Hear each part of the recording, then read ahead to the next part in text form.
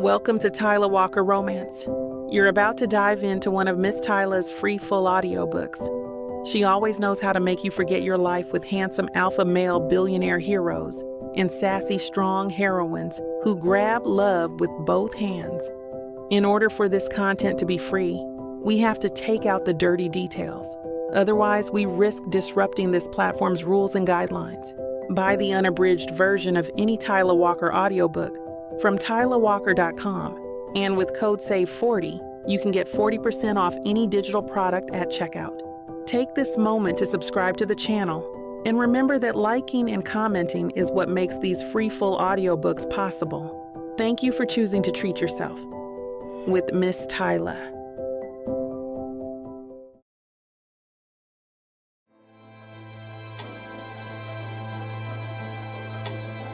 Chapter 1. Joseph. Damn. Glancing at my watch on the way out the door, I realize that I'm going to be late. I want this theater more than anything right now, but who else do I have breathing down my neck? Marcus Black, annoying bastard. Just thinking about the man makes me irritated. Just my luck I'm running late to my meeting with the Jenkins couple when I know damn well that Marcus will be pulling any trick in the book to win that theater bid. Why do I lose track of time so easily? I huff, plopping into the driver's seat of my vehicle and turning on the car. After entering the address into the car's GPS system, the touchscreen display gives me 12 minutes to make it. 12? I scoff, backing out of my driveway. I'll make it in 6. I admit that I'm not the most punctual person. For so long I've become used to people waiting on me before beginning a meeting or event. The older I get, the more I realize that most people don't like that. Apparently, it's considered disrespectful if I leave them waiting for 10 minutes or more. Today should have been yet another day where I arrive 10 or 15 minutes late and still speak to the Jenkins couple without worry. Frederick and April. They're an elderly duo that has been attached at the hip since they got married when they graduated college. Unfortunately for me, I'm not the only one after that theater. I'd bet one of my vertebrae that Marcus will be there, buttering them up and charming them with things that they want to hear in order to get the prize. I clench my jaw. I don't care what I have to do. Marcus will not beat me at my own game. My grip tightens on the steering wheel, an intense fear of missing out trickling into my body as each second passes. 1 minute gone and I'm still a few miles away, stuck behind a stoplight and a row of cars trying to enter the drive-thru of a hipster coffee shop. What the hell? I whisper, watching in agony as the cars in front of me waste my precious time while they wait for their soy lattes or whatever the hell these people drink nowadays. 2 minutes pass. I clench my jaw.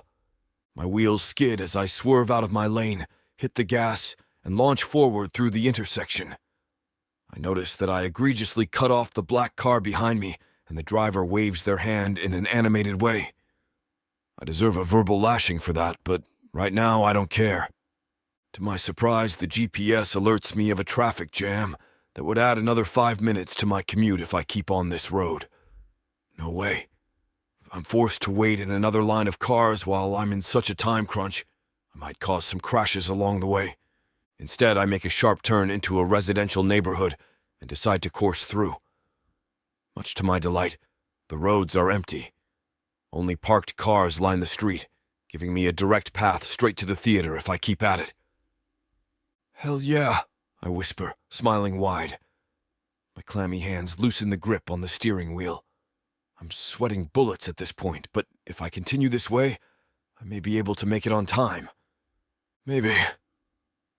Relaxing into my seat, I make a mental note to never allow this to happen again. Too stressful. This is all Marcus's fault, to be honest. If it wasn't for his annoying ass, I'd be cruising with this deal. Well, it may not have been that easy. Truth be told, I'm not the type of man that the Jenkins couple want buying the theater. A blow to my ego, sure, but there's nothing I can do about that. A family man? One who would give everything up for the people he loves? Come on, I'm single and have been for a very long time. I'm not interested in a relationship. When I told the Jenkins couple that when negotiations began, I watched as the smiles died from their faces, and they gave each other wide-eyed looks of surprise.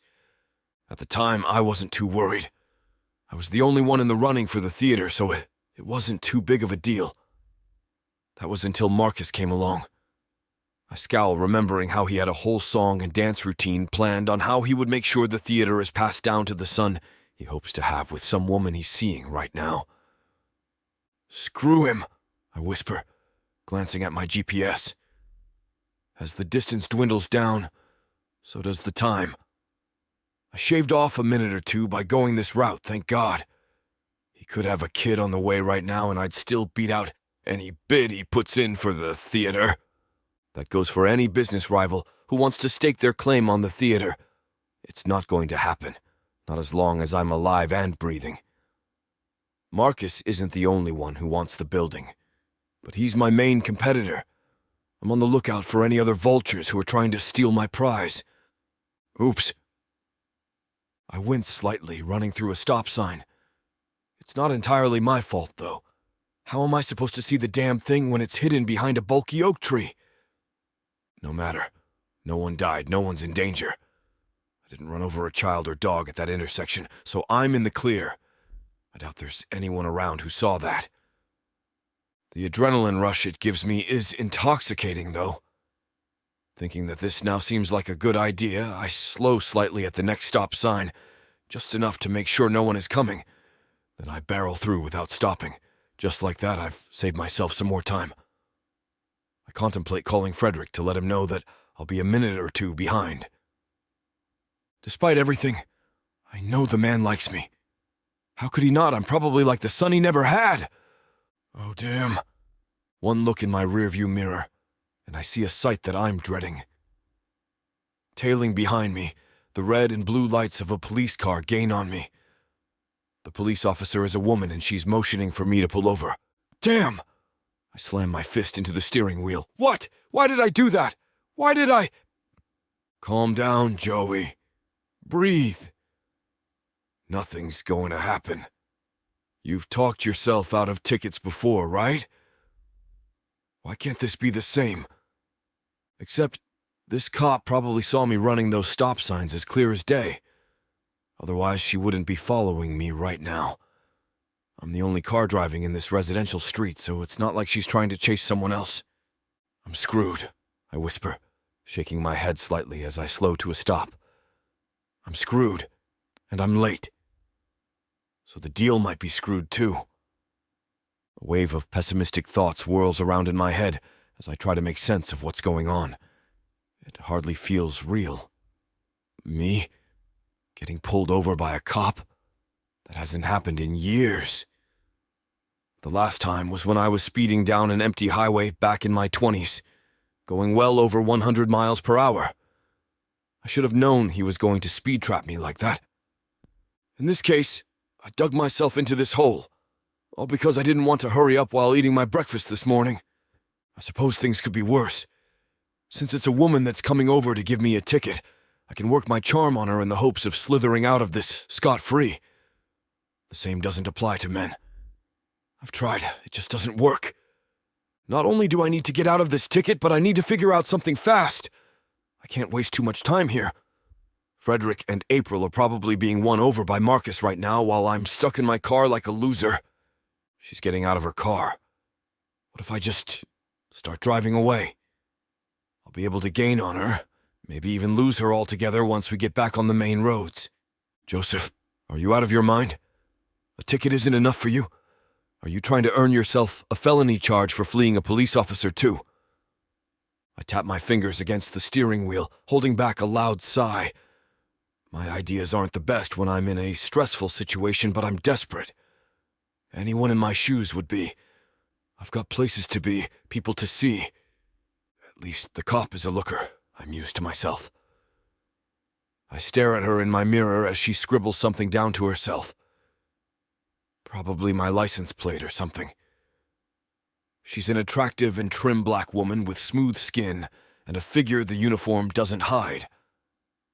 Black hair sneaks out from underneath the police cap she wears. As she takes off her aviator shades, I can see a pair of pretty brown eyes staring me down. It can't be that hard to charm a woman like this, right? Young and beautiful. I've dealt with that before. I run the risk of earning myself more tickets if this whole thing blows up in my face. But it's worth it. I've never been one to turn down a challenge. The cop approaches my car, motioning for me to roll down my window. Her name is Kay Beards, according to the name tag on her right pocket. Great. Let's hope she's nice, but with the way she's looking at me right now, I have my doubts. Chapter 2. Kim. Sitting in my cop car, I run my thumb over the photo I keep tucked away in my purse. My skin brushes over the image of my mother. After she died, my father and I were never the same. Things still don't feel right without her around. My dad and I make the most of what we have, but it's not much. Her absence is felt deeply. I can see in my dad's eyes how much he misses her. I wish you were still here with us, Ma. I whisper to the photo. Memories of my mother are what I cling to during times like these. If only you could see me now. I miss her more than words can say. I work as a police officer now, with aspirations of going to law school someday. That day might be years from now, considering how neither I nor my father have the funds to pay for it. But it's a nice dream to have nonetheless, something to strive for. She was my rock, the woman who pushed me to my limits since she knew I could do better. Since she was a playwright, she had a magical way with words that never failed to inspire me. Even now, I remember the things she used to say to me when I was young, dejected, and down on my luck. Do you truly believe that the greatest minds that ever lived were fazed by a little failure now and then, Kim? Of course not, but I'm talking to myself again, envisioning her in my mind. I close my eyes, seeing my mother cooking a stew over the stove while she held one of Shakespeare's plays in her free hand. They had the strength to get up and keep going. I don't feel like I have that strength sometimes. Oh, well, I have no other choice other than to keep going, to keep pushing, to keep fighting for my father. He lives with a mountain of debt pressing down on his shoulders. So I took this job straight out of college to help him pay it off. It's not easy. There are days I want to quit. There are times when I want to stay in bed and ignore my blaring alarm at 5 a.m., when my headaches feel like a jackhammer to the skull, or my muscles are too sore to move. But then, I remember my mother's words and keep going. I trudge through the slow, uncomfortable days. I commit myself to my community, hoping that I'm making a difference while I wear this badge, placing the photo of my parents back in my bag. I sigh and settle into my seat. Currently, I'm parked in a residential neighborhood, waiting for anything juicy to come through on the radio.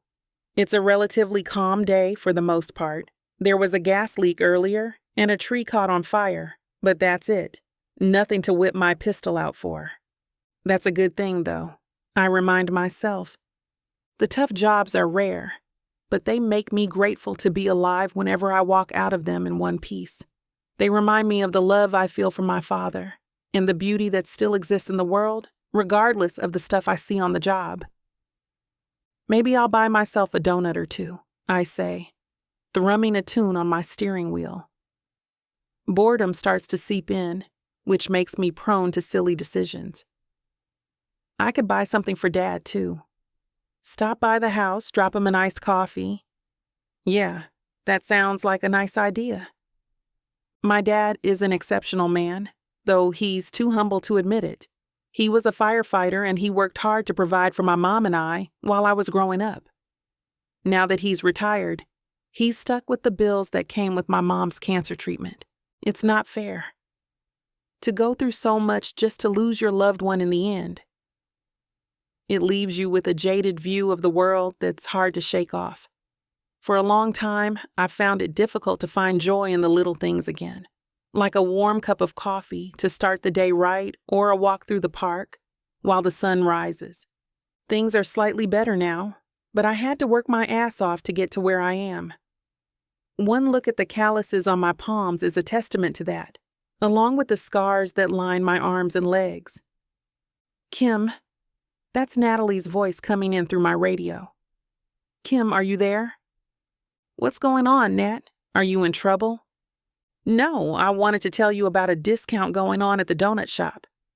10 little glazed balls for $2. Can you believe it? I smile at the way she's laughing. Natalie loves donuts. She gets her fix along with a large cup of iced coffee nearly every day. Get your ass over here right now before they're all gone. Carlos and I stopped by, just to see what was going on. And now we're eating donuts. Say hi, Carlos. It's Kim.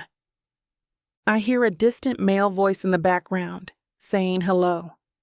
Shaking my head, I rest my chin on my steering wheel and sigh loudly. I was thinking about getting a little something for my dad. Nothing's going on over here, so I figured why not. Good thinking. Conrad's a simple man, I know that. He likes sugar donuts, right? The ones that look twisty and long? Yep. There's still a good batch of them left.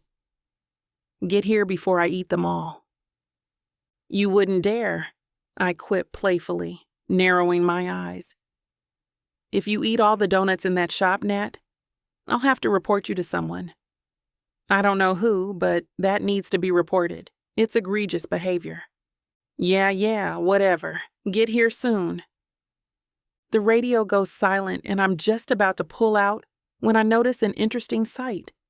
A car zooms past the stop sign in front of me, completely oblivious to my presence. I keep watching, wondering if it's a drunk driver or some crazy kid taking his parents' car for a joyride. Then the car does it again, slowing barely enough to even be noticeable before blasting past a second stop sign on its trip to God knows where. Oh, hell no, I say, bringing my car to life and putting on my seatbelt. My car's lights awaken, and my siren blares through the neighborhood as I hit the gas. You're not getting away with this. I've seen far too many instances of reckless drivers endangering the lives of others with their crap. Whether it's cutting across lanes, tailgating, or blatantly ignoring the rules of the road, these people think they're above the law. Luckily for them, I'm someone who likes to remind them that they're not exempt from the hefty tickets they're about to receive. Getting to knock someone like that down a few pegs is one of the more rewarding features of my job. The car pulls over and stops, which is a relief. No need for a manic high-speed chase through a neighborhood. I get out of the car and take note of the car's license plate, as well as the physical characteristics of the vehicle. It's one of those newer models with impressive horsepower, the type that can accelerate from 0 to 80 within a few seconds. Regardless of what it can do, it shouldn't have been blazing through a residential neighborhood at 50 miles an hour. To have blatantly ignored 2 stop signs is just icing on the cake. I knock on the window and motion for the man in the driver's seat to roll down the window. One look at him, and I feel confident I've seen this guy's type before. He's another white man who thinks he's better than everyone else simply because he's got a lot of cash in his wallet. Officer Beards, he begins, reading off my badge. He smiles wide while he leans his arm out the window. Good to see you on this fine morning. I stare down at him with half-lidded eyes. Seriously? That's what you've got to say to me after driving like that? I'm just trying to be nice. You're asking for your license to be revoked indefinitely, sir. I rest a hand on my hip. What made you think it was a good idea to run through 2 stop signs like that? Well, Joseph chuckles and wipes at his bottom lip. I crack one of my knuckles. You see, I've got a crazy story about that. Want me to tell you over drinks or something? You can tell it straight to the judge. Wait. He holds out a hand. Hold on. I've got a good reason. It was an emergency, you see. No emergency warrants going 50 and a 25, sir. God, this guy is getting on my last nerve. At least own up to your mistake. Sheesh. There's no excuse for that. I know, but if you were in my shoes, you'd understand why I did what I did. I really need to be somewhere right now and... License and registration, please. His smile drops quickly. Then he fumbles for his wallet and pulls out his license, Leaning over, he pops open the glove compartment and takes out the registration. Joseph Holloway. He's in his early 30s, living in one of the more illustrious parts of town. For such a handsome man, you'd think he'd be more careful about the things that would ruin his image. In his case, it seems as if he's all beauty and no brains. What a shame. I might have liked him otherwise. Chapter 3. Kim. So, Natalie says, sticking her fork in a small piece of pancake. Her eyes twinkle as they meet mine. He's cute, isn't he? I roll my eyes. No comment. Oh, come on. I didn't drive all the way out here before my shift started just to get nothing. Today's the day of the court case. Unsurprisingly, Joseph Holloway wants to contest the ticket, probably banking on the chance that I would have forgotten about it by now. Nope, he's wrong. I can't wait to see the look on his face when the judge dismisses his appeal. I've been somewhat anticipating the moment that I'd get to see him again.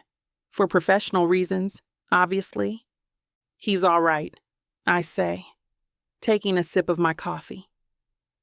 Natalie reaches over, trying to nab a piece of bacon from my plate, but I swat her hand away. He's got a nice face, I guess. Natalie narrows her eyes at me. He's one of the most attractive bachelors in our town, Kim. He can charm the pants off of anything with a pulse. Really?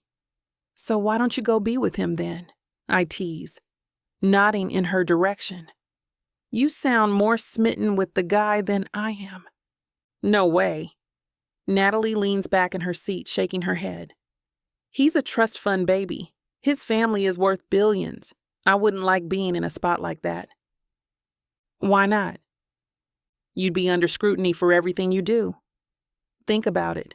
They're used to galas, balls, yachts. I'm used to grocery shop runs in my sweatpants and a walk in the park with my dog.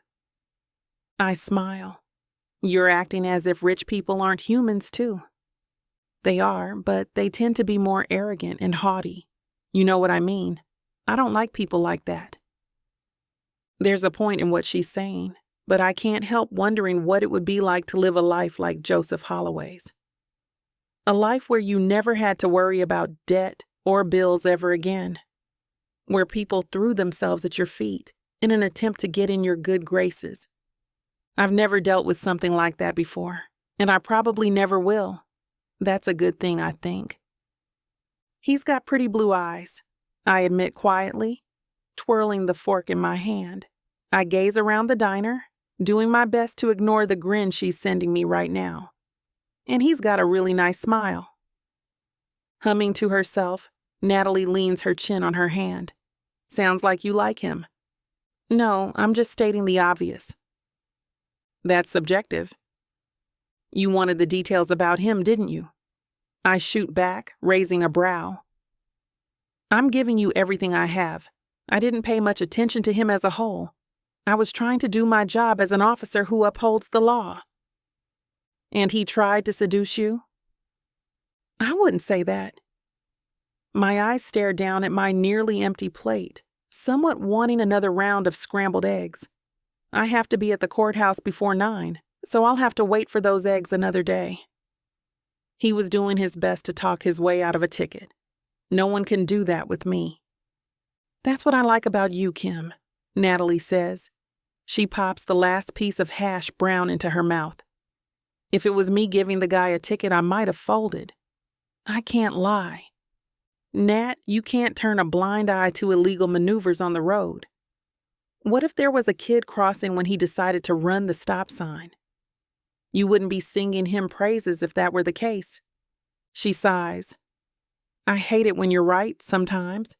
Still, is he really that handsome? Enough to make you do a double take if you passed by him? Who cares?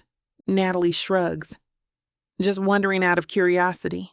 I wouldn't blame you if you said yes, despite his dangerous and reckless driving. Joseph is an attractive man, yes, but his personality gives me the ick.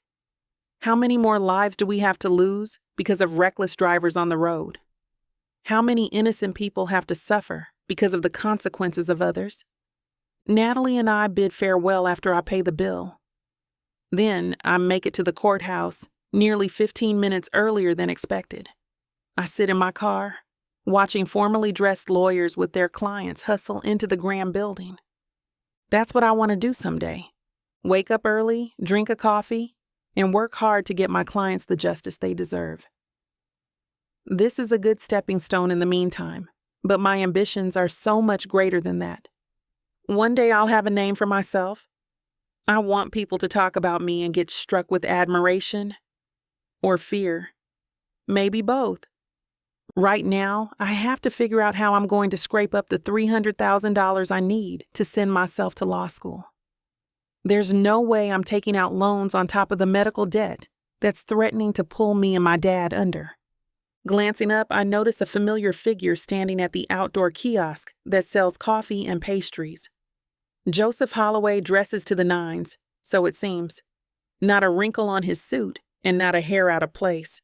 He's speaking with the man who I assume to be his lawyer. For some reason, my stomach clenches. My hands start to get clammy, so I wipe them on my pants. God, why the hell did it suddenly get blazing hot in my car? I suppose it's the nerves of having to defend my case in front of the judge. Good lawyer practice, I guess. But I'd be lying if I said it didn't make me nervous. Growing up, I didn't like speaking in front of a crowded room. I hated it. My heart rate would pick up whenever I had to announce my name for the class during roll call. Every time we'd have to present something to the class, I'd break out in a cold sweat and hardly be able to eat the day before. Things are different now, I whisper to myself, finding a napkin in the glove box and wiping my forehead with it. I'm not like that anymore. Over the years, I've learned to become more assertive. It became a survival instinct. Otherwise, people would walk all over me and treat me like dirt simply because they knew I wouldn't be the type to speak up for myself. People love a quiet black girl who won't say boo. When I enrolled in the police academy, I started feeling a shift within me. Through the sweaty days and sleepless nights, something snapped. No one is going to treat me like a fool ever again. Since then, I've never allowed myself to be the doormat I once was when I was younger.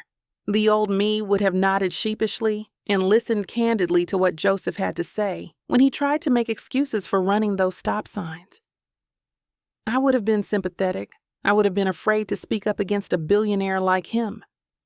Now, I'm willing to appear in court to destroy any sorts of excuses he and his lawyer want to present in front of the judge. I notice Joseph and his attorney grab their coffees and head inside the courthouse. That's my cue. Exiting the car, I take a quick glance at myself in the mirror of my vehicle. I'm not used to formal wear, but I found an old blazer and pencil skirt combo collecting dust in the back of my closet. My trusty old watch sits nicely on my wrist, simple and classic, and nothing like the high-tech versions that I see people wearing every day. With a deep breath, I make my way toward the courthouse, smiling at the people I pass and offering small greetings to the interns that I see shuffling around with documents in their hands. A nervous flutter fills my chest, but I push on. I enter the designated courtroom and jolt slightly to hear the judge going through the influx of cases for the day, banging the gavel loudly. He's an older man with a pair of glasses that rests on the tip of his nose as he skims through documents. Taking my seat, I watch attentively and try to absorb as much information as I can. If I want to be a lawyer one day, I'll need to know the ins and outs of this process like the back of my hand. I want to be the best. If I'm not, then what's the point? Snapping out of my daze, I soon realize that the gallery is full and a pair of men are trying to scoot their way into the aisle I'm sitting in. I make some space for them, smiling as I do so. It takes me a moment to realize who the men are. Holy heck. This is my guy. My back straightens upright and I clasp my hands together in my lap. I can smell Joseph's cologne from where I'm seated. In my peripheral vision, I notice how he and his lawyer are both typing rapidly on their phones. You got this, Kim. This will be a walk in the park. Swallowing thickly, the judge dismisses yet another person and pounds the gavel against the lectern. Holloway, Joseph Holloway. Beside me, Joseph and his lawyer stand up and make their way to the defendant's table. Lifting my chin a little higher, I walk toward my designated spot as well. The murmurs in the gallery are soon drowned out by the loud thrums of my heart racing in my ears. Chapter 4. Joseph. Hey, I say, walking up to Javier. Right on time, good client, he says. I shrug. Coffee? I nod. We join the line at the outdoor kiosk. Javier checks his watch. I look at mine. 5 minutes to 9. Do we have time for this? I ask, motioning to the line. It moves fast. Plus they go alphabetically on traffic day. I groan. Hey, cheer up, Javier says, grinning. If your last name was Williams, I probably would have refused to represent you. The baristas work swiftly and the line moves fast. Who's paying? I ask after we order. You, I could pay now, but I'd just expense it, and bill you later. I roll my eyes and pay for the drinks. We go through the security station where I comment on needing a metal detector for traffic court. Javier just shakes his head. Can't be too careful these days, he says. Thanks, Barbara, he tells the security guard. We walk down the hallway. Javier points me to a bench, and I dutifully sit. He sticks his head in a courtroom and comes out. Just called Barrett, Javier says. So let me do the talking, okay? Unless the judge questions you directly, then you need to be... What? Deferential. I groan. Javier punches my shoulder. Buck up, he says. 9 times out of 10, the cop doesn't even show up. Then the judge has to let you off. Then what am I paying you for? I just came for the free coffee. I punch Javier back. No, seriously. I'm just here to keep you from running your mouth. You weren't made for court. Sometimes in court, the best way to win is to say nothing. That's, What? Not your strong suit. Screw you, I say, but I'm smiling. I finish the coffee, which wasn't half bad, and toss the cup. Just keep your mouth shut, he mutters as we walk into the courtroom. Last name called, please, he whispers to the guard at the door. Fricka. Thanks. The gallery is pretty full. A woman shifts over so we can sit down. Javier thanks her and she smiles at him. I smile too, but it freezes on my face as our eyes meet and we recognize each other. I sit down and pull out my phone, typing a message. The woman you are sitting next to is the cop who gave me the ticket. Javier responds almost instantly. Strike 2. Before I can ask him what he means by that, he sends 2 emojis. Poop and sad face. Let me do all the talking, he adds next. I swear the light was green, the kid talking to the judge says. It changed when I was in the intersection. Officer Sullivan, the judge says, scowling at a paper in his hand. Definitely red. Judge, I overslept. I was going to be late for work. My boss said he'd fire me if I was late again. By an alarm clock, Mr. Fricka. You can't get to work on time if you're dead. And neither can anyone you kill or injure. Next case. The judge pounds his gavel.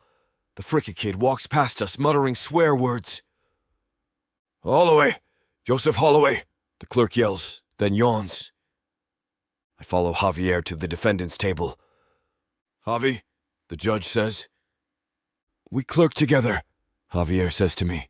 Hey, he says to the judge. Traffic court, you slumming it today? Javier shrugs. I get the distinct impression that they were not friends. Is the officer here? Officer. The judge squints at the file his clerk handed him. Officer Beard's here, sir, Your Honor. Proceed. I saw the defendant run a stop sign. Then he ran another one. Mr. Holloway? Your Honor, Javier begins. I wasn't addressing you, the judge says coolly. I look at Javier. He grimaces and nods. I didn't run the stop signs, I say. I could see just fine that no one was coming. He didn't come to a complete stop at either stop sign. That's the law, Your Honor. I didn't endanger anyone, I say. There was no one coming in either direction for either stop sign. So you admit you didn't come to a complete stop? I don't know, exactly. Who pays attention to that? I slowed down, I looked, and it was safe to cross the intersection. Mr. Holloway didn't exactly deny it when I pulled him over, Your Honor. He seemed to think he was entitled to break the law if you ask me. And where were you going that day? The judge asks. A meeting. An important meeting? Yes, I say, trying to keep the impatience out of my voice. All my meetings are important. This one was especially important. That's the problem, Your Honor, Officer Beard says emphatically. Mr. Holloway is a well-known member of the community. If he breaks the law and gets away with it, what does that say to the rest of the community? How should young Mr. Fricky feel, who just left? He had to pay for his ticket. And? Okay, you've made your point, the judge says. I'm losing. I can't stand losing. Do something. I whisper frantically to Javier. It's not the money or the fact that my insurance will go up. Who cares? I don't want to lose ever, at anything. Losing makes my stomach turn. Your Honor, this is my client's first offense. Can we at least reduce the fine? Javier says. Why should he pay less? Officer Beard says angrily. Why indeed, the judge says. Pay your tickets, Mr. Holloway. And in the future, I suggest you obey the letter of the law, not your own personal interpretation of it. Next. He bangs the gavel and I wince. What the hell did you do to that guy? I ask Javier as we leave the courtroom. Tell me, Javi, I say, drawing out the two syllables. Don't call me that. Then tell me. I may have slept with his girlfriend. I stop, groan, and shake my fists at the ceiling for good measure. Oh, for God's sake, I say. I should have come alone. You should have come to a complete stop. Calm the down. You can afford the tickets at least. That kid before us is going to be living off cereal for a month to pay his. Pleasure to see you both again. Both Javier and I turn around. The officer is standing there smirking. Her eyes are flashing with satisfaction. Don't you have to get back to work? I say, jutting my thumb over my shoulder. This is my day off. I'm here on my own time. Why on earth would you do that? It's a freaking traffic ticket. Because you didn't come to a complete stop. You endangered the public. You. Calm down, counselor, Javier interjects. She turns and looks at him, her mouth still open. What did you call me? Counselor. It means lawyer. I know what it means. She turns and stalks off. I can't help but admire the view as she walks away. That outfit fits her perfectly, and she's obviously in great shape. Come on, man, Javier says. Let's get your tickets paid, and then we'll go get a late breakfast. I gotta buy you breakfast now? I grumble. Have you eaten anything today? No. So, let's go get some greasy food. You'll feel better. Court is like a hangover. Same solution. Another drink? I say as I follow Javier down the stairs. The basement of the building is about as cheerless as it gets and covered in peeling linoleum. I look up and wish I hadn't. Half the ceiling tiles are gone and you can see cobwebs on the now visible ductwork. Thankfully, the line to pay fines is small. Javier wanders off to make a phone call. I give the clerk working the window my name. She tells me the total and I tap the credit card machine. Not approved, she says. What? That's outrageous. What kind of card is it? Amex, I say, flashing my black card. That never fails to get a reaction. One of my friends in college called it the Virgin Killer. We don't take American Express, she says in a bored tone. I pay the damn fine with my visa and find Javier. He leads me to a restaurant a block from the courthouse. It's after 10 now, and the place is empty. Javier sits at the counter and the waitress comes hurrying over with the coffee. Why couldn't that cop have just stayed home? I moan. You You still going on about that? Try the blintzes, they're fabulous.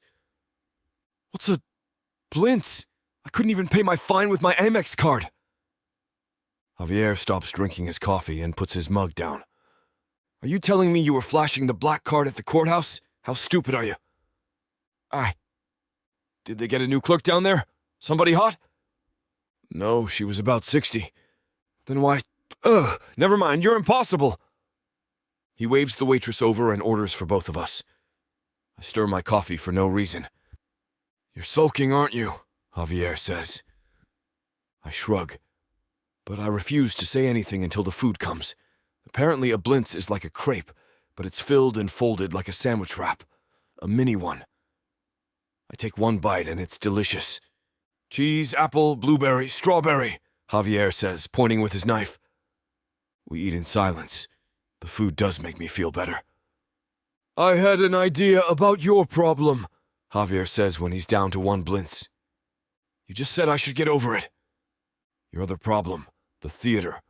Oh, I say. What? That officer, she's very annoying. Persuasive, she convinced the judge. The judge who hates you? Her arguments were well thought out, impassioned. So isn't that what you need to convince the Jenkins couple? Huh? I say, putting down my silverware. What do you have in mind?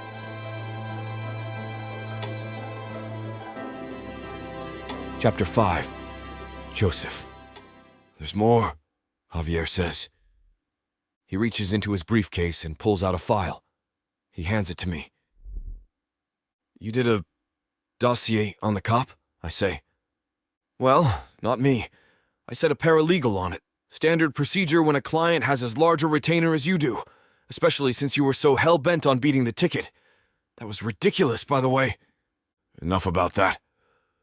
Fine, Javier says. Check out who her mom was. He reaches over me and flips to an obituary. Noted playwright dies of cancer, I read out loud. No, Javier says, pointing. Look there. I read the names that are listed. Survived by her loving husband and daughter, Conrad and Kimberly Beards. I know her, I say, pointing to the picture of the dead woman. I didn't understand or remember much about plays at that age, but I definitely saw one of hers once. Oh, which one was it? I stop and think. I can't remember the name of it, but I remember how it made me feel. It was a family drama. My father didn't see any point in taking me to it, but my mother insisted. Olivia Wainwright is one of the most brilliant playwrights of our time, she had said. Joseph must see this. Hello, Javier says, snapping his fingers and pulling me out of the recollection. Earth to Joseph. I'm here, I say, somewhat annoyed. How does that help, though? Well, if you could get her to argue your case to the Jenkins couple the same way she argued against you to the judge. She's very persuasive, I agree. And she has a connection to the theater world, so she's probably better at convincing them than you are. I mean, the daughter of a famous playwright endorsing you? That's good, and you know it. And there's this, Javier says, taking the file back. He flips through it and pulls another printed article out of the pile. I skim it quickly. It's about Frederick's work with, and very sizable donations to, the Police Officers' Benevolent Association. I'm so proud to support this fine organization and the work they do supporting our fine men and women in law enforcement. In memory of my father, who wore the blue with pride. I read. So if Kim talks to him, she's a cop. I could even tell them I want to stage some revivals of Wainwright's greatest plays, I say. That would win them over. Hey, can we get the check, please? The waitress comes over and hands it to Javier. He holds his hands up and refuses to take it, pointing to me instead. I roll my eyes. Here you go, sugar, she says, smiling. Not the black card, Javier says when she walks away.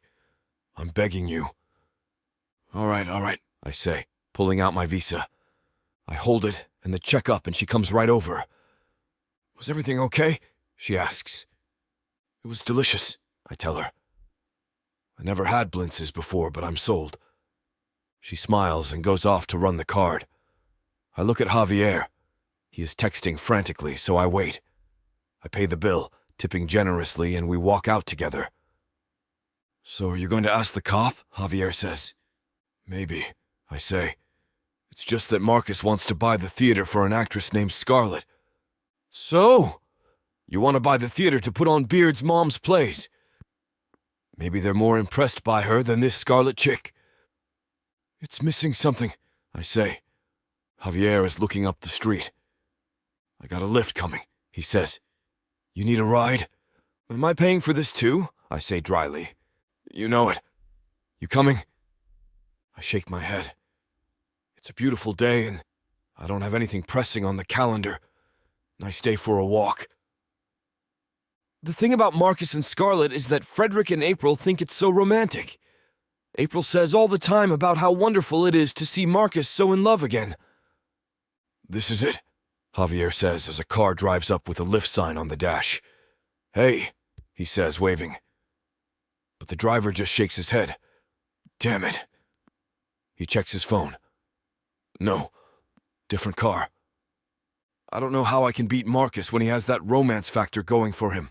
I explain again, my patience wearing thin. Frederick and April are hopeless romantics. "So, ask Kim to marry you. Say you met and you realized who her mom was and told her you loved her mom's plays." "I do love her mom's plays." "Perfect. And boom, you were in love. So in love, you had to get married right away. What's more romantic than love at first sight and getting married immediately?" "You're right," I say. "That's pretty romantic." "This is it, finally," Javier says as a car pulls up in front of us and stops. "Are you Logod 316? The driver yells. I groan. "Seriously?" I ask Javier. "Hey, I wasn't exactly sober the night I made that account." "You getting in?" the driver yells. "Yes," Javier says and does. Then he taps the window and rolls it down. "What?" I say. "If you do ask her to marry you, don't forget the prenup." "That won't be necessary," I yell as the car moves away. Javier gives me a thumbs up out the window. I head in the general direction of my car, parked at the courthouse. I could head back to the office, but I don't have to be there at any particular time. When I got the date for traffic court, I had my assistant clear my calendar. Instead, I wander into a park. The day is so nice, and I don't have any desire to go inside and sit behind my desk. If anything urgent comes up, I'll be contacted. I shift the file Javier gave me to my other hand. No reason I can't find a bench and give it a thorough read-through, with the breeze rustling in the trees around me. I sit down and flip open the file. The obituary lists all of Kim's mom's works. I've seen 3 of them, I realize upon looking closer. At least 3 that I remember. I wonder what the other ones were about. There is an article that interviewed Olivia before she got sick. "I was always inspired by the family dynamic," she told the journalist. "It provides such a rich wealth of material." There's a picture of a slightly younger Officer Beard, dressed to the nines at the opening of her mother's last play. She's maybe 20 years old, and an absolute knockout in an evening dress with spaghetti straps and a plunging neckline. I stare at the picture for a while. I wouldn't mind having a wife that looks like that. Wait a minute, am I actually considering this? I ask myself, with not a small amount of disbelief. What am I going to do? Find her and tell her I fell hopelessly in love with her at traffic court? She'd probably try to have me committed or shoot me. No, I can't do that. I'd have to be straight with her. Tell her about the theater. Would she care about that? Would staging one of her mom's plays again appeal to her? Well, I guess I am considering it, I realize. It's nuts, I mutter under my breath. I get up to collect my car and head to my office. I need to fill my head with numbers and equations and facts. I love the Jenkins couple. Frederick's practically been a second father to me. But they are going to drive me out of my mind. When I get to my desk, I don't check my messages. I don't open my email, and I don't look at the 7 or 8 things I already know need my attention with varying degrees of urgency. Instead, I head to my computer and pull up the search engine. Marcus and Scarlett are everywhere. Every charity gala, every premiere. I wouldn't be surprised to find out they had surgery to be permanently joined at the hip. and so in love. I know they probably have a publicist carefully critiquing everything that's served up for public consumption, designed to promote their image. Whoever that publicist is has done a heck of a job. It would be so easy to paint Scarlett as a gold digger, pouncing on a vulnerable widower after his wife's tragic death. Equally possible to point out that Scarlett couldn't make it as an actress on her own, so she needs Marcus to buy her a theater. I shake my head. Frederick and April would not take kindly to me slinging mud like that.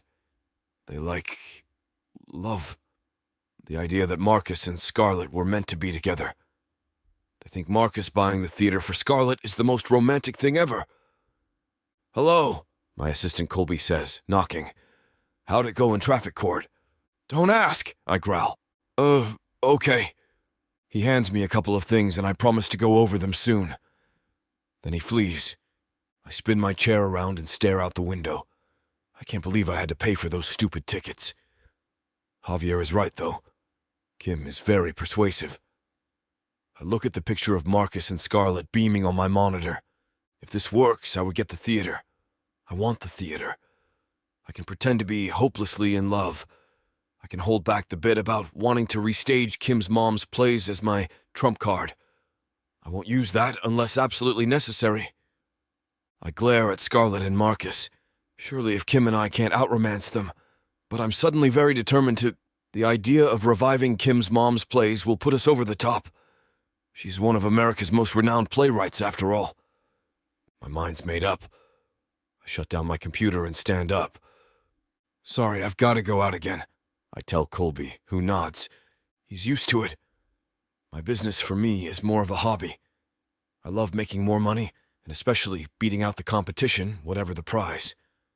But I don't need to. And I have the money to pay people to run everything on a day-by-day basis. They know what they're doing, and I get to focus on the projects that catch my interest. When opportunity or impulse strikes, I can always drop everything and do whatever I want. Like right now.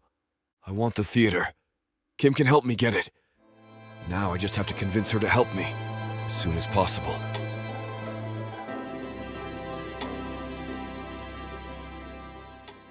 This is it, baby. This is what you can get me that'll make me happy. You know I'll get you whatever you want. All you need to do is ask me and I'll give it to you. This ain't just it. This is everything I could ever want. Now I'm curious.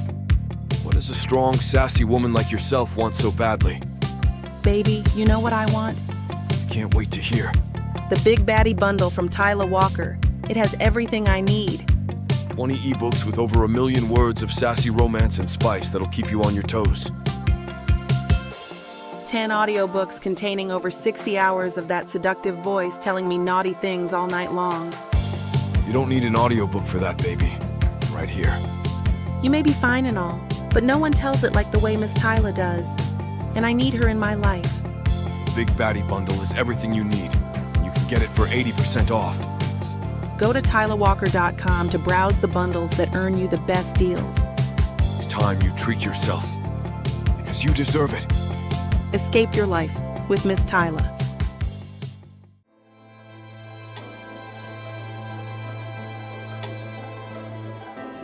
Chapter 6. Kim. Thanks, I say as Natalie hands me a coffee. Traffic control again, but at least we have the car. Since I'm psyched that the judge didn't let Holloway off on his 2 tickets in a row, I suggest we go back to that area. Natalie agrees. Maybe we'll catch another smug bastard, I tell Natalie as we drive along. You know he actually tried to argue he obeyed the spirit of the law, if not the letter. Got to love it when they confess, Natalie says. When we get to the area, there is nowhere to park. Double park? Natalie says. Nah, I say. I don't want to block the road and inconvenience everyone. There's enough construction at any given time in the city to do enough of that. Besides, it feels weird to take privileges as a police officer when I just argued that Joseph Holloway had no right to do such a thing just because he was rich. We drive aimlessly. A boring shift is a good shift, I remind myself. It's something they told us over and over again at the academy. Natalie and I talk about whatever comes to mind. We should go out tonight, she says. Have some fun. Where should we go? I kind of feel like celebrating. I really need to calm down about it. It was 2 freaking tickets. I didn't bust a sex or drug trafficking ring wide open. I'm not exactly a crime-busting superhero, despite being a cop. My job, at least, is typically more routine than the exciting scenes on TV. And when it isn't, it's just dangerous, not thrilling. I want to try that whiskey bar, Natalie says. Whiskey? I say, wrinkling my nose. That doesn't appeal to me at all. They have other drinks, she says. I heard they get a lot of hot guys. I say. I picture a dimly lit room with wood paneling on the walls. There is a white guy sitting at the bar. He's tall, and he fills out his suit. They are all white, and all wearing suits, very nicely. He's got sandy blonde hair that looks more surfer than Wall Street. His eyes are the bluest blue that he's ever seen. Hey, Natalie says, snapping her fingers. Earth to Officer Beards. Should we go? My dad and I have plans. Bring him. To a whiskey bar? No way. I focus on not rolling my eyes at the fact that my partner and my father have formed an unexpected friendship I refuse to comment on. Natalie shrugs. We drive around for another hour, and absolutely nothing happens. It's not like I want something to happen, I say. But God, this is boring. Natalie gives me the side eye. You thinking about law school again? I am, I admit. I've always wanted to be a lawyer. Some people might find the law boring, but I think it's kind of wonderful.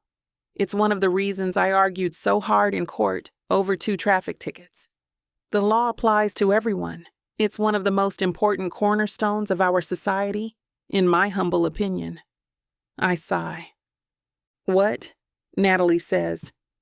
I should stop thinking about law school, even when we finish paying off my mom's medical bills. I say when, but I mean if. I'll probably be too old for law school by then. And the last thing I'd want to do when I get out from under those bills is accumulate another huge pile of debt. Hey, police, help! What the? We stop short. There is a guy in a suit waving frantically at us. I squint at him. Oh my God, it's the ticket guy.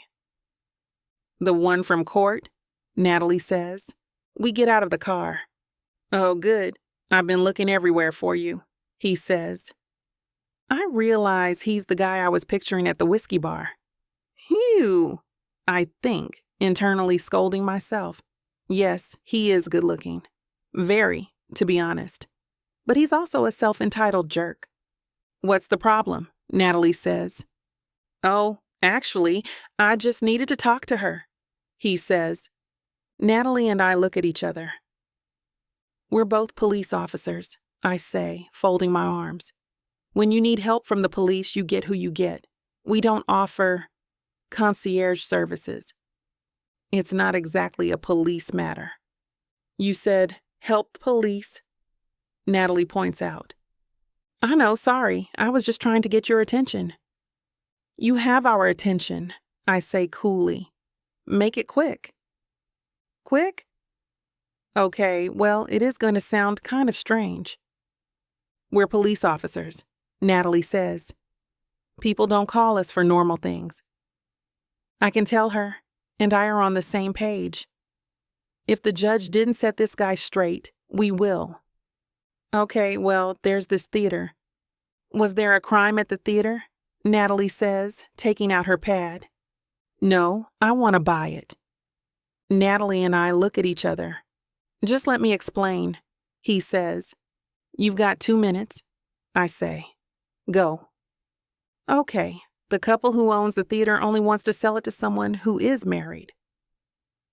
You think that's discrimination? Criminal discrimination?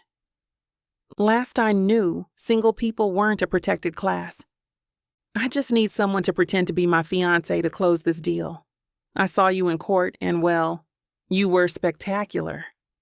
Hang on, Natalie says, sticking out her arm between me and Joseph. I remember. That's his name. Pretend to be married? Why would she do that?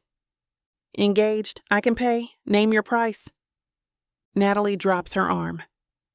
You do have those medical bills. I can pay those off, he says. You don't know how much it is, I say. He shrugs. I'm sure it won't be a problem. How sure? Very. I can almost see the wheels turning in Natalie's head. She wants to go to law school too. Would you pay for that? Stop, I say. They both look at me. I am not going to pretend to be your fiancé.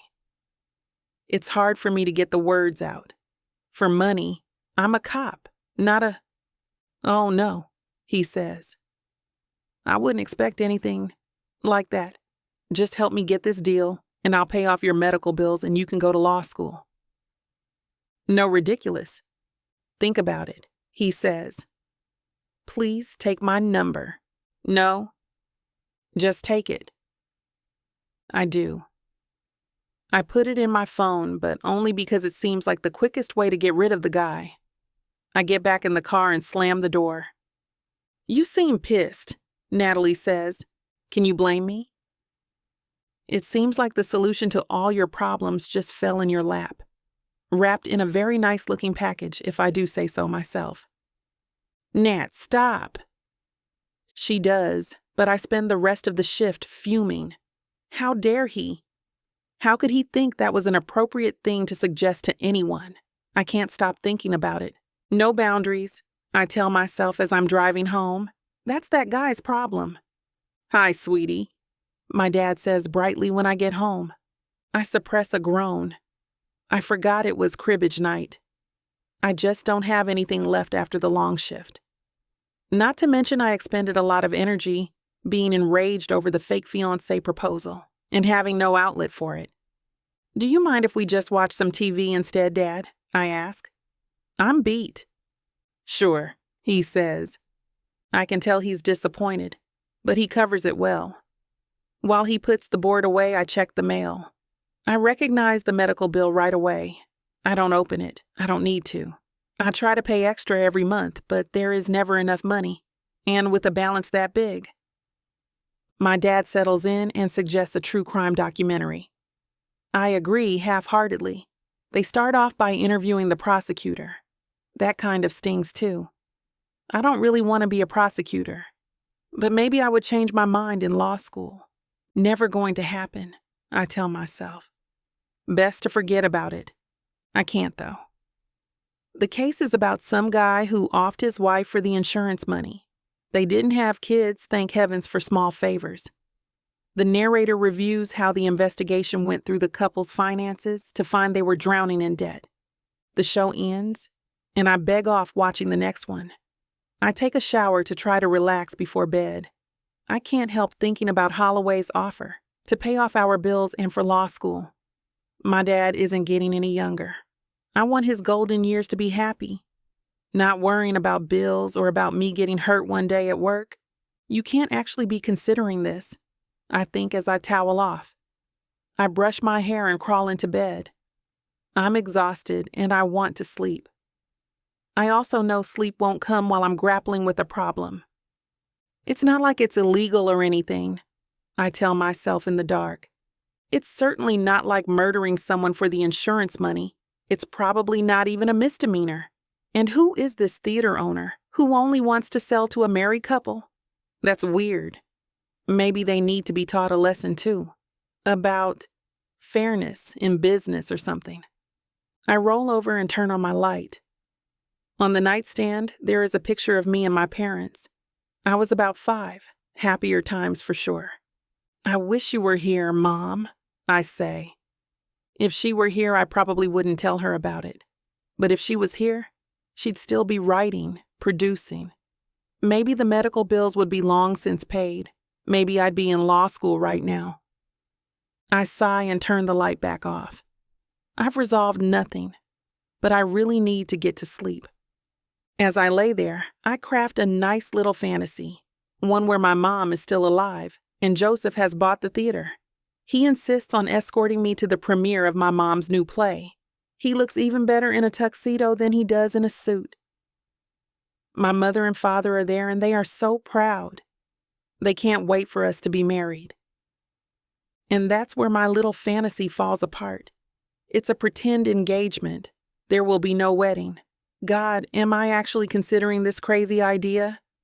I actually am. Unbelievable. Chapter 7. Joseph. My phone rings. It's Kim and I can't answer it quickly enough. Hello? I say. It's Kim! Kim Beards! I know, I put you in my phone, remember? I say, wincing at how harsh I sound. She doesn't seem to notice. I've been thinking about your offer, she says. And? I wince again. I have to stop acting like this is a business deal. It is a business deal, but a very unconventional one. If I wanted to agree, I should be nicer. More like husband material. Fake husband material. I don't want to talk about it over the phone, she says. Can you meet me tomorrow? Sure, I say. Name the place and time. She says she's working tomorrow and names a park near her station house. I agree. See you then, she says. I start to ask how she likes her coffee, but I end up talking to a dead phone. She already disconnected. That annoys me more than it should, but I dismiss it and head to bed. The next morning, I'm waiting for her at the park with 2 coffees, a muffin, and a croissant. I picked one of the granite chessboard tables so we can sit across from each other. The chess players aren't there yet. Hi, she says. She doesn't sit, so I motion toward a chair. To break the ice, I slide the breakfast across the table. Maybe the coffee, she says. They're both black for now, I say. I got some half and sugar and sweetener. Didn't know what you liked. Black, she says. Me too, I say, a little too enthusiastically. She gives me a look and takes a sip. I've been thinking a lot about your idea, she says. And? Well, it's very unconventional, I say, trying to be helpful. Yes, very, but I don't think there is anything illegal about it. Illegal? I ask. Yes, she says. It wouldn't break the law. I wouldn't ask you to. She takes a long sip of the coffee and stares over my shoulder. I can tell she's not looking at me, so I use the opportunity to study her face. She's very pretty. She suddenly looks right at me, and when our eyes meet, I feel a rush of heat. We both look down immediately. Well, I want to ask you something, she says. Shoot. Why would you want to fake a marriage just to get a theater? Seems extreme. My heart swells a little at the mention of the theater. God, I loved going there as a kid. To be immersed in the story and the songs. The world fell away for a few hours. I didn't worry about my parents arguing there. They would never anyway. Appearances were everything to them. When the last curtain call was over and the house lights came up, the dread would start to rise up in me again. Well, I certainly don't need to tell Kim all that, I think. It's a great business opportunity, I say instead. She wrinkles her nose like she's smelling something bad. Plus the history. It's a beautiful building. It should be restored and preserved for generations to come. That seems more appealing to her, based on the smile that she's trying to suppress, so I keep going. It's not hard. I really get excited when I start talking about old theaters. To be honest, I start babbling like an idiot. The Boston Opera House was closed down for almost 15 years, did you know that? But it's fully restored, and they have shows there all the time. She gets a look of total surprise, and the smile on her face is genuine. She's practically laughing at me. But mostly the business deal, I say firmly. I can make a lot of money. How much money? Now it's my turn to be surprised. I mean, I have numbers, projections, if you want to see them. I don't. Theaters run for passion, not profit. Most are happy to break even. I'm trying to preserve something here. So maybe some other kid will someday get to see what I saw, feel what I felt, and maybe it will be a lifeline for him, or her, like it was for me. We're going to do extensive renovations, I continue. She waves me off and I stop talking. If you're going to make a lot of money, I can cut you in. How much? The numbers are crunching in my head. How much is a fake marriage worth? She doesn't need to know it comes out of my trust fund. A lot, she says. I don't have an exact number. The businessman in me takes over. I can't agree to a blank check. That's insane. Ballpark, I ask tentatively. She puts her coffee down and puts her hands in her lap, then stares at them. We have medical bills from my mom, she explains. That's why I became a cop. I had to start bringing in money, and it didn't require an expensive degree. I can probably take care of that, I say. I remember your friend mentioning that the other day. Sorry, partner. Right? That's not all, though, she says, completely ignoring my question. What else? She hesitates and puts both of her hands on the table like she is steeling herself. I reach out and put my hand on top of hers. I want to go to law school, she says softly. If you'll pay for that too, I'll do it. I laugh. She yanks her hand out from under mine. You think I can't do it? She says. Her brown eyes are flashing with anger and hurt. No, I was just prepared for something more than that. I remember your partner suggesting that too. It sounds like we're on the same page here. I'm more than willing to help with both of those things. For what it's worth, I think you'd be a natural lawyer. You put Javier to shame, and he charges big bucks. Javier? My lawyer. He even called you counselor, remember? I remember, she says, smiling again. I kind of want to pat her hand to reassure her, but something inside me tells me not to. I just think, she continues, if you are getting what you want, I should get something too. And I've always wanted to be a lawyer. You're going to be a great one, I say. I'm back in my element now. Telling people what they want. No, what they need to hear is something I am very good at. But in this case, I'm not bending the truth. Not even a little bit. She will make a great lawyer. I picture her in a courtroom, passionately addressing a jury. Her skirt and suit jacket are demure and court-appropriate, but she's still sexy as hell. Joseph! I blink hard. She can't read your mind, I remind myself. So if we're going to do this, you need to be prepared, I say. I open my briefcase and hand her a file. What's this? She says, flipping through it. Everything we know about the Jenkins couple. Who are? The theater owners. They're leaning towards another offer. Marcus and Scarlett. I reach over and flip through the pages. There's some stuff on them. Kim is shuffling through the pages. You did all this? I did some. Javier, your lawyer did this? He had his para do it. You should go through it. Study it. I can do that, she says. But she chews on her bottom lip. What? Isn't this a lot? I shrug. It happens all the time in business, background info, whatever it takes to win. I'll study it, she promises. We have to sell it too, I say. April and Frederick love Marcus and Scarlett. She's the love of his life, well, since his wife died. His wife died? Kim seems slightly horrified. The Jenkins couple think it's kind of romantic. Not her dying, but that Marcus found love again. I think we kind of have to out-romance them. Kim closes the folder and puts it down on the table. This is what you do in business, she says. Unbelievable. I just think...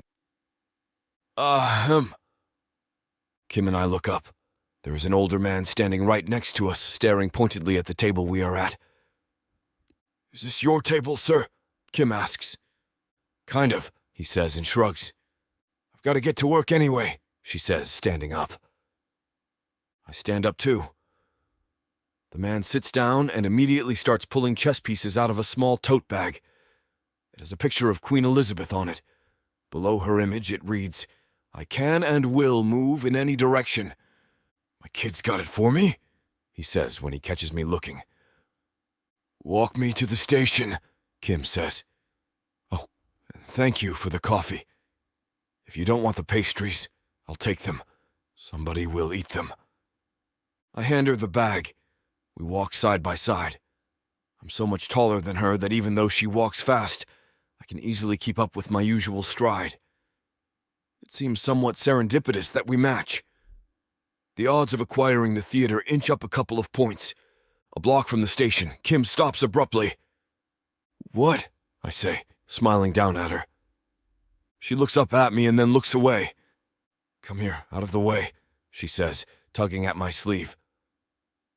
We huddle in front of a storefront. It's a jewelry store. The owner, I assume, is placing some pieces in the window. He sees me looking and smiles. Then he points to a ring and then to Kim.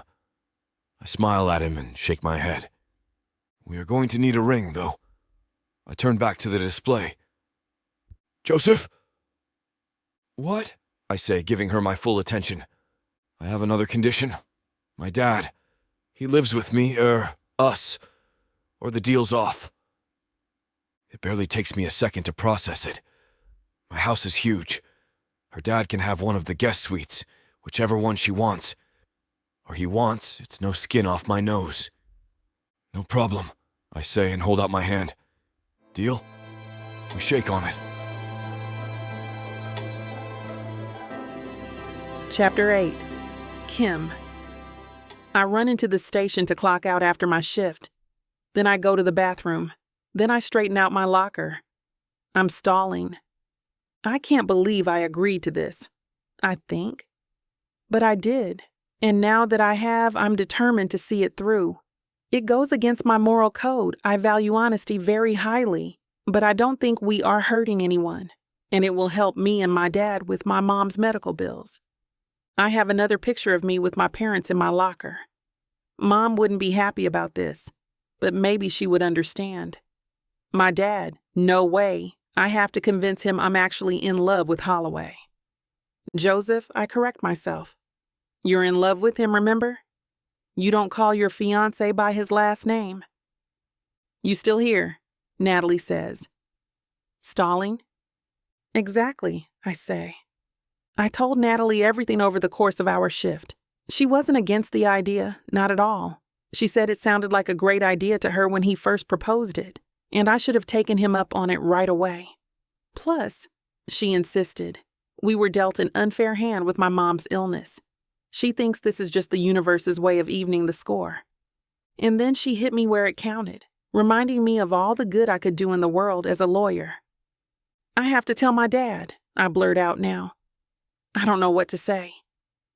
I can't help you with what to say, Nat says. But whenever my mom had to tell my dad something he was going to be less than thrilled to hear, she always buttered him up with a good meal of his favorite foods first. Good idea, I say and pull out my phone. My dad loves barbecue, so I place an order for chicken and ribs. I pick the sides and at the last second add an order of burnt ends. If I don't have to worry about medical bills anymore, we can afford to eat out occasionally. The extra food means we won't have to cook tomorrow either. I walk into the restaurant to pick up the food. It smells delicious and I realize I am starving. And what a treat not to have to cook after my shift. I put the food in my car and drive home. The closer I get, the more my mood sinks. I'm not sure I can convince my dad. I love him, Dad, I say to the rearview mirror. Ugh, that was terrible. I'm so in love with him, Dad. It was love at first sight. I wouldn't have believed it could happen, but it did. A little bit better. Dad, I'm home, I yell when I walk into the house, and I brought takeout. He comes into the kitchen. Do I smell barbecue? Yep, chicken, ribs, and burnt ends. Wow, what's the occasion? The occasion is... I stop. I have to get him full and happy before I drop the bomb on him. I just didn't feel like cooking, that's all. Works for me, he says, and takes out 2 plates and the silverware. We dig in. The food is fabulous. The burnt ends all but melt in your mouth. My dad helps himself to seconds. I even go back for a little more. When I finish my food, and my dad still has half a plate left, I decide to spill the beans. I can't take the anticipation anymore. Dad, I have something to tell you, I say. Sounds serious. It is. He puts his fork down and stares at me. Are you sick? His face is stricken. I feel horrible and I haven't even started lying to him yet. This is such a bad idea. I should call the whole thing off. I'm not sick, Dad. I promise. He doesn't look convinced. It's not bad news. It's good news, really. I gesture to his plate. Please, keep eating. I don't want to spoil your dinner. Well, now you have to tell me, he says. He takes another bite and chews. I don't say anything. What is the good news? He says. I'm engaged. What? I'm engaged. I met someone and I fell in love. He asked me to marry him today. Well, that part is true, sort of. And you said yes? My dad says. I did. I decide I need to sell it a little bit. I get up and dance around the kitchen a little bit like an ass. I'm in love, Daddy. He's so wonderful. I can't wait for you to meet him. Is it April 1st or something? He says. National Prank Your Father Day? He takes another forkful of beans. I put my hand on his shoulder.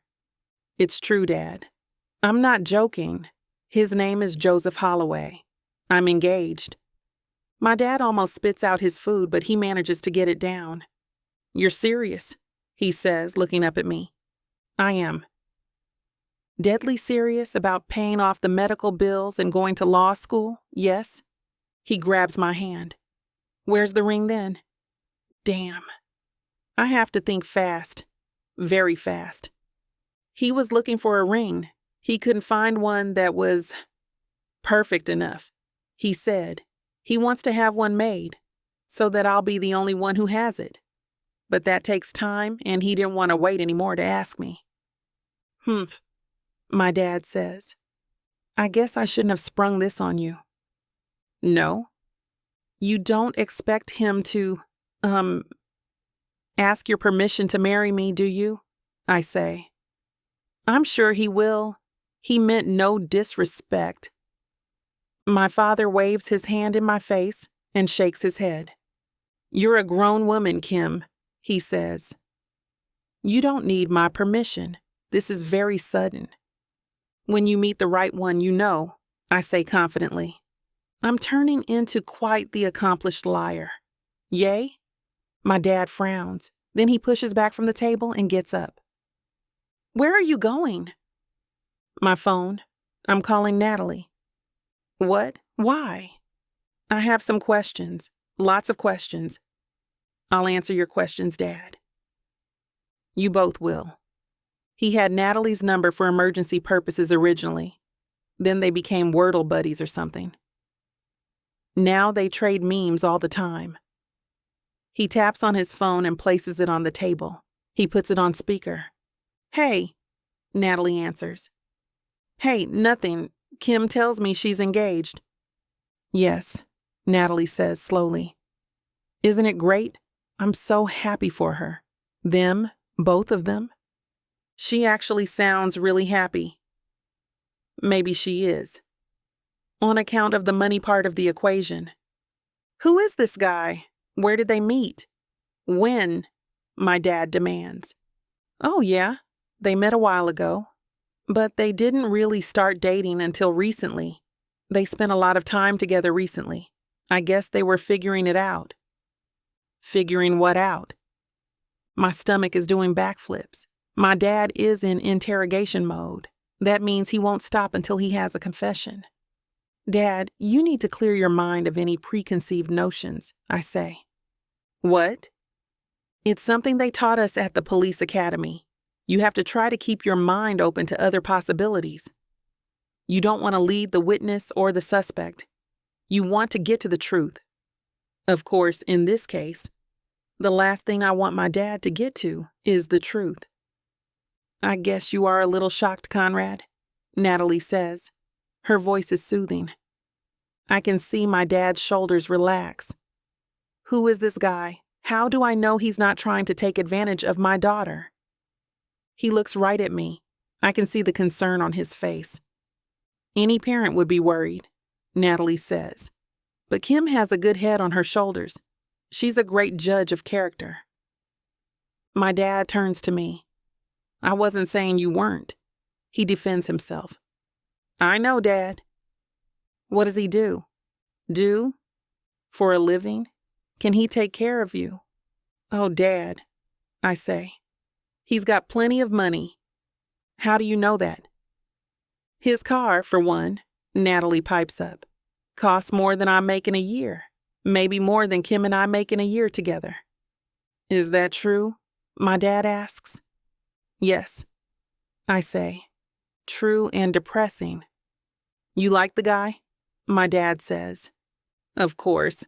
I think he meant me, Natalie says, and my dad nods. To be honest, my first impression wasn't great, but I've warmed up to him, and he really is good to Kim. Smart, I think. We can't oversell this. Plus, why would Natalie lie about having a bad first impression? It really helps solidify the story. Anything else? Natalie says. Once you meet him, you'll see. They are a perfect pair. It gets a little annoying sometimes, honestly. Thanks, I say sarcastically.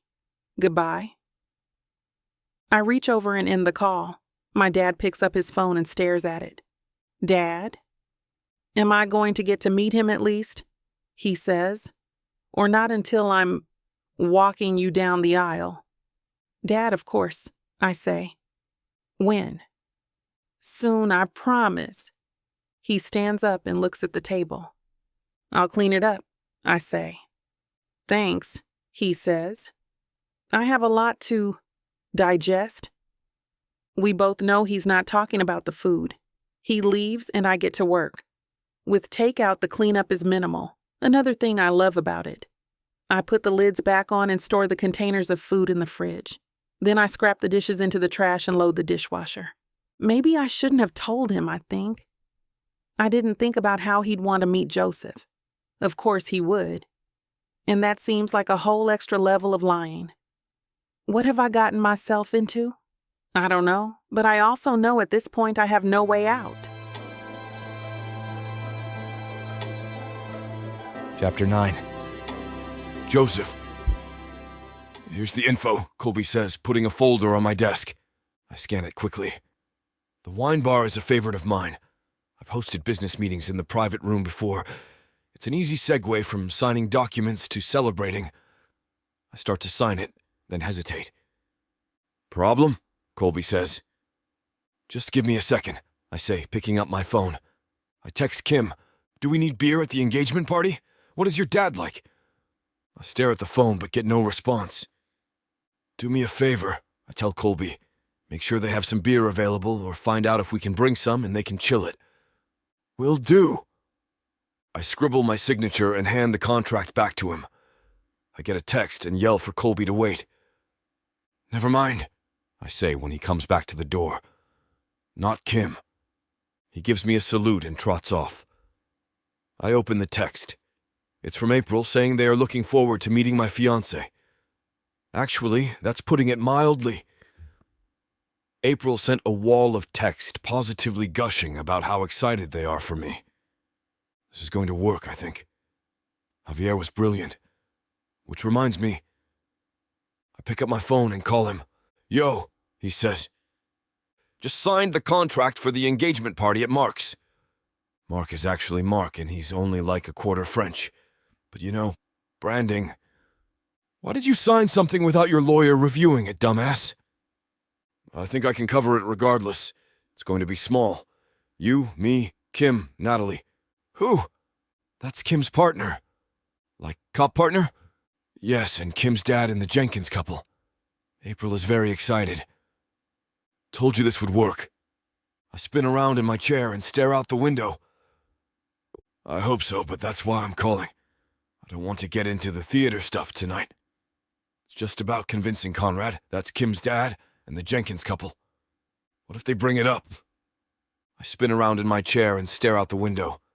Okay, but I think we should tread lightly. You got it. I gotta go. See you there. I kill time for several hours. It's hard for me to focus on other stuff, but I know once the theater is mine, I'll settle down.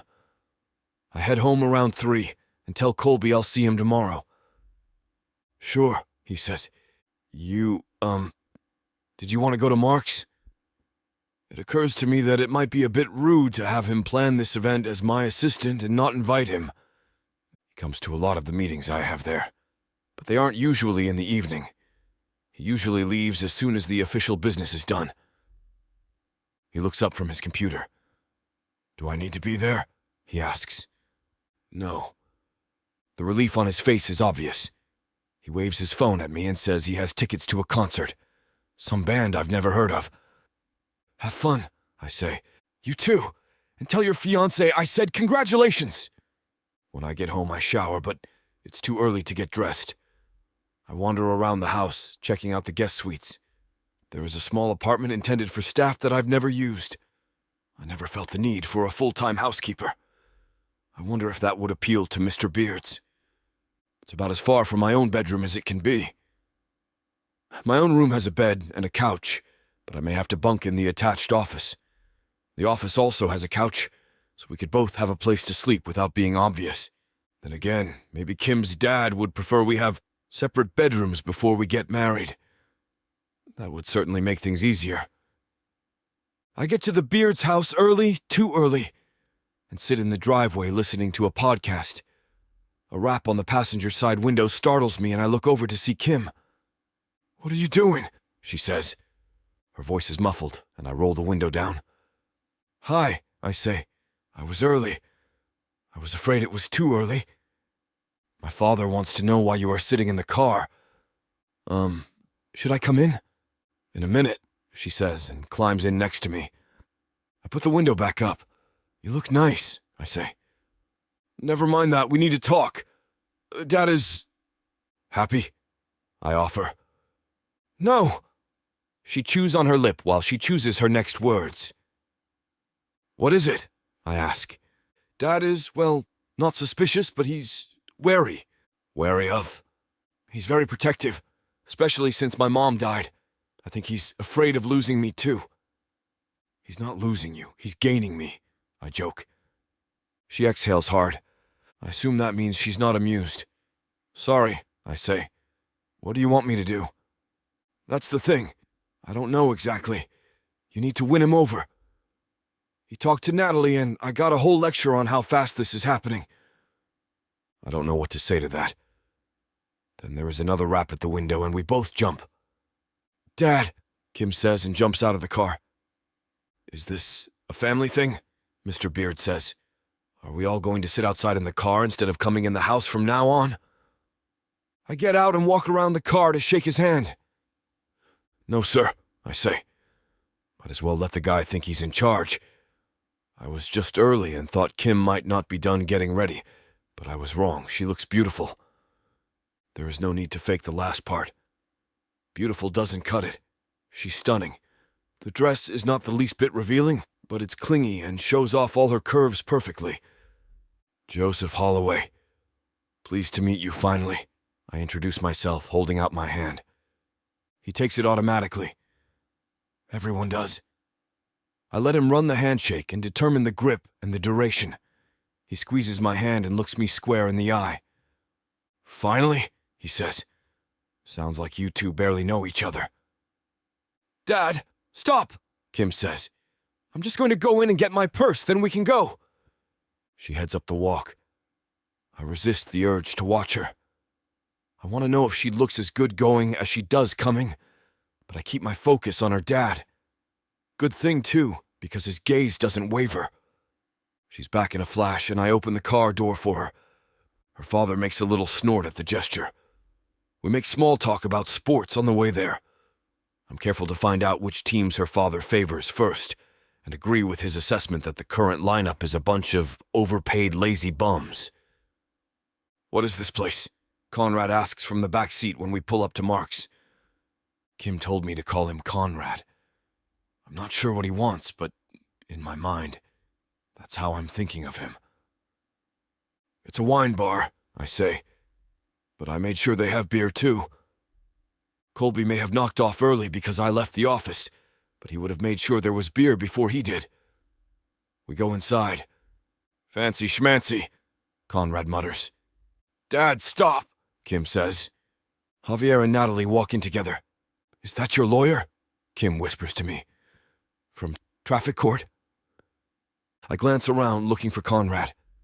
He is over at the bar already. The bartender appears to be tolerating his questions, but it is equally clear the guy is finding the conversation somewhat painful. He's my friend too, I whisper back. I lean in to whisper and automatically put my hand on the small of her back. She flinches and then corrects herself. Just trying to sell it, I say. Act natural. There's nothing natural about this. Javier and Natalie are standing just inside the door. He says something and she starts laughing. I wonder what he said, but then the door opens again and April and Frederick arrive. That's them, I tell Kim, leaning in close to whisper in her ear. I expect a whiff of perfume, but I don't smell that. What I do smell is better than anything I've ever smelled in my life. And I've bought Roa Dove at almost $3,000 a bottle. Kim smells better. She's positively intoxicating. Is it possible to bottle the scent of an actual person, I think? We could make a fortune. I quickly dismiss the idea. I don't want anyone to get to smell her except me. Until I get the theater, I correct myself. Then it doesn't matter. Darling, April says as she all but tackles me. She plants a kiss on each of my cheeks. I smell her perfume, which I know from Frederick is one of the scents made custom for her by Kirkagin. This is our Kim? She asks, turning and grabbing both of Kim's hands. Hi, Kim says. I can tell she's a bit alarmed. I quickly introduce April and Frederick. You are engaged! April is beaming. How on earth did you guys meet? How did this happen so quickly? Tell me everything! Kim and I look at each other. I'm panicking. I thought I'd covered everything we needed for tonight. I did not. Kim grabs my hand. Oh, let me tell the story, she says. I'd love to. She quickly spins a tale about how I was lost, so I asked her for directions. And she thought I was totally sweet. Then I sent roses to the station house because I didn't know how else to get in touch with her. The thing is, I say, jumping in as inspiration hits me. I wasn't even lost. I just saw her, and I knew I had to talk to her. And then, when we talked, I just knew. I knew it too, she says lovingly. Looking into her eyes, I almost start to believe it myself. Chapter 10. Kim. Oh, that's just... April claps her hand on her chest, right over her heart. She sighs. So romantic. Joseph and I are still looking in each other's eyes. We turn away at the same time. Can you believe it, Frederick? She says. Love at first sight. Just like us, darling. April launches into a tale about how they met in college and were both dating other people. But when they met, they just knew. When it's right, you know immediately, she says. Absolutely, Frederick says. Excuse me, Joseph says. He just doesn't want to hear the story again, April says, laughing. When he was little, he would get beet red. I pause for a moment, confused. April knew Joseph when he was little. I assume I misunderstood something, but then Frederick interrupts and draws my attention away from the matter. This big boy wants a glass of wine, Frederick says. Can I get you two lovely ladies anything? Nothing for me, I say. Oh, I bet you are flying so high you wouldn't even feel it, April says, squeezing my hand. Not exactly, I think dryly. I need my wits about me. It's like playing a part in a play. Fiancé Kim, and my character's motivation is to convince April and Frederick to sell Joseph the theater. Of course, when a play ends, the curtain comes down.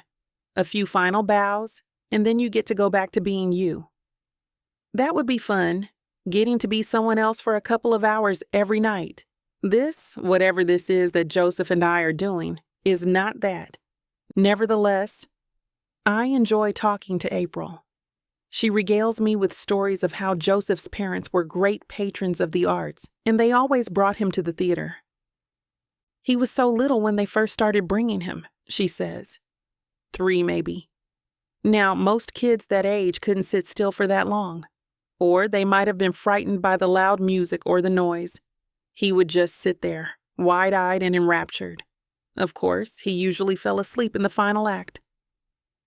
I glance over at Joseph, understanding April's earlier comment now.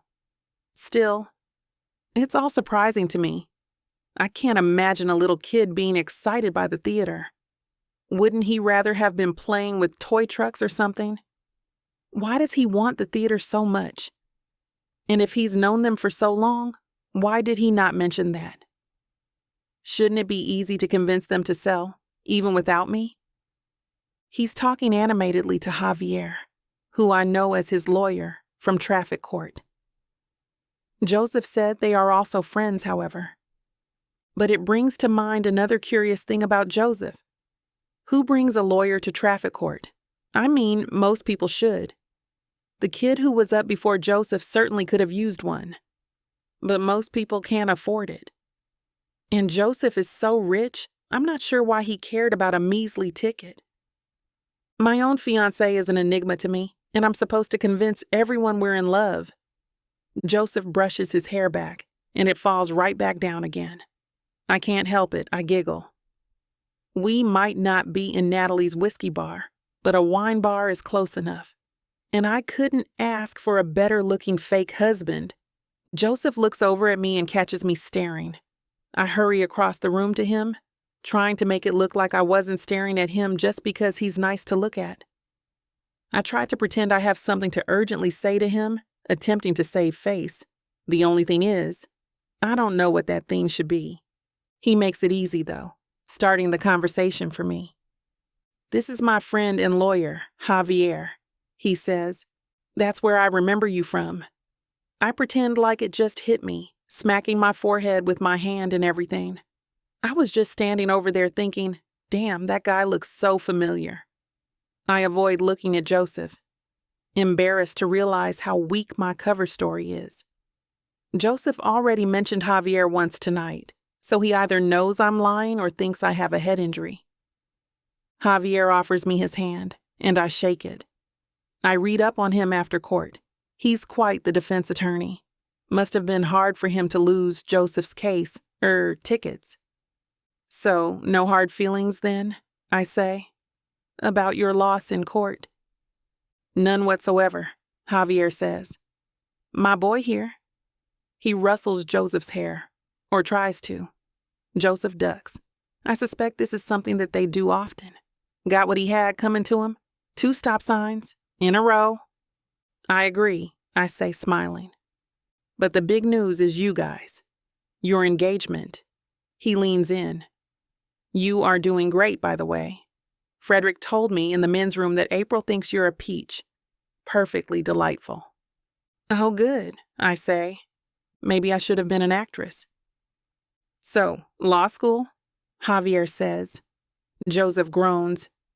If you two are going to start talking shop, I'm going to get another drink, he says, and takes off for the bar.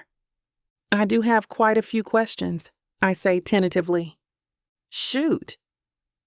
I mean, how intimidating is it? I ask.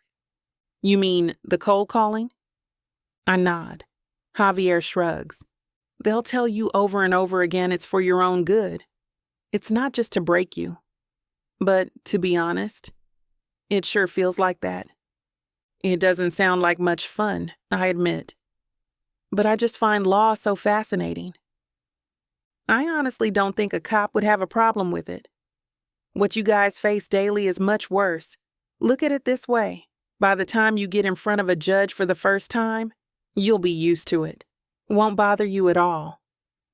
You mean like when we were in court? I ask. The judge. He doesn't like me? No. But look at me now. I'm fine. Hey, Kim. I look up. Joseph and my dad are talking. Joseph is the one who called my name, but my dad is waving me over. Would you excuse me? I say to Javier. But thank you so much for talking shop with me. Anytime. I go over to my dad and Joseph, the apprehension building in my chest. What if my dad hates him? Maybe that would be a good thing, I think. I could use it as an excuse when we break up. As soon as I think that I know it won't work. My dad isn't the control freak type. He always told me I had to make mistakes in order to learn. Hi, I say, more brightly than I am feeling. It seems like every minute the situation gets a little more complicated. Joseph's hair is in his eyes again. I reach out and brush it back. It's part acting the fiancé role, and part because he's just super cute and I want to. How's it going? I ask. Great, Joseph says. April and Frederick really like you. Did you think they wouldn't? My dad says immediately. Of course not, Joseph says, putting his arm around my waist and pulling me into him. I squelch the urge to stiffen up and instead lean into him. He smells really good. There's a hint of cologne, but just barely. Mostly, it's him. I know Kim was nervous about meeting them, that's all. Joseph continues. They are like a second set of parents to me. April was telling me how you used to fall asleep at the theater when you were little, I say. Sounded adorable. Joseph blushes. We were both nervous, Dad, I say. We know this seems sudden to everyone. It doesn't seem sudden. It is sudden, my dad says firmly. I know, sir, Joseph says. I'm sorry about that. We weren't trying to keep it from you. We just had to stay in our own little bubble for a while.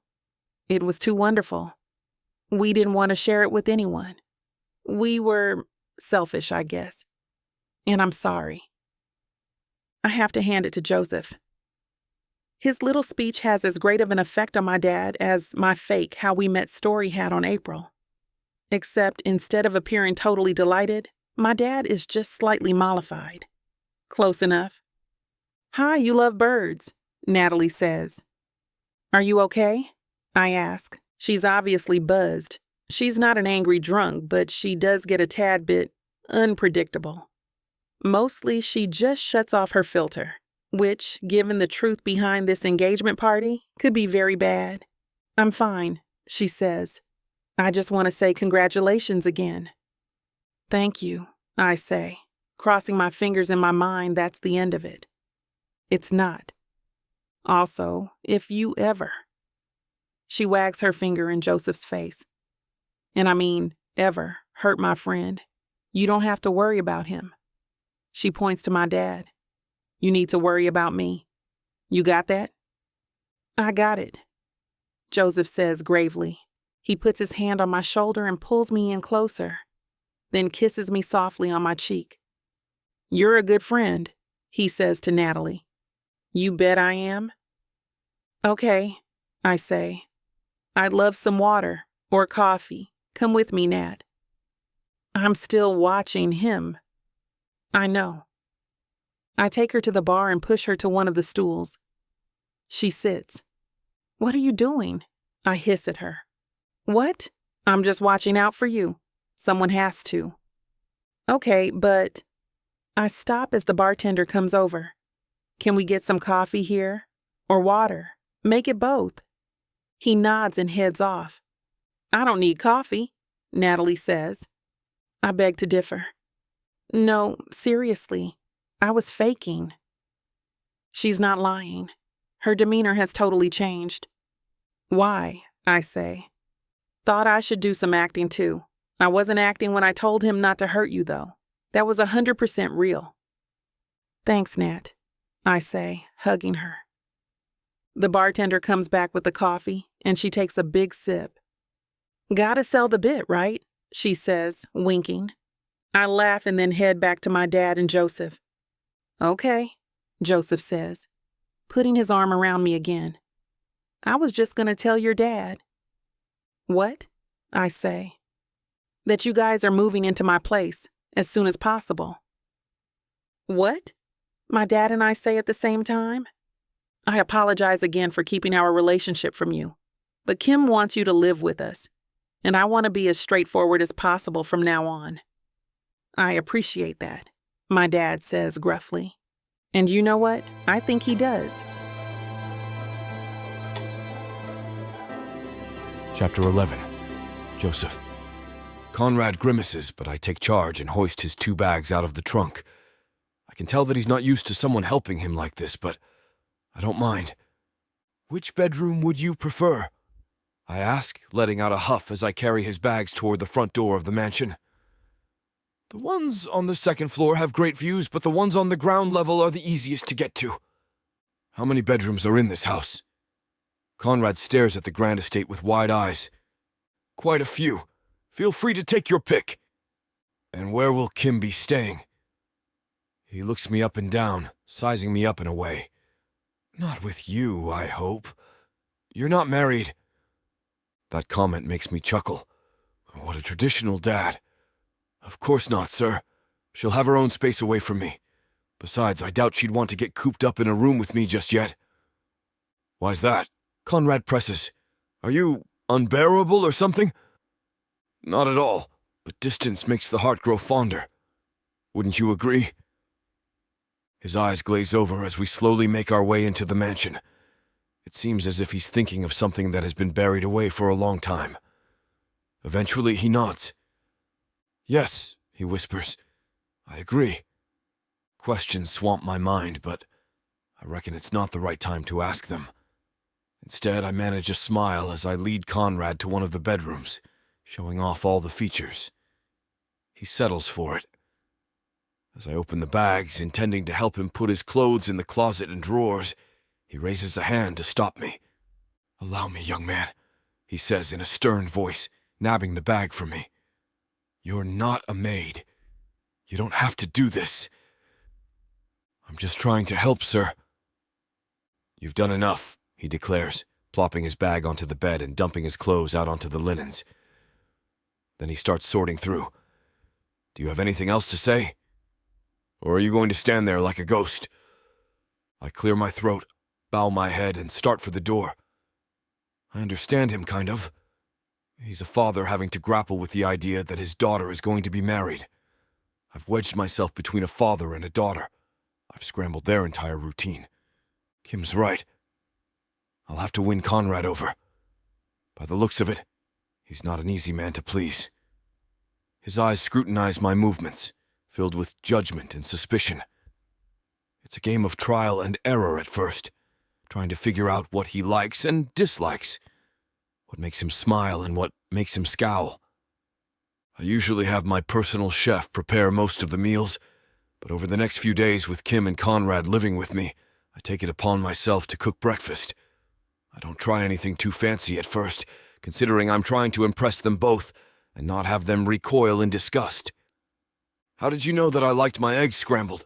Conrad asks, staring at me from under his brows as I pass him a full plate of eggs with a side of bacon. "Because that's how I like my eggs, sir. I figured you might too." There's a playfulness to my words as I say that. "Would you like some hot sauce with that?" "A little bit. Thanks."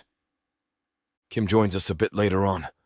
I figure she enjoys sleeping in and basking in the large king-sized bed that now belongs to her. "Hey, honey," I say, kissing her cheek as I pass her a plate. "Hope you slept well." Her eyebrows raise, seeing her father sitting at the kitchen island. Conrad digs into his plate, which makes my shoulders relax. Thank God he likes the food. "Cooking for my dad now?" I figured he would like the gesture, right? I glance at her. She picks at her eggs, sticks a piece in her mouth, and hums quietly to herself. "He does have a preference for homemade meals, yes?" She leans in.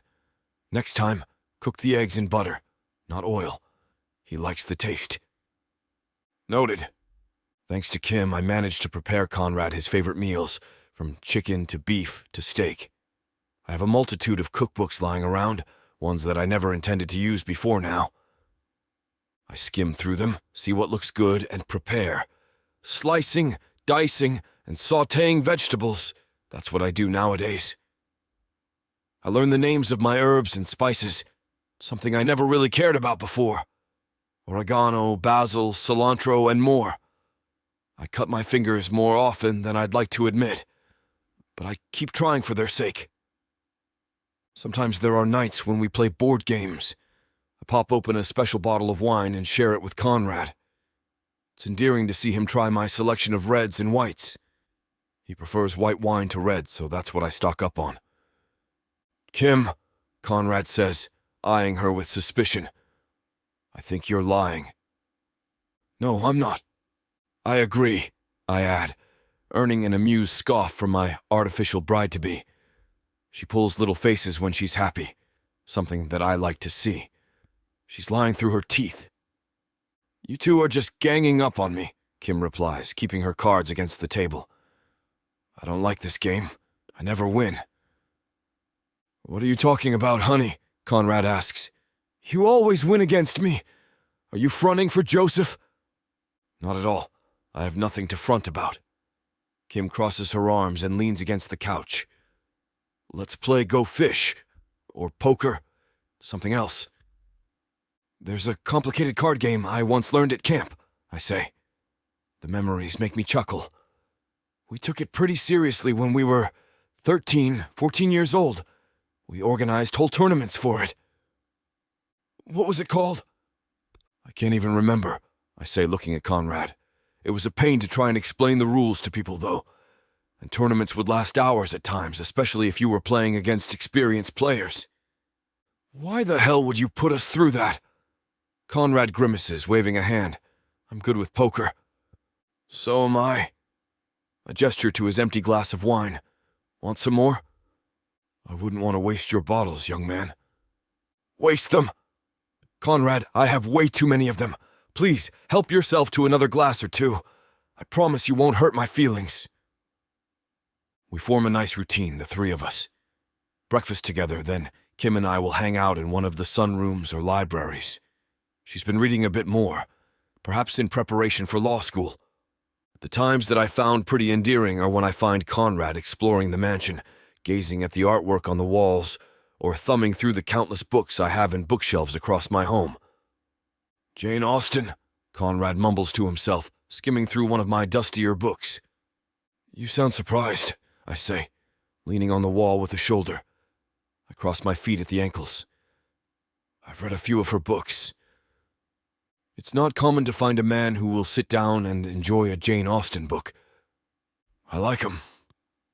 I shrug, remembering the times I would enjoy a martini as I lounged by the pool with a good book in my hand.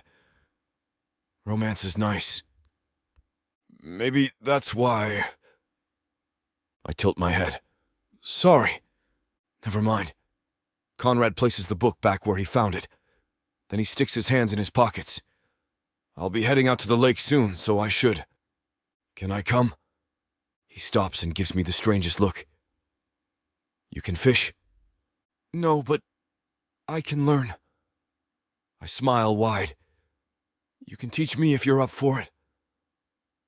"Lucky for you, young man. I might have the patience and energy for that today." Just like that, I'm off on a fishing boat in the middle of a lake with Conrad Beards. He leads the way and I follow his movements, hoping I don't make a fool of myself and fall into the lake by accident. He speaks softly to me as he teaches me the ropes, showing the best tricks and techniques to reel in a fish. On my first try, I nabbed the smallest fish I've ever seen. I can hardly even call the little guy a fish. "Joseph?" "Yes, sir." "Do you love my daughter?" he asks, focusing on the still waters ahead of us and occasionally adjusting his line. I ask this sincerely. "Of course I do, sir, with all my heart." He hums. "When you have a daughter of your own one day, you'll realize where I'm coming from. I don't want to see her hurt. I want to see my girl stand tall with the man she loves by her side." "I understand, sir." I glance at him. He takes a deep breath and he crinkles his eyebrows together in thought. I want someone who will support her and who will love her no matter what she decides to do. As long as she's not hurting anyone else, of course. Then Conrad looks at me. I freeze up a little bit, pretending to focus on my fishing line. I have a good feeling in my heart that you're the right person for her. I can't help but smile. Hearing him call me the right person for Kim does something to me, something I can't quite describe. Yes, it was our goal all along, but this feels deeper somehow. It feels like the biggest compliment he could pay me. I brush it off, trying to focus on our plan. Do you mean that? I wouldn't be saying it if I didn't, he replies bluntly. You love Kim and she loves you. That's what matters. And she loves you. A tingle of excitement courses down my spine, and I try to convince myself that I'm just glad that our plan is working.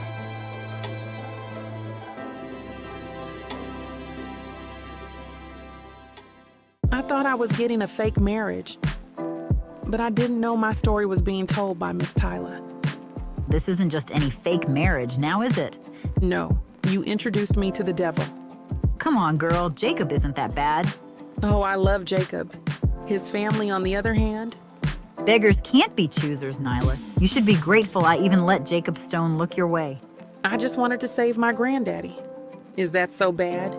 Why couldn't you let this be a normal fake marriage? Instead, you put me in a twisty story filled with money, betrayal, power, and lies. Let's not forget love. That's what keeps me going. But not gonna lie, Miss Tyla. This story you got me in ain't the simple fake marriage, happy ending I thought it would be. It's not. Because where would be the fun in that? Treat yourself to Say Less I Love You. Tuesdays and Thursdays. New seasons premiere every month. Or skip the wait and grab the full series bundle from TylaWalker.com. Treat yourself with Miss Tyla.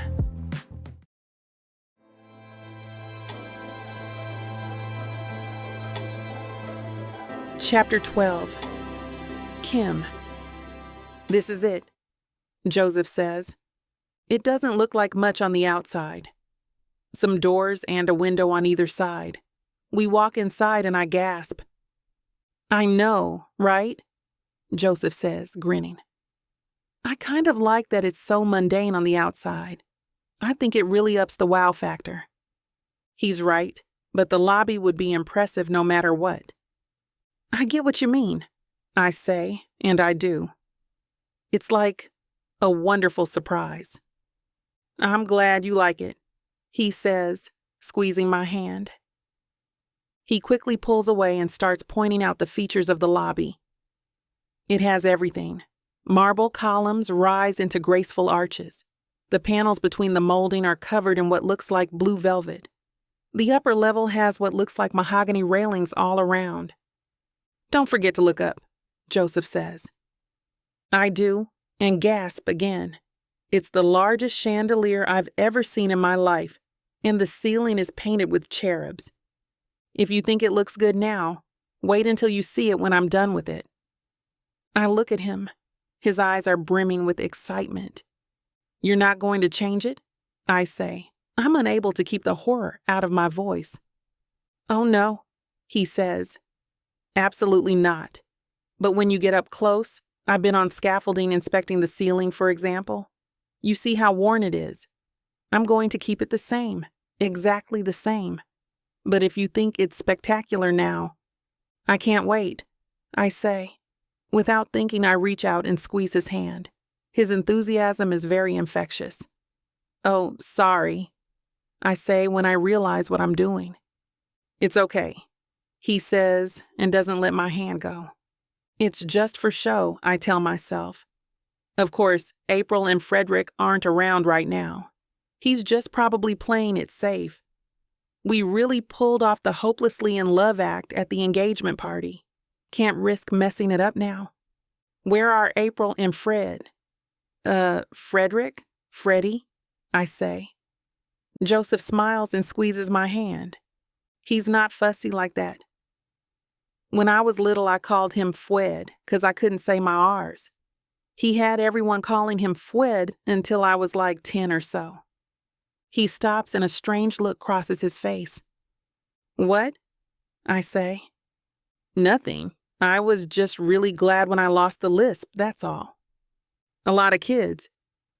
We'll be eating over there, he says, pointing. But let me show you the theater and backstage first. We walk into the theater. It's just as stunning as the lobby, but now that we are up close, I can see what Joseph is talking about. I put my hand on the wall. The velvet wallpaper is worn thin in spots. Paging Mr. and Mrs. Holloway to the conference room. I jump, but Joseph just laughs. We'll see more later, he promises as he leads me out of the theater. We cross the hall, and suddenly it's very unglamorous. There is peeling paint on the walls and missing ceiling tiles on the dropped ceiling. I do notice that the floors are marble, though. There is a medium-sized conference room that has been set for dinner. The catering staff is making themselves busy around the sideboard. May I present my wife, I guess? Joseph says, gently teasing Frederick for the announcement that referred to me as Mrs. Holloway. My mistake. Frederick, who I can't stop thinking of as Fwed, says, Joseph and Kim are engaged, he announces. There is a small smattering of applause and some murmured congratulations.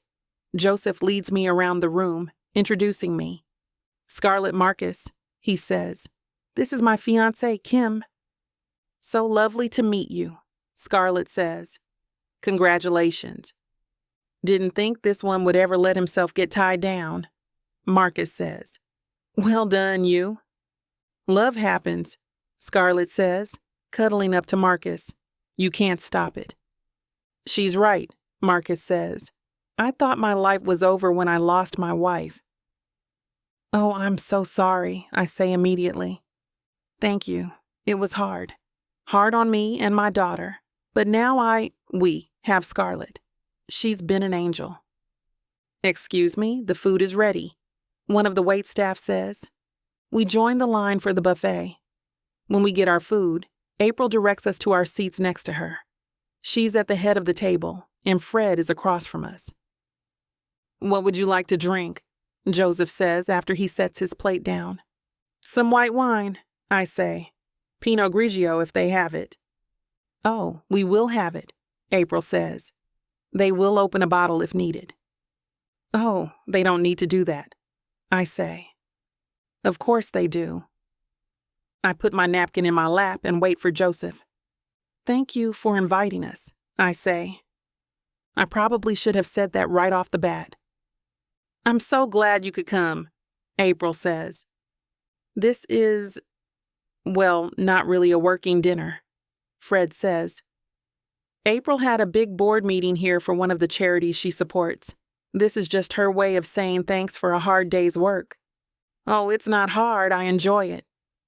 I know you do, Fred says, picking up his wife's hand and kissing it. But she's too modest. She's involved with at least 10 charities and on the board of 4 of them. It could sound like he's showing off, but it doesn't. The pride he feels is real. I can see it shining out of his eyes. They look at each other with such love. It wouldn't be bad to have a partner like that, who loved me, who supported me, who was proud of me. That's obvious. But what people don't see is how hard it is when you lose them. Like my dad. Like Marcus. Maybe Marcus found someone special, and maybe his daughter is okay with Scarlett. I would be fine if my dad found someone to love again. My mom didn't want him to spend the rest of his life grieving. She told us at the end that she was so grateful for the life she had, she couldn't be sad that it was cut short. But I was. Joseph comes back with my wine. He sits down next to me, smiling. His eyes are kind and friendly. How would he look at me if he were truly in love with me? What if they were filled with desire, not for the theater, but for me? What? He says. I realize I'm staring at him. It's just nice to finally see the theater, I say, patting his knee under the table.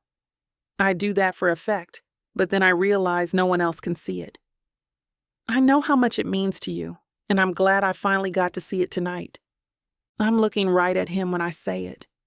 He meets my gaze, and I can almost read in his expression that he's impressed at what a nice touch my words are. He thinks I'm faking it to impress our audience, but I'm not. His face really lit up when we walked through the door, and it was beautiful to see. Dinner goes on for a while. The conversation flows easily, and, thankfully, most of it is about the entertainment industry, not my supposedly upcoming wedding to Joseph. At one point, two of the guests get into a spirited debate about turning stage productions into movies. It's one way to introduce people to the theater. One guest named Alex argues. It can't possibly convey the thrill of a live performance, a woman insists. Actor and producer, Joseph whispers to me. Guess which one is which.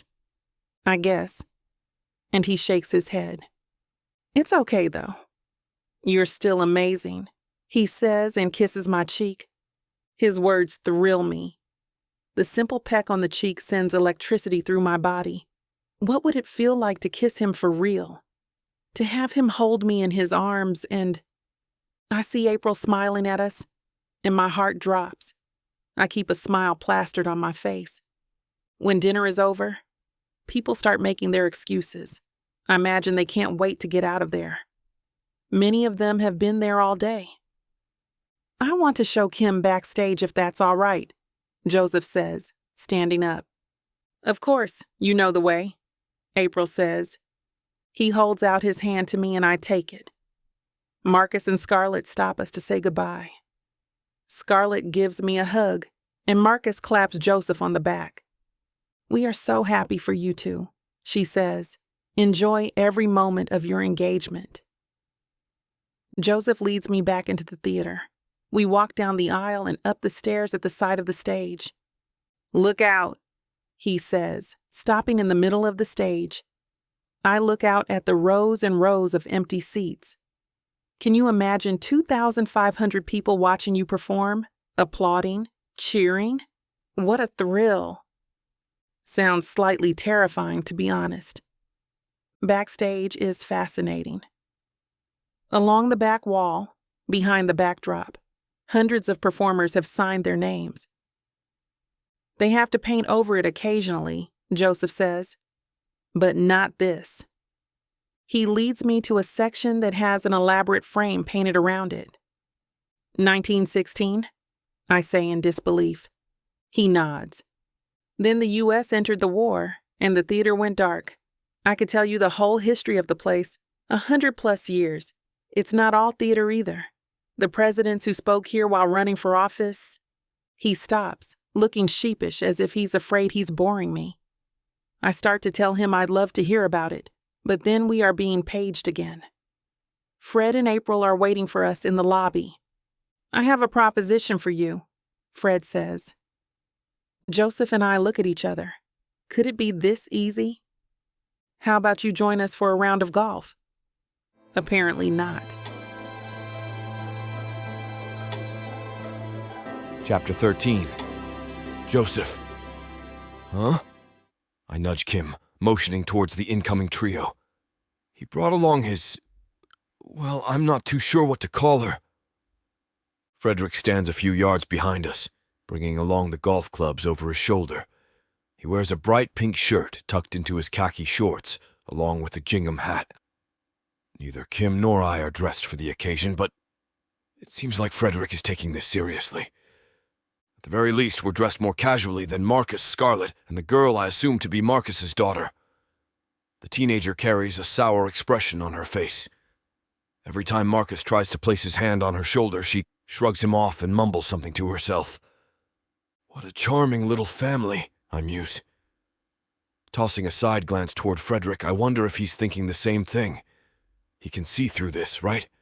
There's no way this is real. Hello, everyone. Marcus greets happily, lifting a hand up in the air. He wraps his other arm around Scarlett and she nuzzles into his side. Sorry if we're a little late. Traffic gets crazy at this time of hour. No worries, Marcus. We were just about to begin, Frederick replies. Then he gestures toward the young girl. Why don't you introduce your little companion?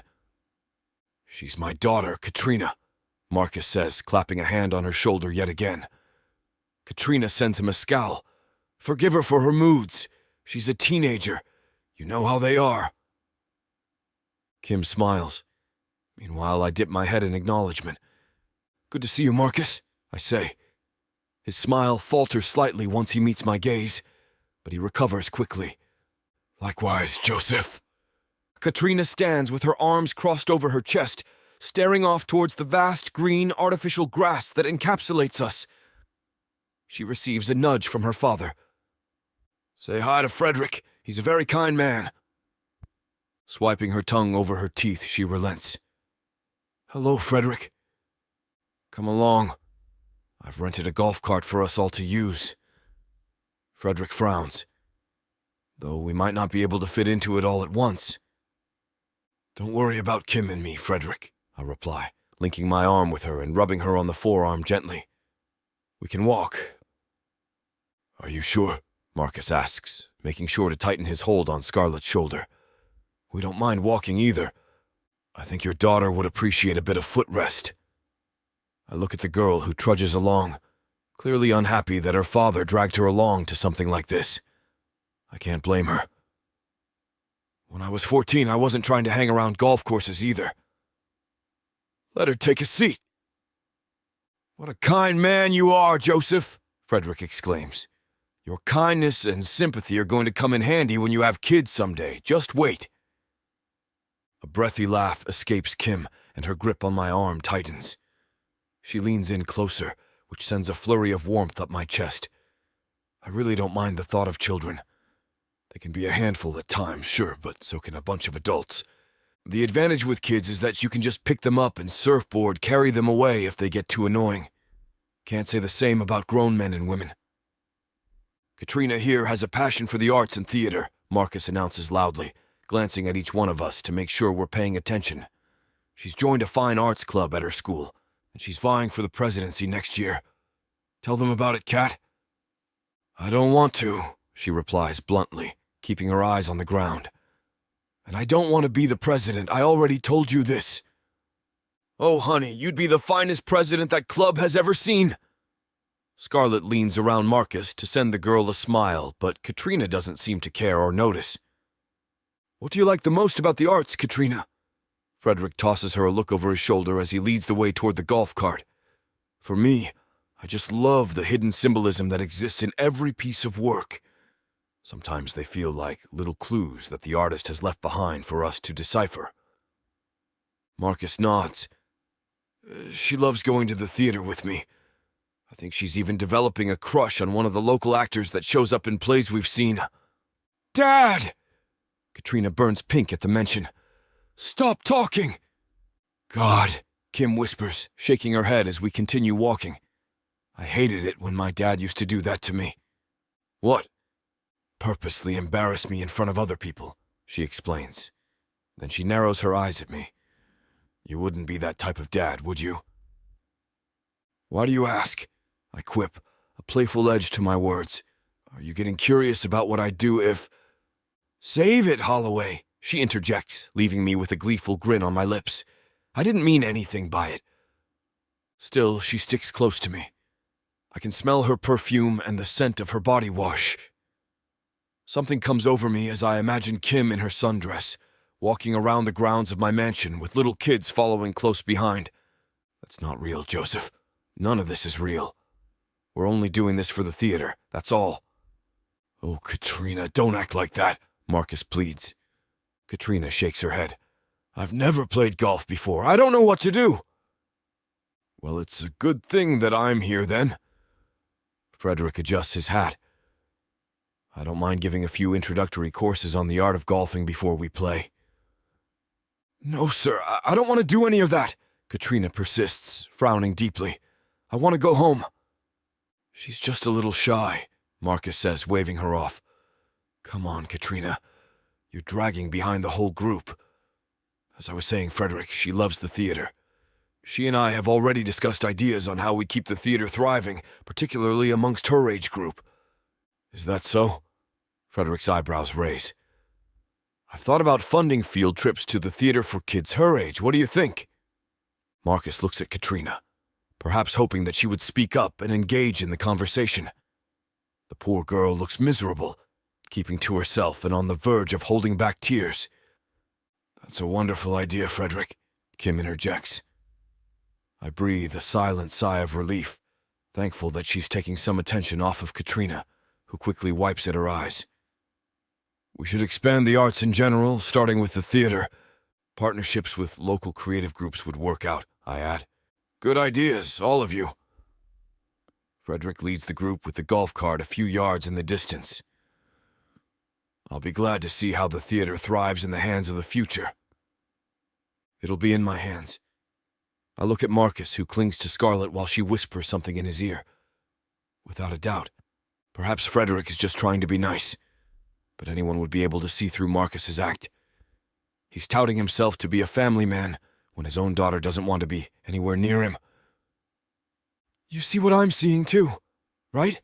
I whisper to Kim, bringing my lips dangerously close to her ear. She stiffens up, and I feel her underneath my fingertips. Their act? Oh, absolutely. I've heard rumors of Marcus's womanizing, but I never saw direct evidence of that ever happening. Just gossip and hearsay that gets passed around at local parties and social events. I'm not too sure Scarlett is the woman that he plans to marry one day, but what do I know? There's no space for me to jut into that mess, and I don't desire to. But it bothers me that he's playing this family man card that seems to be a lie. Who am I to talk, though? I'm the man with a fake fiancé, after all. Scarlett clings onto Marcus's arm as he begs Katrina to keep following them.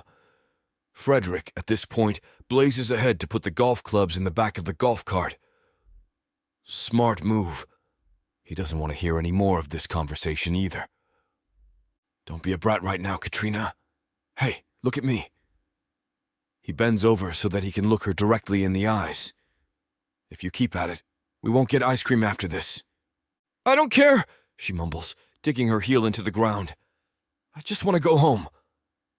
Let's keep walking, Kim says, tugging me along. We shouldn't keep staring. It might make the girl more uncomfortable. I don't even understand why he's brought her here. Pity fills my heart. I remember getting dragged to random events as a kid when I would much rather do my own thing.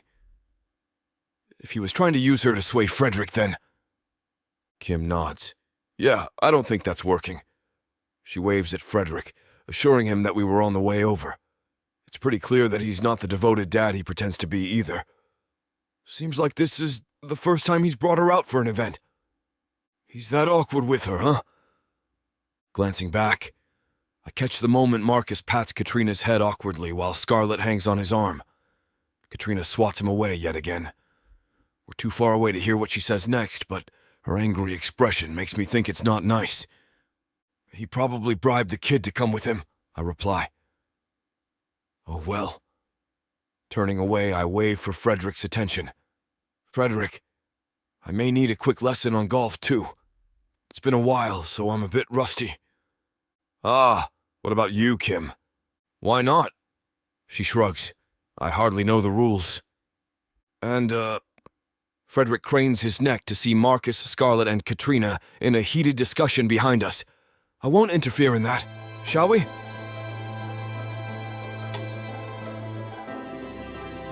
Chapter 14. Kim. Whoa!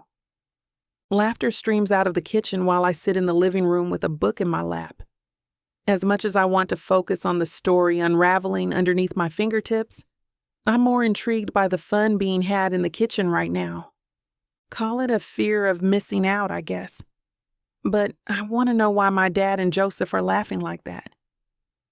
Peeking my head in, I see them cooking a fish over the stove. Joseph's hands are coated in flour and breadcrumbs, while my dad has an apron on and holds a spatula in his hand. What's going on here? I ask, raising a brow and leaning on the wall. Having some fun? I'm teaching Joseph how to cook his catch. He caught this one this morning, Kim. Can you believe it? Of course she can believe it, Joseph replies playfully, sending me a wink. She loves me. She knows I can do just about anything. Except season the fish correctly, young man. I mean, really? Forgetting the salt and pepper? One-time mistake. Joseph holds up his hands in surrender, and I get crucified for it. It's sad. No one forgets salt and pepper, I say, piling on. And what about the lemon? Did you add lemon? I added the lemon, thank you very much. My dad waves his spatula around. I took one look through his cabinets and cupboards, Kim, and I was shocked to see that he hardly has any seasonings at all. Joseph rolls his eyes. I have a whole cabinet of things. The things you were asking for aren't normal spices. Besides, I just started cooking recently. I don't have all your fancy spices, just the regular kind. I'll cut you some slack, young man, but you have to learn quickly if you want to make it in the kitchen. Otherwise, you'll be serving my daughter bland meals. And she's not as nice as I am. Oh, Dad, I reply, shaking my head. There's a spark in Joseph's eyes while he continues cooking alongside my dad. Back in our little home, my dad didn't cook elaborate meals too often. At least, not to this extent. Meat and fish were expensive at the store, so he opted for simple meals using ingredients we carried in our pantry. Rice, beans, mac and cheese. If we were feeling particularly festive, I would buy a $15 wine bottle or some beer, and we'd enjoy it together over our food. But he's always been a strong believer in using lots of spices to make ordinary food creative. With Joseph's entrance into our lives, so much has changed. My dad carries himself with confidence, as well as happiness. His relationship with Joseph has flourished before my very eyes, which has helped me see Joseph in a different light altogether. He treats me well. Regardless of this fake relationship we have going on, the way he smiles at me makes the butterflies in my stomach start fluttering. Not to mention the heat that travels down my legs whenever he stands too close to me or brings his lips close to my skin. What the hell, Kim? You're acting like a lovesick teenager right now. Cut it out. Would you like to help us, Kim? Joseph asks, his eyes brightening. I shake my head. I wouldn't want to get in the way of my dad's cooking. I commend you for dealing with him right now. She acts as if I'm some kitchen tyrant, my dad says, followed by a huff. I care about excellence in my kitchen, that's all. Joseph laughs him off. As my father tells him to reach for the basil, he instead gets the thyme. That sparks yet another speech about the importance of knowing your herbs. I used to get the same types of talks when I was younger.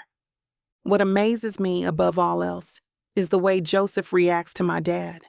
I'll admit it, he can get annoying sometimes. When you're trying to get something done, you don't need an older man talking your ear off on how you can do better and be better. However, Joseph takes it all in stride. He nods and listens attentively, only to then apply my dad's corrections in his next attempt. He has much more patience than I do, I'll give him that. Soon enough, my eyes start trailing over Joseph's body while he bustles around the kitchen. I notice the way he folds up his sleeves to stop at his elbows, allowing for his strong forearms to be out on full display. He wipes at his forehead sometimes, using the back of his hands, but small clumps of flour cling to his hair, and he now looks a little silly. And sexy, I muse. Is there anything more attractive than a man taking the initiative in the kitchen? Joseph's eyes lift to meet mine. I can't help but smile, which is unlike me. Usually I'm the one who turns away quickly in an attempt to mask my true emotions, but this time around, I linger on the sight of him. He's enthralling. He makes me want to hang out and watch him in action, risking the jabs from my father once he notices that I'm staring. You've got one of those fancy thermometers lying around, don't you? My dad holds out a hand, waiting for Joseph to plant the tool in his palm. Yes. Yes, I do, I think. What does it look like? Oh, young man, Kidding? Joseph winks, handing the thermometer over. I laugh, which makes him glance at me. Just pulling your leg a little bit. All right. Well, these legs aren't as good as they used to be, so I'd prefer to keep them unpulled. Now, you know when the fish is done when it's got an internal temperature of around 140 degrees. 150 is better, but anything within that range is solid. Same thing for any type of meat, right? Joseph rests his hands on his hips, watching as my dad sticks the thermometer into the fish cooking over the stove. Absolutely. You need to be careful with meat. Cook it well and cook it thoroughly. But each meat needs to be cooked to the correct temperature, so be sure to follow the directions or a recipe. You never want to get your guests sick by serving them some undercooked meat. Got it. And you never want to serve them an inadequately seasoned plate of meat either. That's just offensive. Joseph chuckles, wiping his hands on the nearest rag. I hear you, sir. I completely agree. What about you, Kim? I like him and the way he tries to include me in conversations, even when I'm fine standing back and observing. What do you think? Joseph presses, instinctively getting out of the way as my dad begins to plate the fish. Everything I know about cooking, I've learned from my parents, more from my dad, since he grew up cooking. So I agree with everything he has to say. See? My dad elbows Joseph lightly in the arm. I know a thing or two. Joseph claps his hands together. All right, what else can we add to this meal? Rice? Green beans? Now you're speaking my language, young man. I'm sure you've got those two lying around somewhere in this big kitchen of yours. Right? Yes, sir. Sucking in a deep breath, I duck out of the kitchen and make my way back to the living room. I plop down on the couch and grip the book I was reading tightly. I won't be able to read this novel, now that my mind races with other thoughts, other visions. This wasn't part of the deal. I'm not supposed to be feeling like this, but to see him act so graciously with my father. I place a hand over my chest, feeling how rapidly my heart beats at the thought of Joseph Holloway. Can you believe it? The man you once thought to be nothing but a trust fund baby is so much more than that. He cares deeply. He loves to learn. He reads the room perfectly and reacts appropriately. He knows how to charm people, and it seems like it's working. On me. Oh, I whisper, wiping at the thin gleam of sweat that has started to form on my forehead. What am I going to do? This isn't right. This relationship isn't meant to be, but the emotions that are coursing through me are as real as the ground I stand on. 100%, I never meant for this to happen. I should have been more guarded, more protective of my own emotions. And yet... Hey, Kim. Joseph walks into the living room, carrying a fabulous plate of cooked fish, green beans, and steamed rice. Your dad is asking for your opinion on this dish. Do you think you could try it? Sure. He hands me the plate, as well as utensils wrapped in a napkin. Sticking the fork into the fish first, it's completely white on the inside, and the steam wafts into my nose. That first bite feels just like home. As if I'm a little girl again, eating dinner with my mother and father on either side of me. Joseph, it's delicious, I reply gently, meeting his eyes. Thank you for this. I have no one other than your dad to thank, he admits quietly. Without him, I might have burned the kitchen down. You like spending time with him, don't you? I like it when we're together. He clears his throat. All three of us, I mean. You, me, and him. It feels nice. I can't remember the last time I felt like that. A glimmer of hope embeds itself into the walls of my heart. Is it possible that he feels the same as I do? That he thinks the same thoughts as I do? Does he imagine a future together too? I doubt it. It's not possible. This is all an act after all, but I still wonder. It makes my heart happy to toy with the idea, as inconceivable it may be. Chapter 15. Joseph. You ready? I ask Kim as we get out of the car. She nods, but I can tell she's nervous. She looks up at the building as the valet takes my car away. They live here? She says. They call this their pied-à-terre, I say. It's their little place in the city. It's not little. It's the penthouse. The rooftop deck, complete with an infinity soaking pool, is probably 5,000 square feet. It encircles the apartment, so you never miss a sunset or a sunrise. The doorman opens the door for us. "I'll tell them you are on the way up, Mr. Holloway," he says as he ushers us into the elevator. "Everyone else is already there, by the way." "Thanks," I say. I'll slip him a tip on the way out. "Everyone," Kim says. "I thought we were invited to dinner, like just us." "That's what I thought," I say. "But I should have guessed. Once April gets started, the invitation list usually expands quickly." "Do I look okay?" I look at her, surprised. I'm wearing a sports coat, no tie. She's wearing a simple dress that will definitely be at home at one of April's dinner parties. "You look elegant," I tell her. "I love that dress on you. Perfect for a snotty dinner party or what?" she says suspiciously. "Oh, I don't know. You look like you'd be equally comfortable running barefoot in a field of wildflowers." She starts to open her mouth, but then the elevator dings, signaling our arrival. I hold out my hand and she takes it. "Mr. and Mrs. Holloway," the maid says as we get off. "Not quite yet," I say. She leads us into the living room. Usually I take in the view first, but I'm too curious to see who else is going to be dining with us. I have to hide my disappointment when I see Marcus. Sitting on the other side of the living room is Scarlett. I look back and forth between them. This is strange. I wonder if they are arguing. Next to Marcus is an extremely sullen-looking Katrina poking angrily at her phone. There is one more person standing out on the terrace with Frederick, but I can't see his face yet. They come back inside together, and I realize in shock who it is.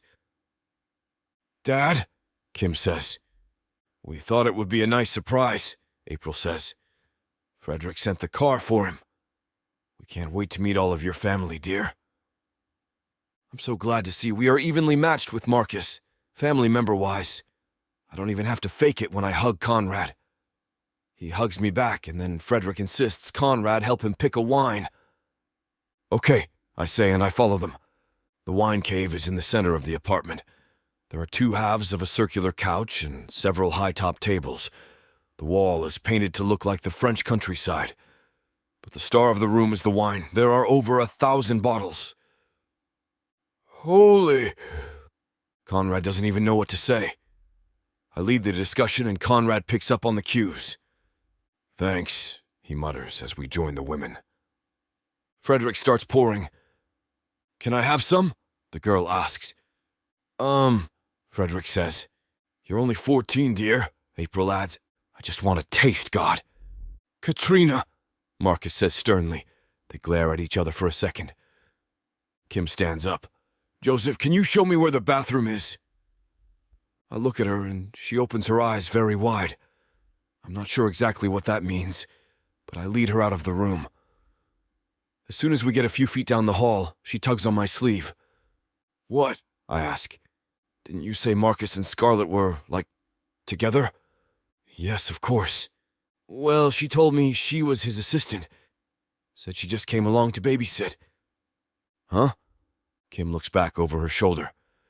"It was weird. April went to check something in the kitchen, and all of a sudden Scarlett was right on top of me, asking me all sorts of weird questions about our relationship. That's odd, but you better..." I motion to the bathroom and head back to the living room. "Oh, Joseph," Scarlett says, setting down her wine and coming over to me. "Where is that adorable fiancé of yours?" Behind her, I see Katrina roll her eyes. Then she grabs Scarlett's glass and drains it. Some babysitter. The kid looks at me and winks. Actually winks. "Let's all head into the dining room," April says. I was about to sit down, but I pop back up. I see Kim coming back from the bathroom, so I guide her into the dining room and pull her chair out for her. I see Conrad notice, and April is beaming at my manners. We all sit down. The soup is already served. "What is this?" Katrina says, poking it with her spoon. By the look on her face, you'd think it was roadkill. Shrimp gazpacho, dear, April says. Gaz what? Gazpacho is a spicy tomato soup, served cold, Scarlett says. Her tone is more suited for a very small child than a teen. I almost feel bad for her before Katrina opens her mouth. Thank you, Scarlett, she says, mimicking Scarlett's tone and mannerisms perfectly. Katrina, Marcus says. What? I said thanks. It's fine, Scarlett says. This night isn't about me. It's about you two. She points to Kim and me. I want to hear all about this whirlwind romance. Tell me everything. She puts her elbows on the table and her chin on her hands and then bats her eyelashes. Oh, you have to hear how they first met, April says. It's just so romantic. Love at first sight. Scarlett's face falls just a little, but she recovers. Marcus always looks like he's trying to push a cactus out of his butthole. But I'm pretty sure he's slightly more miserable when April launches into the story. I imagine if I win and he doesn't get Scarlett her theater, it might be so long, Marcus. Kim smiles shyly, and I take her hand and kiss it. I realize I could send her flowers at work. I mean, that's what fiancés do, right? Why not? I study her profile. She's smiling at the story. I squeeze her hand and she looks at me. Her eyes are warm and I experience a completely unreasonable amount of regret when she looks away. It really is too bad this is all fake. She's wonderful, smart, funny, and tough. How could I forget tough? Plus, she was kind enough to help me out with this. After dinner, Frederick insists on showing us his brandy collection. Katrina groans loudly at the thought. Since Katrina can't have any brandy, April says, why don't I show her some pictures of the theater? Would you like that? Katrina looks like she'd rather remove her own spleen with a shrimp fork, but Marcus is done messing around. He pulls out his wallet like he's looking for something and accidentally drops $200 bills. I immediately become suspicious that this is not the first time this has played out this way, because the next thing I know, Katrina is skipping off to April's scrapbook room like it's the best idea anyone ever had. I'm going to get some fresh air, Kim says. I pull her in for a hug. Oh, so cute, you guys, Scarlett says. Can't keep your hands off each other, can you? Don't worry, Joseph. I'll take good care of your fiancé. She grabs Kim's arm and pulls her towards the terrace. Kim looks back at me. I can tell she's annoyed, but the next second she yanks her arm out of Scarlett's grasp. I know she can handle it. I head to the brandy cave. The brandy is excellent. When we are ready to go, Frederick insists that their driver take Conrad home. You guys need to savor this time, April says, enveloping Kim and me in a hug. Enjoy every minute of it. Over her shoulder, I see Marcus roll his eyes. It's pretty obvious who his kid learned it from. Conrad, Kim, and I ride down in the elevator together. Scarlett decided at the last second she needed to use the little girl's room, as she put it. I assume it was staged to give Marcus some extra time alone with April and Frederick, but I know they were not impressed by Katrina miming vomiting as Scarlett headed back down the hall.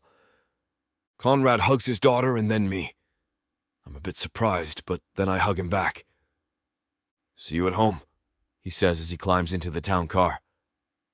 I think that went well, I say as soon as I pull away from the building. That's Scarlett, Kim says. What?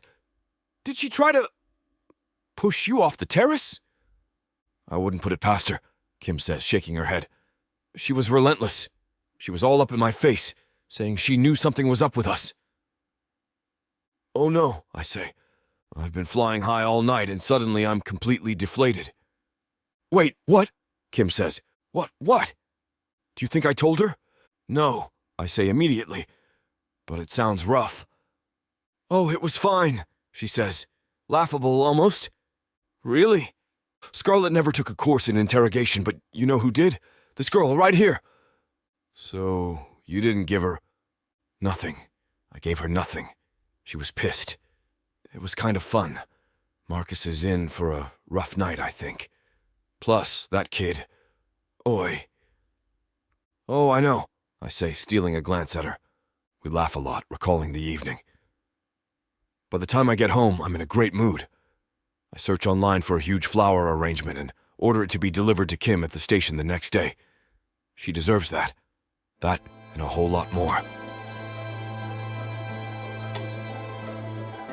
Chapter 16. Kim. Next, we have a multi-jurisdictional investigation. Everyone starts moaning. The lieutenant running the shift roll call, it's still called roll call, but that name is hopelessly out of date, yells for everyone to settle down. Natalie nudges my arm with her elbow, grunting. I don't blame her or anyone for grumbling. Multi-jurisdictional, be it local or state, hopefully not federal, are a pain in the butt. Even just getting a couple of different precincts to work together is stressful. There's always one person who has to make things difficult. Knock it off. The chief yells from the back of the room and everyone settles down. The lieutenant clears his throat before starting again. As I was saying, he stops as the door opens and looks. Everyone does. You aren't late for roll call, ever. Once is enough for anyone. In my case, just witnessing the heckling when someone was late was enough to convince me to get to the station house early every shift. Rookie, Natalie mutters next to me, and I nod. We can't see who it is, though. Nobody can. Walking into the room is a giant. And I mean humongous flower arrangement with feet. What the hell? Chief Mollinson yells. The delivery man, who is barely a man at what seems to be 19 years old, sets the vase on the table next to the lieutenant. In turn, the lieutenant glares at him, and you'd think the poor kid had brought in a dead fish. Everyone is looking around at each other, trying to communicate with their eyes. No one dares talk. What are you doing? Chief Mollinson demands. He said bring it in here. Who? The guy at the front door. He means the desk sergeant, who will surely get chewed out for it, but I guess he figured it was worth it. It kinda was. It's for... The delivery guy pokes at his phone. Take your time, please, Lieutenant Wheeler snaps. Not like we are busy here or anything. Kim Beards, the boy announces somewhat triumphantly. No, just no. Maybe the floor will open up and I'll disappear. Beards, the lieutenant bellows. Go! Natalie whisper screams at me and all but pushes me out of my chair. I rush to the front of the room and hurriedly pull a bill out of my wallet and shove it at the kid. 20 thanks, he says, obviously delighted. Bye, he says to the room full of officers. At that, everyone's expression switches from stunned to amused. A couple of the guys start visibly shaking, trying not to laugh out loud. Get these off my desk, the lieutenant barks. I obey instantly. I slink back to my seat and set the flowers at my feet. The scent is overwhelming. I do like flowers, but I don't know if I'll be able to ever smell them again without remembering this moment. When the meeting is over and we have been assigned walking beat duty, which is surely my punishment for interrupting, I look at the card. Joseph? Natalie guesses and I nod. Well, I guess he is good husband material. What am I going to do with them? Just take them with you on your shift, one of the guys quips as he walks out of the room. I flip him off and he laughs harder. Oh, I am never going to live this down. Let's stash them in the ladies' room, Natalie suggests. I follow her. The arrangement is heavy and impossible to see over. By the time I get to the ladies' room, I think I hate flowers. But I know Joseph was just trying to be nice. Why did he send them here? Natalie says as we try to figure out where to put them. April asked how we met at the engagement party. I said he asked me for directions and then sent me flowers at the station. He obviously didn't know how impractical that would be. I don't have a desk at the station, just a locker. I keep a change of clothes in there, and makeup in case I want to freshen up after work. This bouquet wouldn't fit in there unless I took every flower out of the vase, and maybe not even then. Here, Natalie says, pointing to the windowsill. I put the vase there, and some of the flowers squash up against the top of the alcove. Natalie stands back. Looks nice, she says. You can't see the bars anymore. I guess everybody knows now, I say, looking in the mirror. Oh, honey, they already knew. Cops gossip worse than old ladies at the beauty parlor getting their weekly sets. They did. Yeah, so what? Well, it's... I lower my voice to a whisper before I continue. Fake. I already knew that, she teases. I don't bother to explain that I was whispering in case anyone else heard, because I'm not sure that's any less silly. What are they going to do, tell on me? How's the living arrangements going? She continues. I look at her and she winks. I'm not, doing that. I just told you it's fake. Last I heard, fake doesn't mean no fun at all. We better get going, I say, trying to change the topic. I'm not about to tell Natalie that I'd probably jump into his bed if he so much as asked. Besides, there's no need to get the lieutenant or the chief even madder at me. Not that it is going to matter soon. As soon as the theater deal is done, we can break up and I'll be free to start law school. Which brings me back to my concern. I didn't want to have to tell more people when we broke up. I tell Natalie once we're out on the street, after first checking that no one is near enough to overhear me. You're overthinking it, she says. You have to act like, remember that guy who robbed the bank over on 4th last year? No one suspected anything. He just walked in and handed the teller a note. When we saw the tape, he was so not nervous. Not at all. That's what you need to do. Act like a bank robber. Act like you're doing nothing wrong. Because you're not. Not really. I am, though. Well, I think. What would my mom think? And what will my dad say when we end it? And what if we can't pull this off and... Listen to me, Natalie says. Your mom's medical bills were killing you guys. You'd never get to go to law school until you paid those off, and that would take forever. She frowns at a locked storefront. I know what she's thinking. It should be open. We both walk up to the door. The door is locked. We peer inside. It looks dark. I call it in. When you are working as a lawyer, you can do some real good in the world, she says. Focus on that.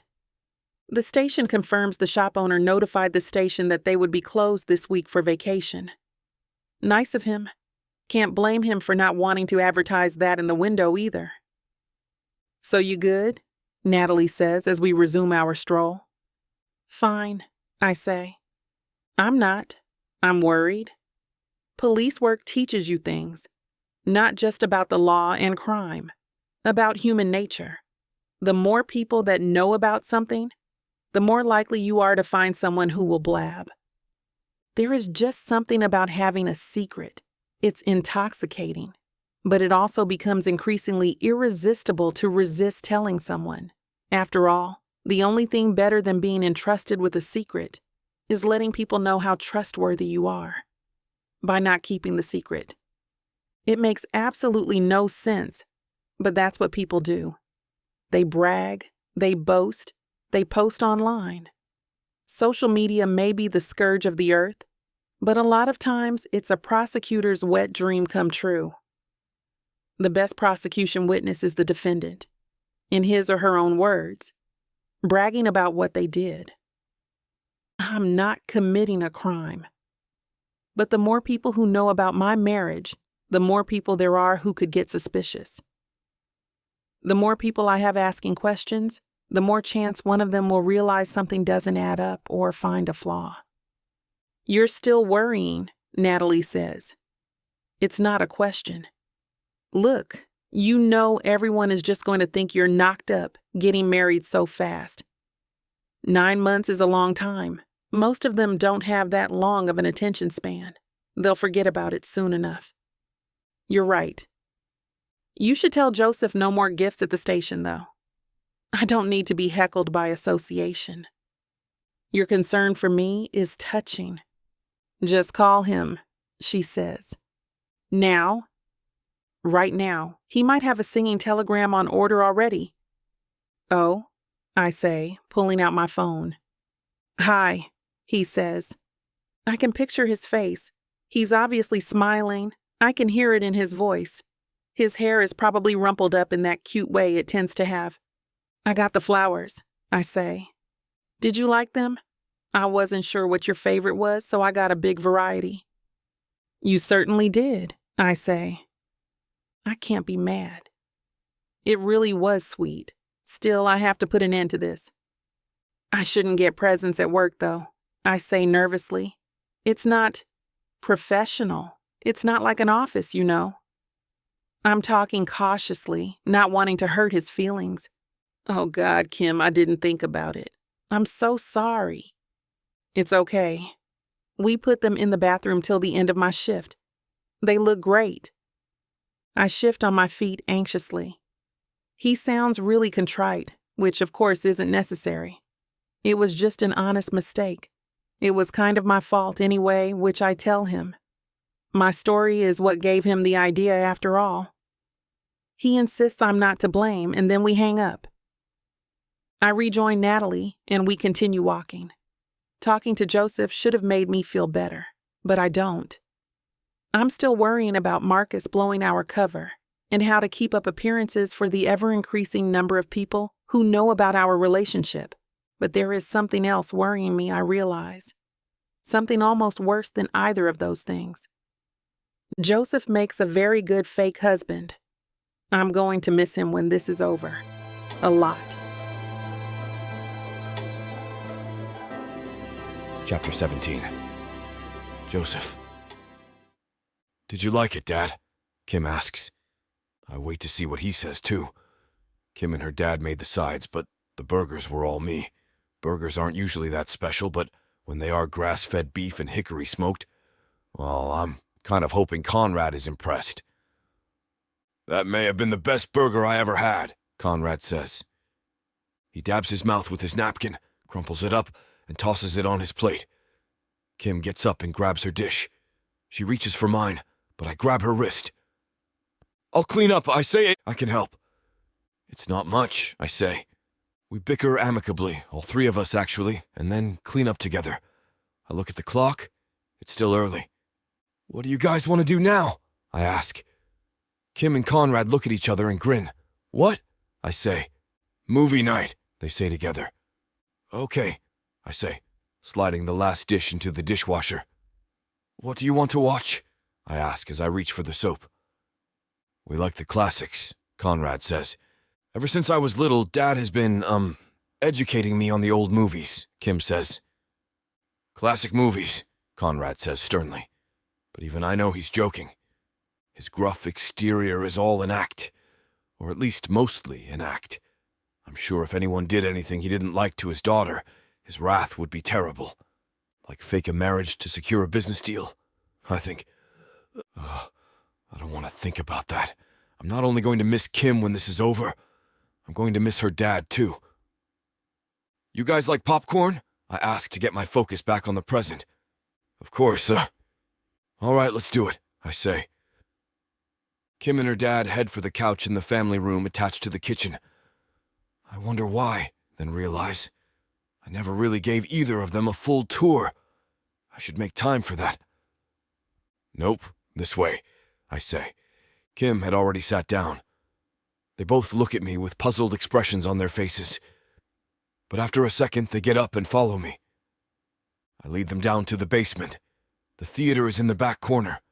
I didn't build it. It came with the house. I did, however, add the old-time popcorn machine. I open the door and wave them in. The lights come on automatically. Holy... Conrad doesn't finish his thought. The theater is impressive. 5 rows of stadium seating, of course, with huge recliners. The back has a fully stocked bar complete with draft beer. I use it for football too, I say. Can you imagine football on that screen? Conrad and Kim look at each other.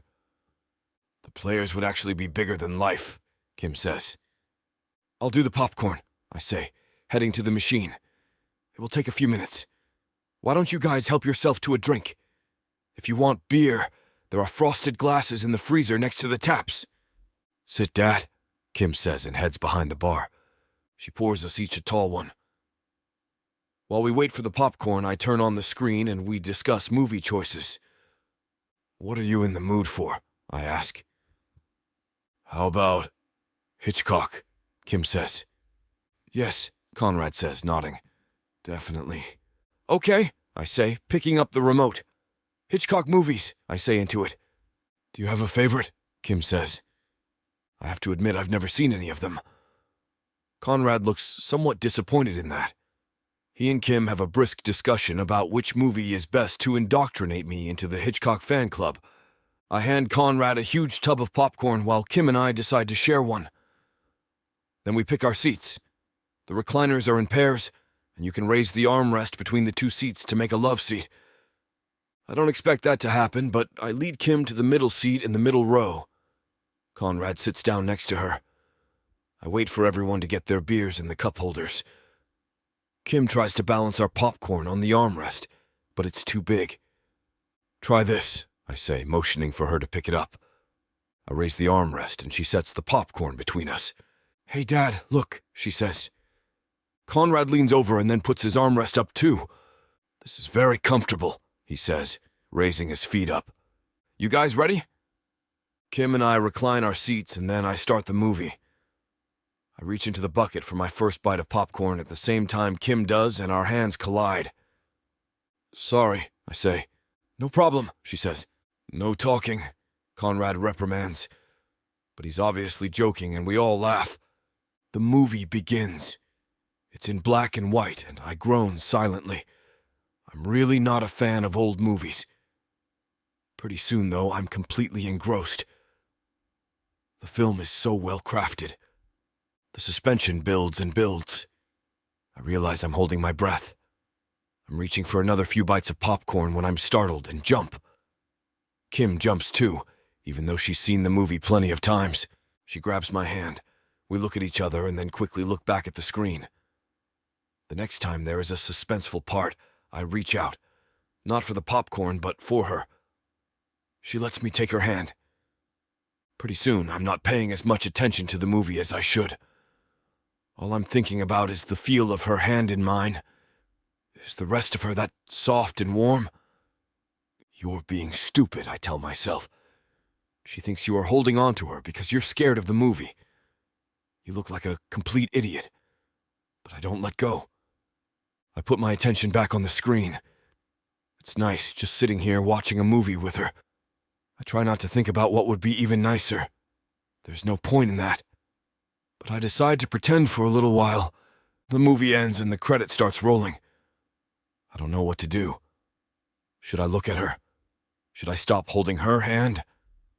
I don't want to. Suddenly Conrad lets out a snore. Kim and I look at each other and she cups her mouth, trying not to laugh. Then she leans in very close to me. "He always does that," she says. Her breath is warm in my ear and she smells amazing. I turn and look at her. It's dark with only the light from the film, but my eyes are adjusted. I can see her just fine. Her pupils are huge. I focus on her eyes. I want to fall into them, into her, and get lost forever. Before I know what I'm doing, I'm moving in closer. She draws in her breath sharply, but I don't stop. I'm not sure, but I think, or maybe I just hope, she doesn't want me to. When our lips connect, fire rushes through me. I want to grab her and feel her all over. I will my hands to stay down. I don't want to scare her off. Besides, this is plenty for now. For our first kiss. Her lips are soft and wet and wonderful. I slowly move my tongue toward her mouth, hoping, dreaming she'll let me. I want to know what she tastes like so badly. I feel her whole body trembling lightly. I know mine is. Just a somewhat chaste kiss has this effect on us. What will anything more do? Then we hear a dry cough next to us. We freeze. Kim pulls back slightly. "Dad?" she says in a slightly strangled voice. "Who else would it be?" he says. Kim and I stare at each other, paralyzed. It's like we are a couple of teens caught making out for the first time. Which is pretty much the truth, except we're about 10 years older than that. Kim and I drift apart. I hear the sound of Conrad putting his recliner back to the upright position. He gets up. "Good night, then," he says. "I'll get out of your hair." "Dad," Kim says again. "Sorry?" I'm kind of tempted to ask Mr. Beards. "Not Conrad right now, Mr. Beards, for forgiveness." "Don't be ridiculous, honey, we're all adults. Besides, I've wondered if I would ever have any grandchildren. Looks like I might get my wish after all." He leaves, and it's just me and Kim sitting in the dark. "Lights on low," I say suddenly. When they come on, we both squint and turn away from each other. It's awkward as we clean up. As I put our beer glasses in the bar, I sneak a peek at her, trying to read her mind. She probably regrets it, I think. After all, she's only doing this for the money, and I certainly didn't expect anything physical from her. Absolutely not. I'm not sure what the embarrassment equivalent of adding insult to injury is called, but having to go upstairs to the same bedroom certainly qualifies. "If you don't mind, why don't I use the bathroom first?" I say. I've been sleeping in a spare bedroom right beside hers, but we share the closest bathroom attached to her quarters. "Then I'll be out of your hair for the night." "Okay," she says. I brush my teeth. When I'm done, I slip into her bedroom to find her standing at the window. "Well, good night," I say. She turns and gives me a little wave. I head off to my own room. I avoid looking at her bed. It would be wonderful to slide in next to her. "Stop!" I tell myself furiously. I get as comfortable in my own room as I can. I think about apologizing. I don't know if I owe it to her or her father, honestly. Maybe both. I don't want to, but maybe I should. The thing is, I'm not sorry about the kiss. Not at all.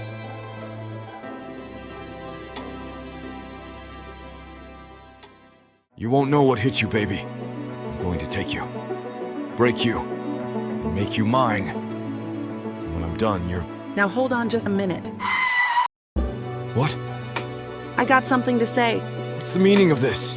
Now you may be some fine-looking white boy, Got that right, baby. It takes hard work. and you might got the money, Fat stacks, baby, to spoil you with. but that doesn't mean I'm going to give it up to you without a fight. A fight? You want some limp wilting flowers? Go to historical romance, baby. But you want sassy and spicy strong black queens that tame their alpha male bad boys? I think our listeners do. Then you go on and look at Miss Tyla's Bougie Brides and Billionaires audio bundle. 50 hours of me whispering the most romantic things in your ears.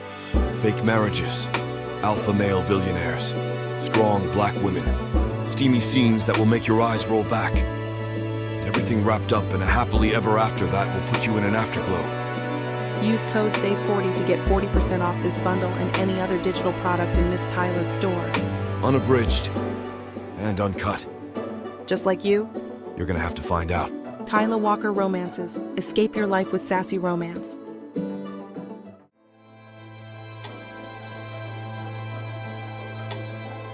Chapter 18. Kim, where am I? I think as my eyes flutter open. Then I remember I'm at Joseph's. I snuggle down in his very nice sheets. Damn, I say out loud as I bolt up. I grab my phone. Why didn't my alarm go off? I scroll through the calendar and realize I'm not due to go to work until the afternoon. I flop down on the pillow, which is also scrumptious, and breathe a sigh of relief. I turn over on my side and look at the side of the bed. The empty side of the bed. Joseph's side, I guess. Or maybe I am sleeping on his side. Or maybe when he is alone, he sleeps in the middle. I get up and walk over to the door, glancing across the hall to Joseph's room. It's a shockingly neat space. Probably at least partly because it isn't his actual bedroom, so there isn't much clutter. Still, the bed is made to perfection, and I can't help but notice. No wonder he doesn't have a housekeeper, rich as he is. The guy has no trouble keeping things clean on his own. A part of me is glad we have enough space for 2 different rooms, and I'm sure my father is happy about that. But then I wonder if my dad even knows the difference. I'm not sure he has even been up to this area of the house yet, The whole place is massive. I didn't even know there was a theater until last night. In any case, I guess Joseph thought it was better safe than sorry, though I wouldn't have minded him having a sleepover last night. I try to shake off the thought, not wanting to give my mind a chance to wander. I decide to shower. I look longingly at the panel that controls the steam function, but I decide to make it quick instead. Joseph might come back upstairs, and I don't want to be blocking him from using his own bathroom if he does. I'm wrapped in one of the huge, extra soft towels, combing my wet curls when I force myself to think about the thing I've been avoiding thinking about. The kiss. What did it mean? It's not like we were drunk. It's not like Hitchcock's known for his extremely romantic movies. So why did we? He was so close, and we were holding hands, and it just happened. That's one of the things that was so perfect about it. It just felt so right. Stupid, you're being stupid, I tell my reflection. I waited for him while he brushed his teeth. He didn't come over to me. He could have. He could have put his arms around me and taken it to the next level. I doubt I would have stopped him. Stop, I tell myself furiously. We have a deal and a plan, that's all. The last thing we need are complications. I throw on a t-shirt and leggings and go downstairs. The back stairs end up right outside the kitchen. I hear laughing, and I stop, then peek around the corner. Ready? My dad says. I don't know, Joseph says. He's holding a frying pan. No pain, no pancake, my dad says. Do it. Okay. I watch as Joseph flings the frying pan he's holding upward. A pancake goes flying out of it. It doesn't flip, and it certainly doesn't land back in the pan. Instead, it soars right at my dad's face. He ducks, and it flies over his head. Oh no, I'm so sorry, Joseph says. He's obviously mortified. Well, that's a new one, I say, striding into the kitchen. Can't say I've ever had to list a pancake as a weapon on a report before. I am guilty, Joseph says, setting down the frying pan and holding out his hands. Are you going to cuff me? He turns and looks at Conrad. I am so sorry, really. My dad is inspecting the pancake. Raw side down, sorry, he says. DOA. And don't worry about it, I encouraged you. Trust me, I won't make that mistake again. He's grinning. Stand aside, I tell Joseph. Let me show you how it's done. My dad taught me to do it almost 20 years ago. I've had my share of misses, too. Joseph cleans up the casualty, and my dad grabs another frying pan to help me cook. Once the batter is used up, we all sit down to eat. Bacon and sausage, I say when I sit down. We couldn't agree, so we agreed to disagree and make both, my dad says. He pats Joseph on the shoulder and they exchange a friendly look. What are you guys going to do today? I ask. I have to head to work soon. Driving range, Joseph suggests. And there's a mean barbecue place right down the road from there. Sounds great.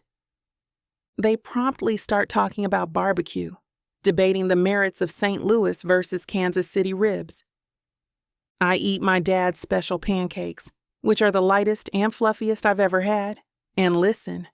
I can't believe how well Joseph and my dad are getting on.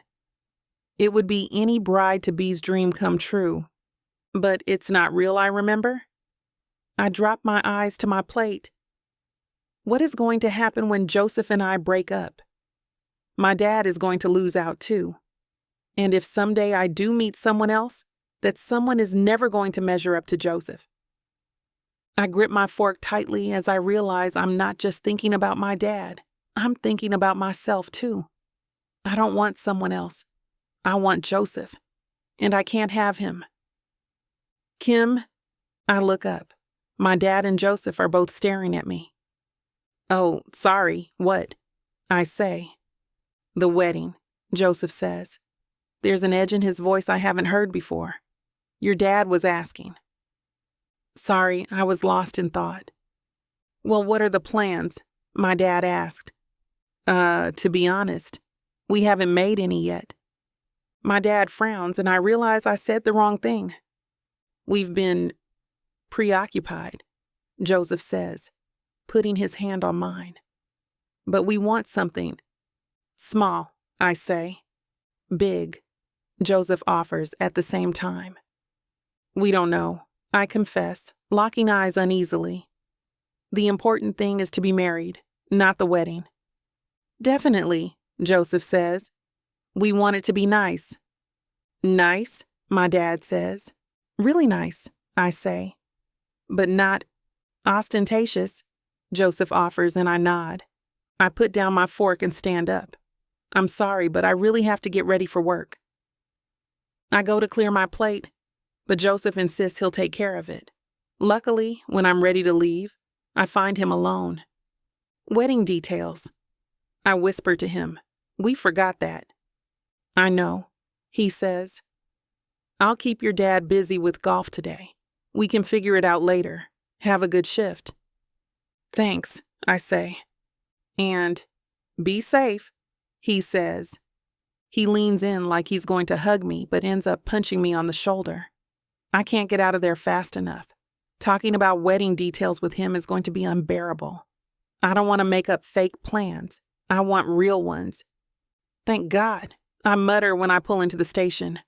Work is just what I need. I check my phone after I park the car. I'm hoping for a text from Joseph. I'm not sure what I want it to say, but I really want to marry you for real would be nice. The only text I have is from a number not in my contact list. I got your number from Nat. Can you find me when you get to work? Have to tell you something. Kat Nichols. Kat Nichols, I think, trying to remember. I'm fairly sure she's one of the newest rookies. I have no idea what she looks like. Luckily, I see Natalie walking in.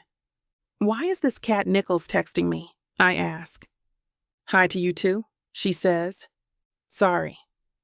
Someone was here asking Kat questions about you and Joseph. What? That's all I know. We find Kat in the break room. It's not an ideal place to talk, but we wouldn't be able to go into the conference room or one of the interrogation rooms without calling attention to ourselves. This lady came into the station, Kat explains. I think the desk sergeant thought she was a kook, but she insisted on talking to someone, so he called me. She said she was a reporter. Did you ask for her press credentials? I ask. Didn't get to that. First, I asked for ID. She didn't want to show it to me. She didn't want me to copy it down. I explained it was procedure. She flips through her pad. I look at it. Good job, I say. Nichols took down all the pertinent information like the address and driver's license number, but all I can see is the name, Scarlett. Once I had that, she started firing off questions. I knew she was no reporter, but I let her blab on a little bit. Smart, Natalie said. What was she asking about? You. A couple of cops wander in to get coffee. I think I have some extra tampons in my locker, Natalie says loudly and clearly. The officers fill their travel cups and hightail it out of the room.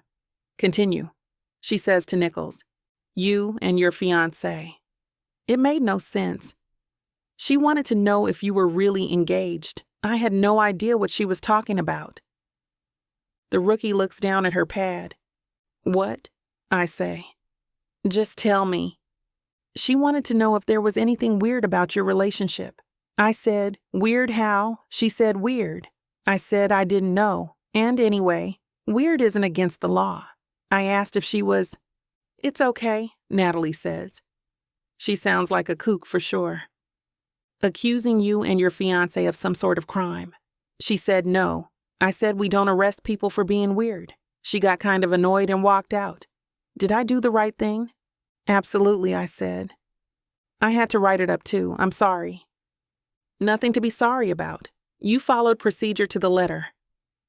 Natalie and I look at each other. Can I go? Nichols asks. My shift's over. Yes, and thank you. I say. She leaves the break room. This is really bad, I say to Natalie. She got nothing.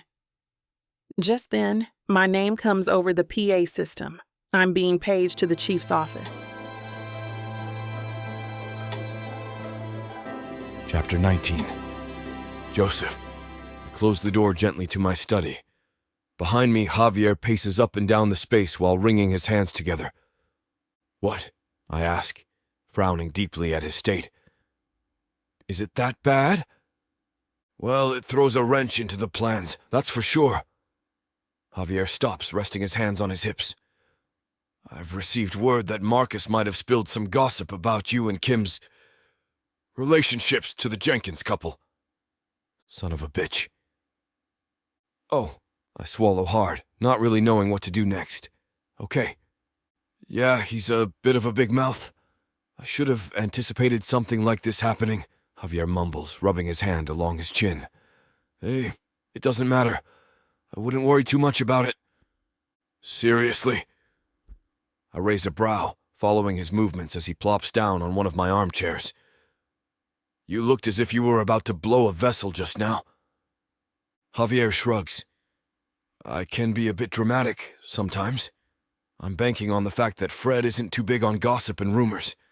He's a reasonable man who doesn't engage in that sort of stuff. So, you might be saved. For now. I pinch the bridge of my nose. All right, so what do I do now? Just keep doing what you're doing and don't bring unnecessary attention to yourself and Kim. Act as if this doesn't matter to you.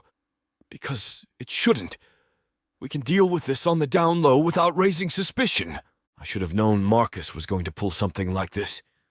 He's like a wild animal backed into a corner, willing to take down everyone and everything, so long as it ensures he's not the only one going down. And what about Scarlett? I press. Did you find anything on her? I'm working on it. Our goal right now is to show the Jenkins couple that Marcus is nothing but a liar. If we do that, then it won't matter what he says about you. It'll be worth nothing in their eyes. The only issue is getting to that point. This is a blow to Kim and me, but I trust Javier. If he says it's nothing to worry about, then I can sit back and relax. Still, there's a chance this might backfire on us all. Sitting at my desk, I sigh and cover my face in my hands. Javier hums quietly to himself. How's it been going here? With Kim? I take a peek at him, and he's running his fingers over a glass elephant figurine I have on the coffee table. He perks a brow. Enjoying the married life so far? I'm not really in the mood for jokes right now, Javi, I reply brusquely, leaning back in my seat. Kim is a joy to be around if that's what you're wondering. Her father, too. They've brightened up my life in a way that I wasn't expecting. Well, that's good to hear at least. You're not miserable. He cracks his knuckles pensively, staring out the window. If you two can act the part well, then these rumors will die off quickly. Acting the part?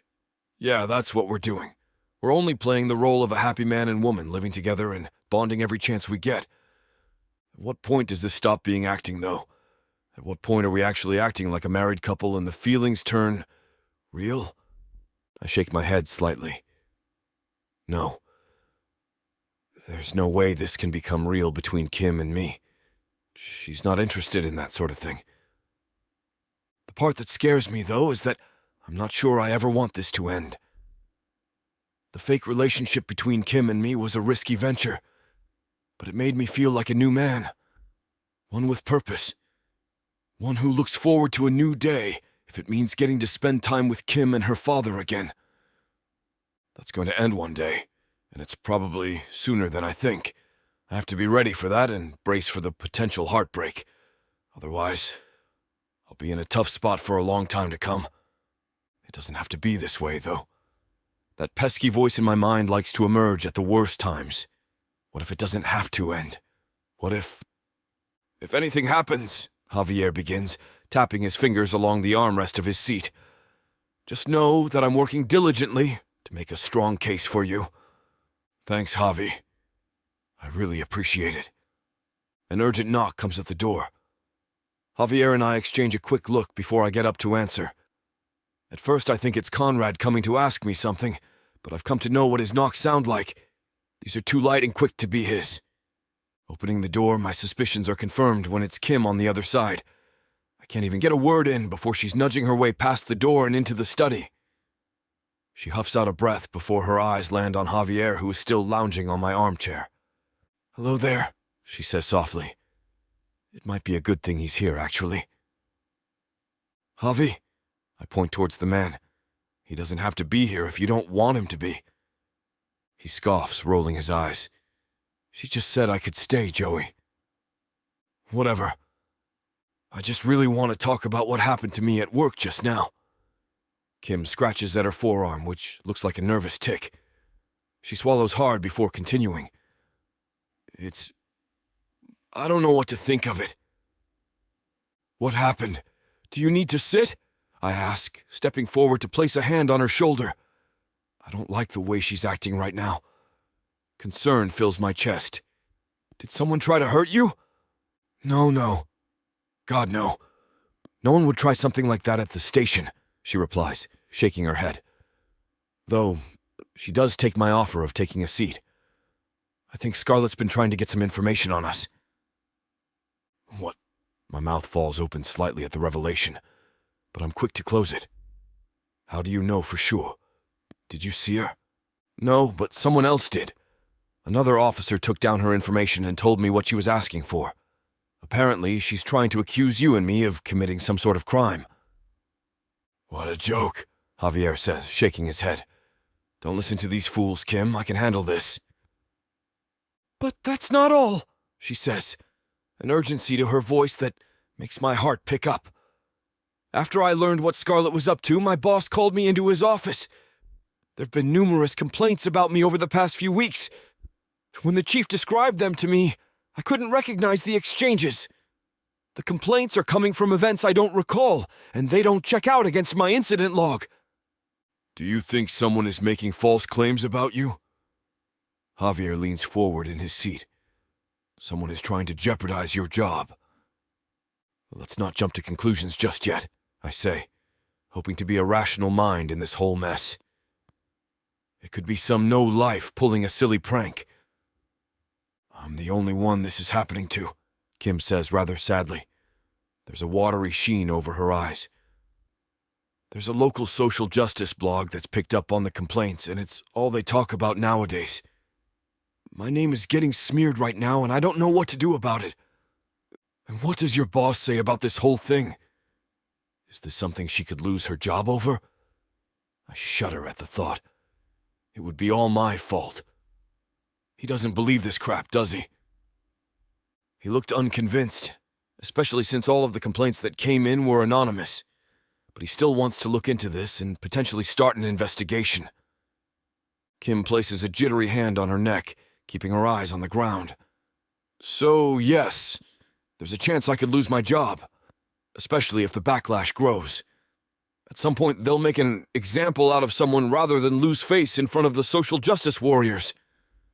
"Yeah, right," Javier exclaims. "That would be a wrongful termination lawsuit on the station's hands. And they wouldn't win. I'd make sure of it.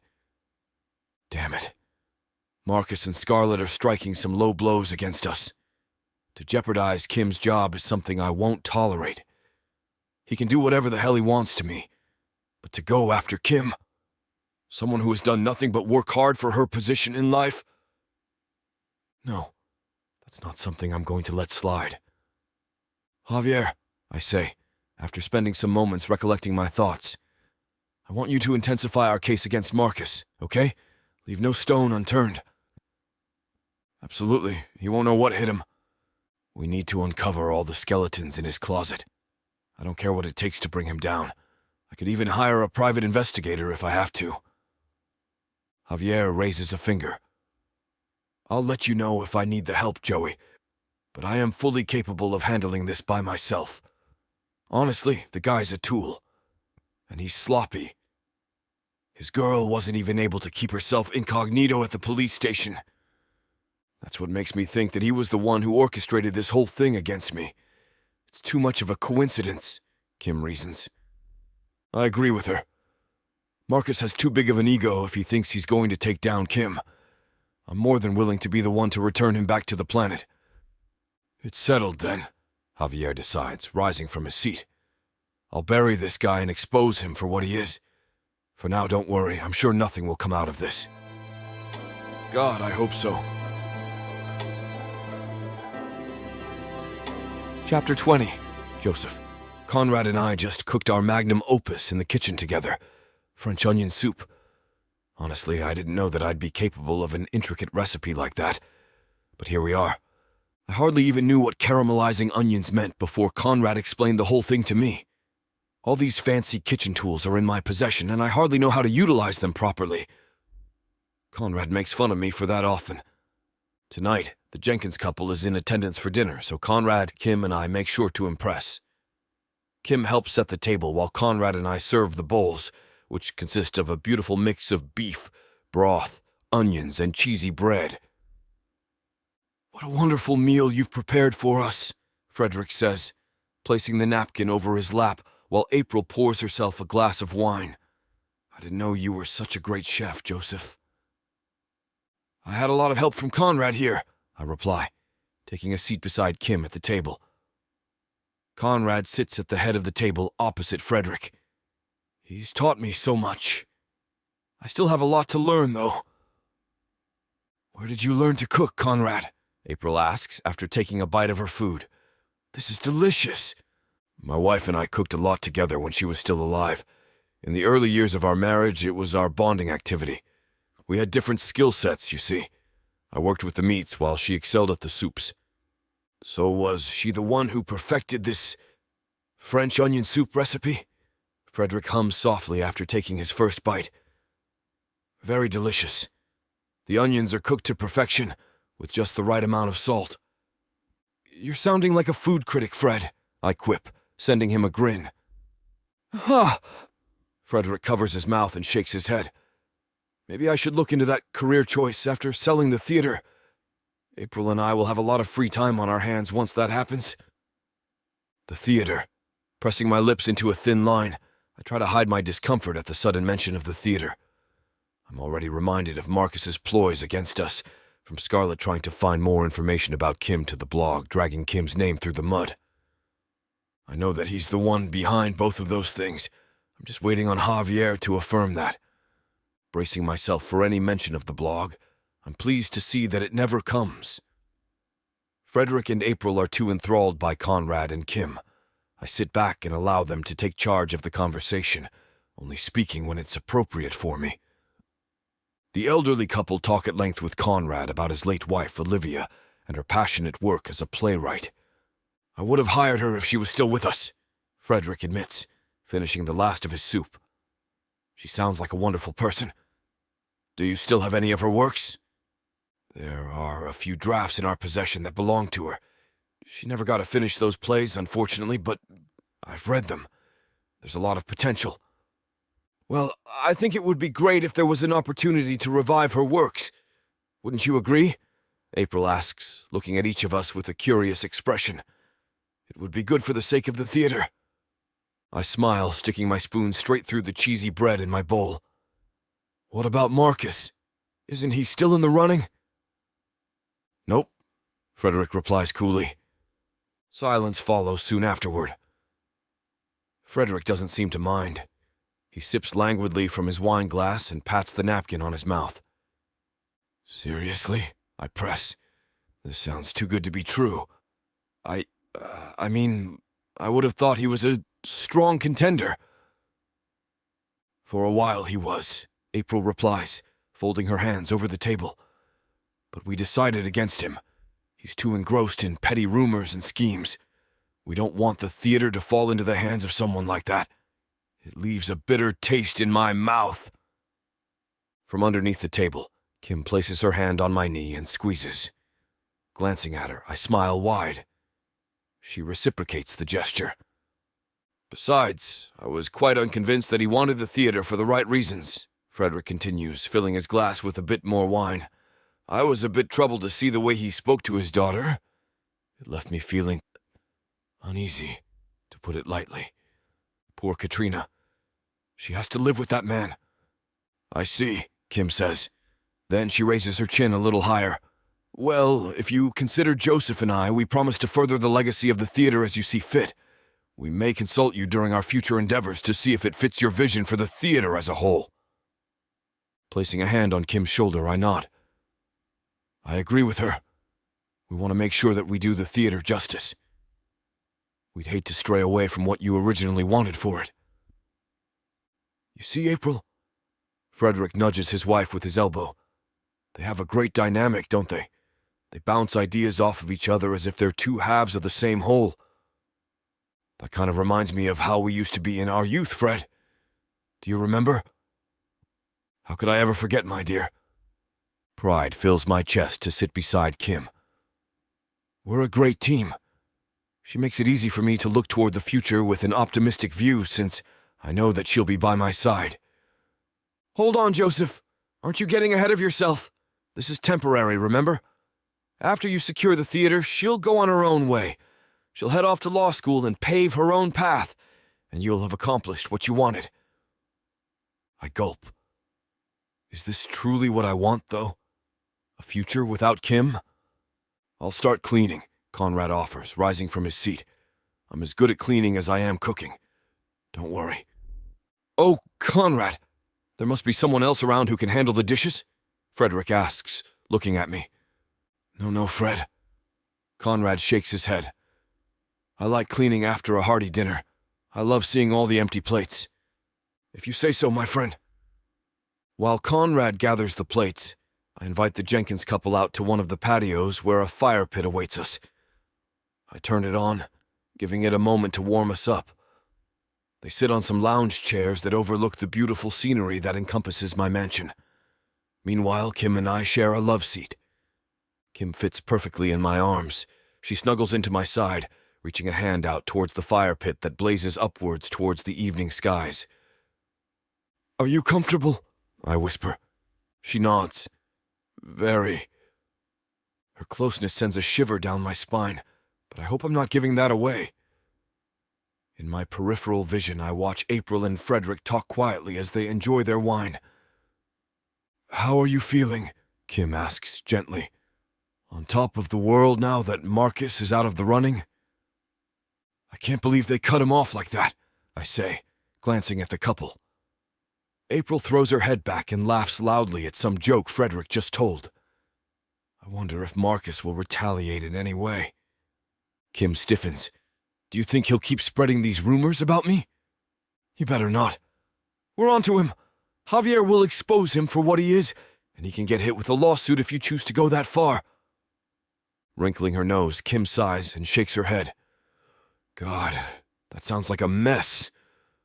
I don't want to get involved in that. Understandable. Frederick waves a hand, catching my attention. Joseph, April and I were just talking about your family. You used to go to the theater together. I remember seeing you all. Yeah, I remember that too. Memories of my youth in the theater were some of my favorites. One of my happy places. I loved going there. You've got something nice to look forward to then. Both of you. Frederick gestures at Kim and I. One day you'll bring your children to the theater. The tradition can continue. It doesn't have to die anytime soon. That's a nice idea, Frederick, Kim says with a dreamy smile. Is she envisioning that scene as I am? She and I walking a kid or two into the theater for a day of fun and laughter. I can't wait for that to happen. I swallow hard. Could she be telling the truth? In front of Frederick and April, we are like the actors that recite their lines on the theater stage. A fake couple that lies openly to the world, pretending that we're in love for our own benefit. This might unsettle her, but I don't want to keep pretending. I want this to be real. I want that future with Kim, the full 9 yards. The kids, the picket fence, the dogs, whatever else Kim might want. Blinking rapidly, I soon realize that Frederick calls my name again and turns his body towards me. Joseph, Kim. I hope this doesn't seem like an ambush from April and me, but we have a very important question to ask you. Oh, God. My fists clench, wrinkling the fabric of my pants. Beside me, Kim places her hand on my leg again. She radiates warmth, comfort, and sympathy, filling me with a sense of confidence during a time when I need it most. With her by my side, I can face the world with open arms. I already know the question that they're about to ask, ready to handle it with a brave face. Chapter 21. Kim. One day, you'll bring your children to the theater. That tradition can continue. It doesn't have to die anytime soon, Frederick announces as we lounge around the fire pit. It's after dinner, and the topic of the evening, the theater's ownership, has finally surfaced in earnest. My stomach flip-flops at Frederick's suggestion, but it's not with dread. His assertion is presumptuous, sure, but I'm stunned to realize I can actually picture two rambunctious children with brown skin that's a blend of both our tones, with my dark hair and Joseph's blue eyes, tearing down the aisles between the orchestra seats on an opening night. Slow down! I can hear myself call out to our hypothetical offspring. I can't help but smile at the thought. That's a nice idea, Frederick, I say, almost absent-mindedly. I can't wait for that to happen. Suddenly, though, the reality of experiencing live theater, without being able to share it with my mom, hits me like a ton of bricks. I try to shake off the urge to cry. There's no reason picturing my possible future children, to recalling my deceased mother, I tell myself. But honestly, this whole evening has been chock full of nice ideas that ended in the same dark place. It started with the menu. These onions are cooked to perfection. Frederick gushed at one point over my mom's French onion soup recipe. Joseph made some joke about Frederick being a food critic, but I felt a sudden rush of emotions wash over me, lodging themselves in my throat. Something about sitting down to a dinner of my late mother's specialty dish, as prepared by my father and fake fiancé, felt bittersweet, but mostly bitter. Later on, when my father recounted my mom's playwriting career to our guests, Frederick said he'd have hired her if she were still living. Again, the mention of my mom's legacy caught me off guard and choked me up. Normally, talking or hearing about my mom doesn't make me cry. Not anymore, anyway. Time has dulled the rawness of losing her. I think about her daily and miss her all the time. But these days, I don't shed many tears over her death. Except when I do. Every now and again, my awareness of her absence becomes so acute that my heart feels as if it's been ripped to shreds. I'm transported back to her final months, seated by her bedside holding her hand, the scent of disinfectant filling my nostrils. The grayish hospital rooms blur together in my mind, even though she stayed overnight in multiple different ones over the course of her treatments. I always picture the final room, the one where she died. In moments when I think back on that time period, I can only picture the ugly floral patterns on the curtains around that one bed. In my head, the only nurses my mom ever had were the 3 who administered her hospice care. When I go back to her treatments, the only thing I ever feel is the same helplessness I felt during her last days, as I watched her vacillate between various states of consciousness, from the morphine and the metastatic tumors, interrupting her organs functioning. I remember that her hand felt cold in mine for days before the doctor officially pronounced her dead. Above all, I remember the light in that room. It was surprisingly bright there, since the hospice ward had floor-to-ceiling windows and big skylights overhead. I watched the sunshine stream in relentlessly as her body lay still in the rumpled sheets, and I resented it. The light was mocking us, reminding us of the life and experiences my mother would never get to have. It seemed to tell us what we already knew, that despite the heartache that was rattling us to our core and overtaking life as we knew it, everything and everyone else would go on like business as usual. That's where I am when I feel Joseph's arms tighten around me. I'm back in that hospice ward, staring hopelessly at the daylight that bathed my mother's body. His gesture shakes me from my downward spiral. The warmth of his arms pulls me from the gravity of my past and grounds me in the present. Suddenly, I'm fully aware of the current moment. I'm in the arms of the man I'm falling for, and the theater we've been trying desperately to purchase seems like it might just be within reach. All night, the Jenkins couple have dropped little clues about who they think will be best suited for ownership. They have a great dynamic, don't they? Frederick asked April. Kind of reminds me of how we used to be in our youth, she concurred. When Joseph asked about Marcus's candidacy, they confirmed he was no longer in the running, at all. Despite the anguish that has come and gone throughout the evening, I'm filled now with a sense of pride. I'm so happy for Joseph, and I'm impressed with myself for being a part of it, for helping him make a good impression. Is it for show? Yes. But damned if it doesn't feel real, especially curled up here in his arms. Joseph, Kim, Frederick says, and my attention snaps back towards them. His tone is serious. I hope this doesn't seem like an ambush from April and me, but we have a very important question to ask you. I feel Joseph tense beside me, the sinews in his body all contracting at once. Instinctively, I reach for his knee and give it a gentle squeeze, reciprocating the same warmth he offered me just moments ago. I know what their question will be, and it won't be an easy conversation, but we'll answer it as best we can. Joseph relaxes and angles his body to fully face the Jenkins pair. Have you guys ever thought about getting married in a theater? Frederick asks. Joseph tenses again, though this time with less intensity. I don't fight the little smile that plays on my lips.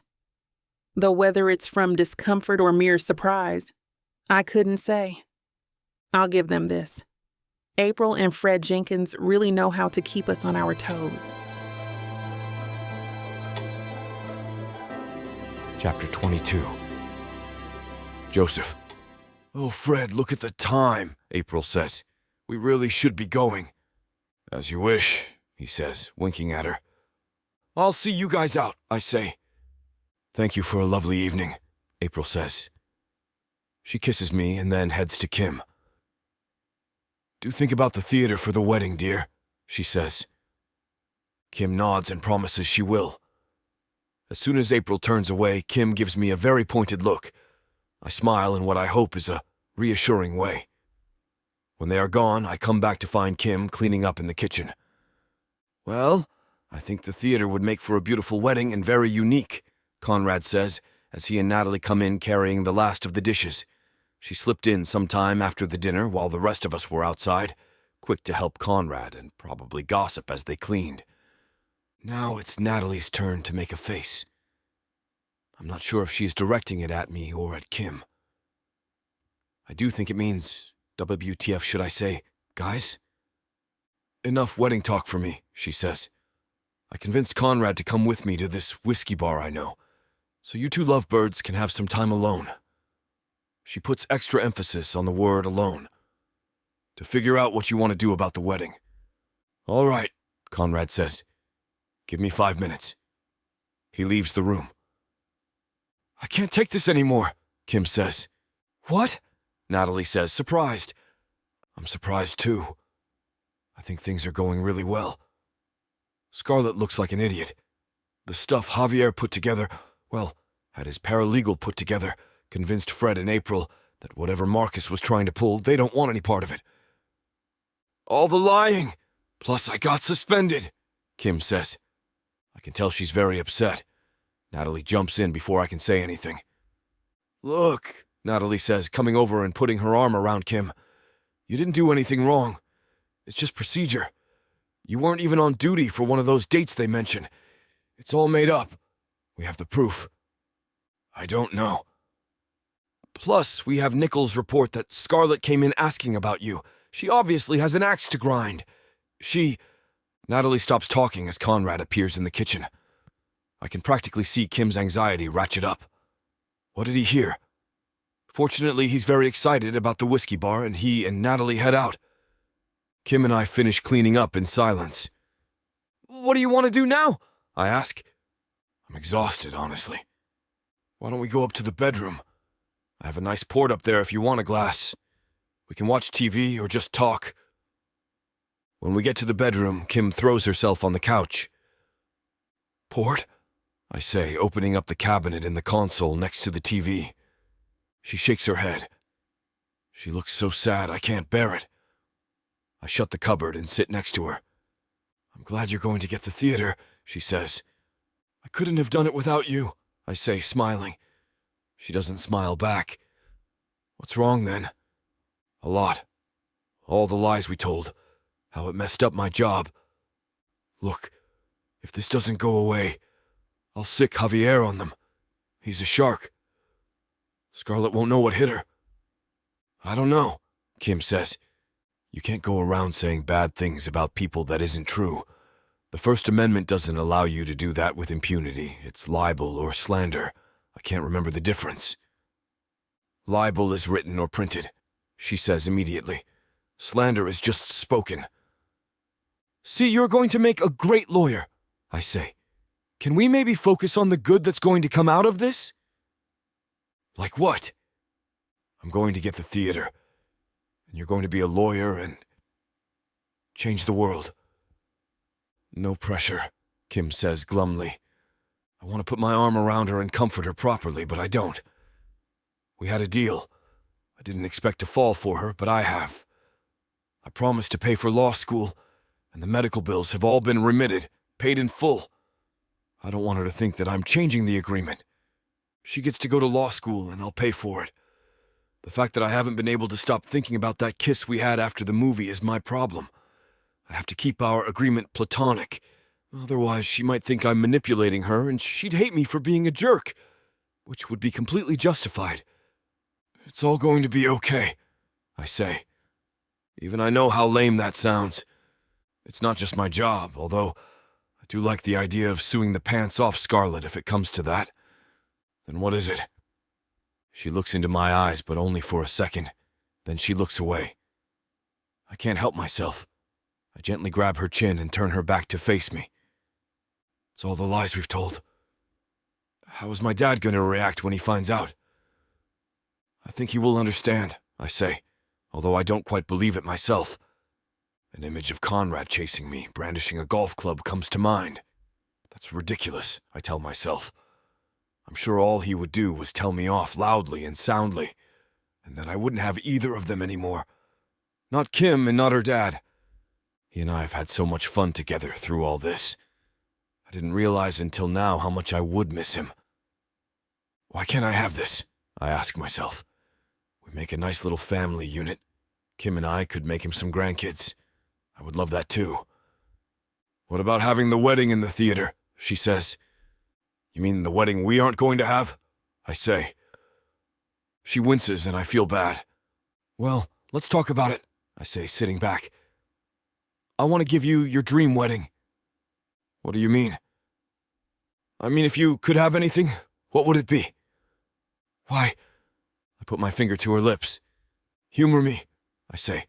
Close your eyes. She does that. Now, picture the theater. She nods. What do you see? I don't know, she says. Okay, I'll help. We'd get married on the stage, of course. You could have your pick of backdrops and scenery. She opens her eyes and looks at me. What do you mean?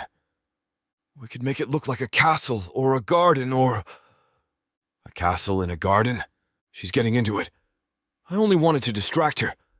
I couldn't stand to see her looking so sad, but now I'm thinking about it. I would like to give her a wedding fit for a princess. We should have real flowers, though, I say. Hey. What? I don't even know what kind of flowers you like. When I sent you the bouquet at work, I picked one that had lots of different ones to try to get some you like. It was quite the arrangement, she says. I sense a but. I'm sorry for sending them to the station. She waves that off. I know you got some razzing for it. They called me Officer Flowers for a week, she confesses. Oh my God, I'm so sorry. No, Joseph, don't be. It was really sweet. I really liked it. I'm glad you did. We're looking right at each other. The heat starts building in me. We both fidget and look away at the same time. What would your dress look like? I ask. I can't tell you. That's bad luck. Okay, true. I just want you to know you should have your dream dress, okay? I'll call the store and tell them there's no limit. Don't you dare do that, she says. That's crazy. I want you to have the best. And I don't want you to get ripped off. I frown at her, but I don't mean it. I point my finger at her and shake it. Dream dress, no matter the cost, I say. I insist. Okay, but I'm still not telling you. I act like I am considering it, and nod. Deal, I say, holding out my hand. She shakes it, and our eyes lock again. Then she pulls her hand away, and we both quickly look down at our laps. What are you doing? I ask myself. The heat is rising in me. My desire for her is an unbearable ache. The idea of a wedding, having her standing there, promising herself to me forever, and then giving herself to me, it's like every dream I ever had coming true all at once. That's how good it feels, just the thought of it. This is madness. I should stop. I have to stop. I have absolutely no intention of stopping. Later, when we are sleeping in our separate beds, the unfulfilled dream will be torture. Vows? I say, charging ahead. We write our own, of course. I might need to cheat a little. Can I use Google? I'm not much of a writer. I mean, I won't just pick the first thing. I'll find something that speaks to us. She nods. What's next? Rings, I think. I pick up her hand and pretend to slide one on her finger. She does the same to me. Both of our hands are trembling. We look at each other, and this time we don't look away. We both know what's next. May I kiss the bride? I ask softly, praying that I'm making the right decision. You kissed me before, she whispers. In the movie theater. You remember? Remember? I haven't been able to stop thinking about it. She gulps. Really? She asks in a shaky whisper. Kim, you may kiss the bride, she says and throws herself at me. Chapter 23. Kim. I hate to put a stop to a good time, but it looks like we've hit this platform's limit for spiciness. This platform's got some rules we have to play by if we want to keep giving you these stories for free. And trust me, this scene isn't something you want to miss. While we can't get into all the details here, you can still dive into the full, uncut version at tylawalker.com. Miss Tyla has an entire collection of unabridged audiobooks and ebooks waiting for you. And the best part? You can treat yourself with 40% off when you use the code SAVE40. That's right. You'll save on any digital product, even bundles that are already discounted. Miss Tyla would never let anyone feel the kind of disappointment you must be feeling right now. So why wait? Treat yourself with Miss Tyla.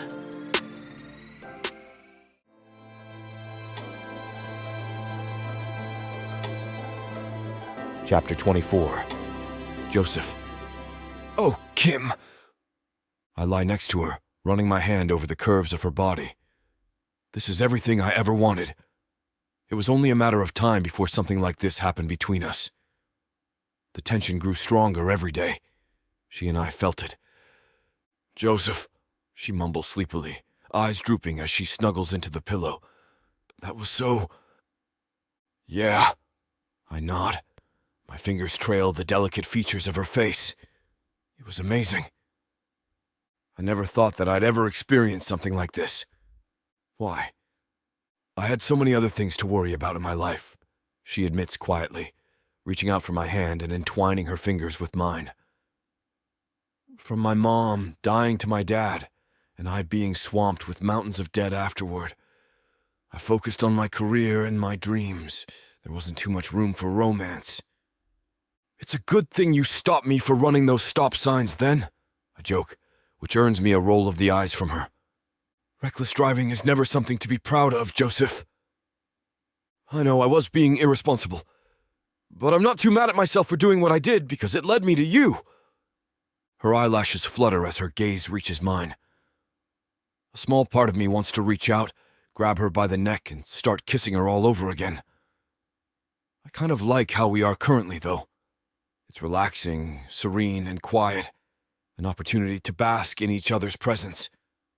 "Are you happy?" Kim asks, squeezing my hand. "You're going to get the theater, without a doubt. With Marcus and Scarlett out of the way, it should be easy from here on out." "Yes, I hope so. Let me know if they try bothering you again," I say, determination etched within my words. "They'll regret messing with you." "I can take care of myself, Mr. Holloway." "I know you can. But you can accept some help every now and then, right? It doesn't hurt anybody." She nods, snuggling closer to me. My arms will always be open for her. There's a special spot in my heart that's meant for Kim. It's hers, no one else's. "You know what I've realized, Kim?" "I'd rather pretend to be married to you than be married for real to someone else."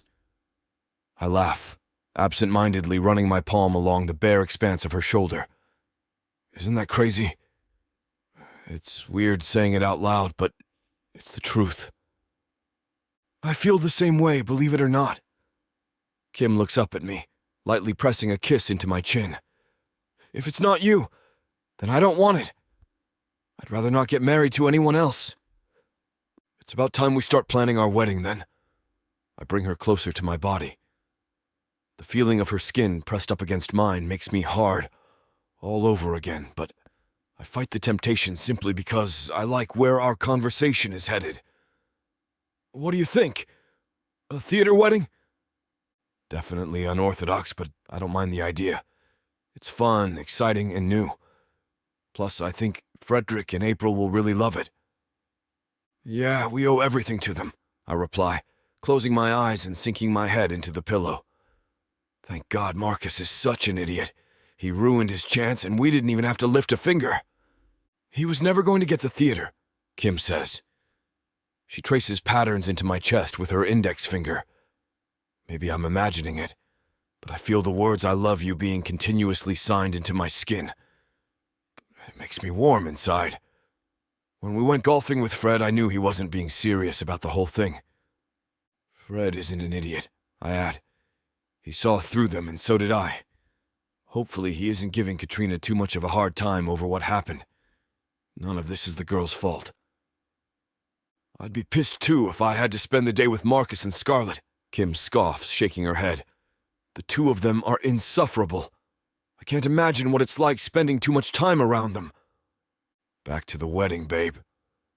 I pat her shoulder, already feeling myself grow giddy with excitement and anticipation. Kim is my wife for the rest of our days. What did I do to deserve something so wonderful? "In the theater, there are high ceilings and a lot of good lighting to take advantage of. Want to do something with that? We can hire a service to decorate the theater for us, right? I can't imagine doing this all on our own in such a short span of time." "Of course, we can hire people. I just wanted to know if there's anything in particular you would like. It's your special day after all." I press a kiss into her temple. "Think about it. What does a perfect wedding look like to you?" "Well, since you're going to be my husband, I consider that perfect as it is." Can't help but smile. "But I would also love some good food catering afterward," she says candidly, eyes glazing over. I can tell that her mind is hard at work, going over the details. Maybe some Italian food or Mexican food. I like either one. "We can do both." "Both?" "Why not? I've got a lot of money to spend on this, babe." Kim swats me on the chest. "I'd like a humble wedding. We don't have to go all out. I'm not too used to fancy stuff just yet. We could get married in a parking lot for all I care, and I'd be happy. As much as I'd love to do the same, I also know that you deserve something sweet. Fred and April do too. They're part of the reason why we've come together in the first place, if you think about it." "Oh yeah?" Kim nods. "The guest list, and a bridal party, the drinks, the music, the dancing. Go wild with all of that. Use my card." "It's so much to keep track of, though. I can't do it on my own." "Then we'll hire a wedding coordinator who can. They're trained for that sort of thing. I'll have my assistant start looking into the best-rated ones in the region." Kim rests her weight on her elbow, elevating herself slightly so that she can look down on me. God, I love her. I love the way her eyes shine and how warm her body feels pressed up against mine. Does the sun need some help coming up in the sky? I'll gladly lend a hand if it means getting to the morning quicker. We'll tell Fred and April all of our plans once daybreak comes. Then Kim and I will start envisioning the future we've always wanted together. The one where we're happily married with a bunch of kids and pets running around, filling this empty mansion with life and light. One day I'm going to adorn the walls of this property with framed photographs of Kim and our growing family. On the fridge, I'll hang up our kids' drawings and projects with magnets. I'll go to as many soccer practices, recitals, and plays as I can. I want it all with Kim. I want everything possible. There's a nice little hall a block away from the theater. Why don't we have the reception there? Sounds perfect, I reply, going along with everything she has to say. Truth be told, I don't care about the details too much. All I want is to call Kim my wife when it's all said and done. Have you thought about where we're going on our honeymoon? Joseph, she says, followed by a breathy laugh. I've barely started to accept the fact that I'm getting married soon. I haven't thought about a honeymoon at all. Start now. Give me a place. Name somewhere that you've always wanted to visit. I don't know. You have something in mind, I know you do. Not really. I've never been able to travel, so it's not something I've thought avidly about. Anywhere in Europe? Asia? Africa? Kim wets her bottom lip in thought. It takes everything within me not to lean forward and kiss her. Maybe Europe.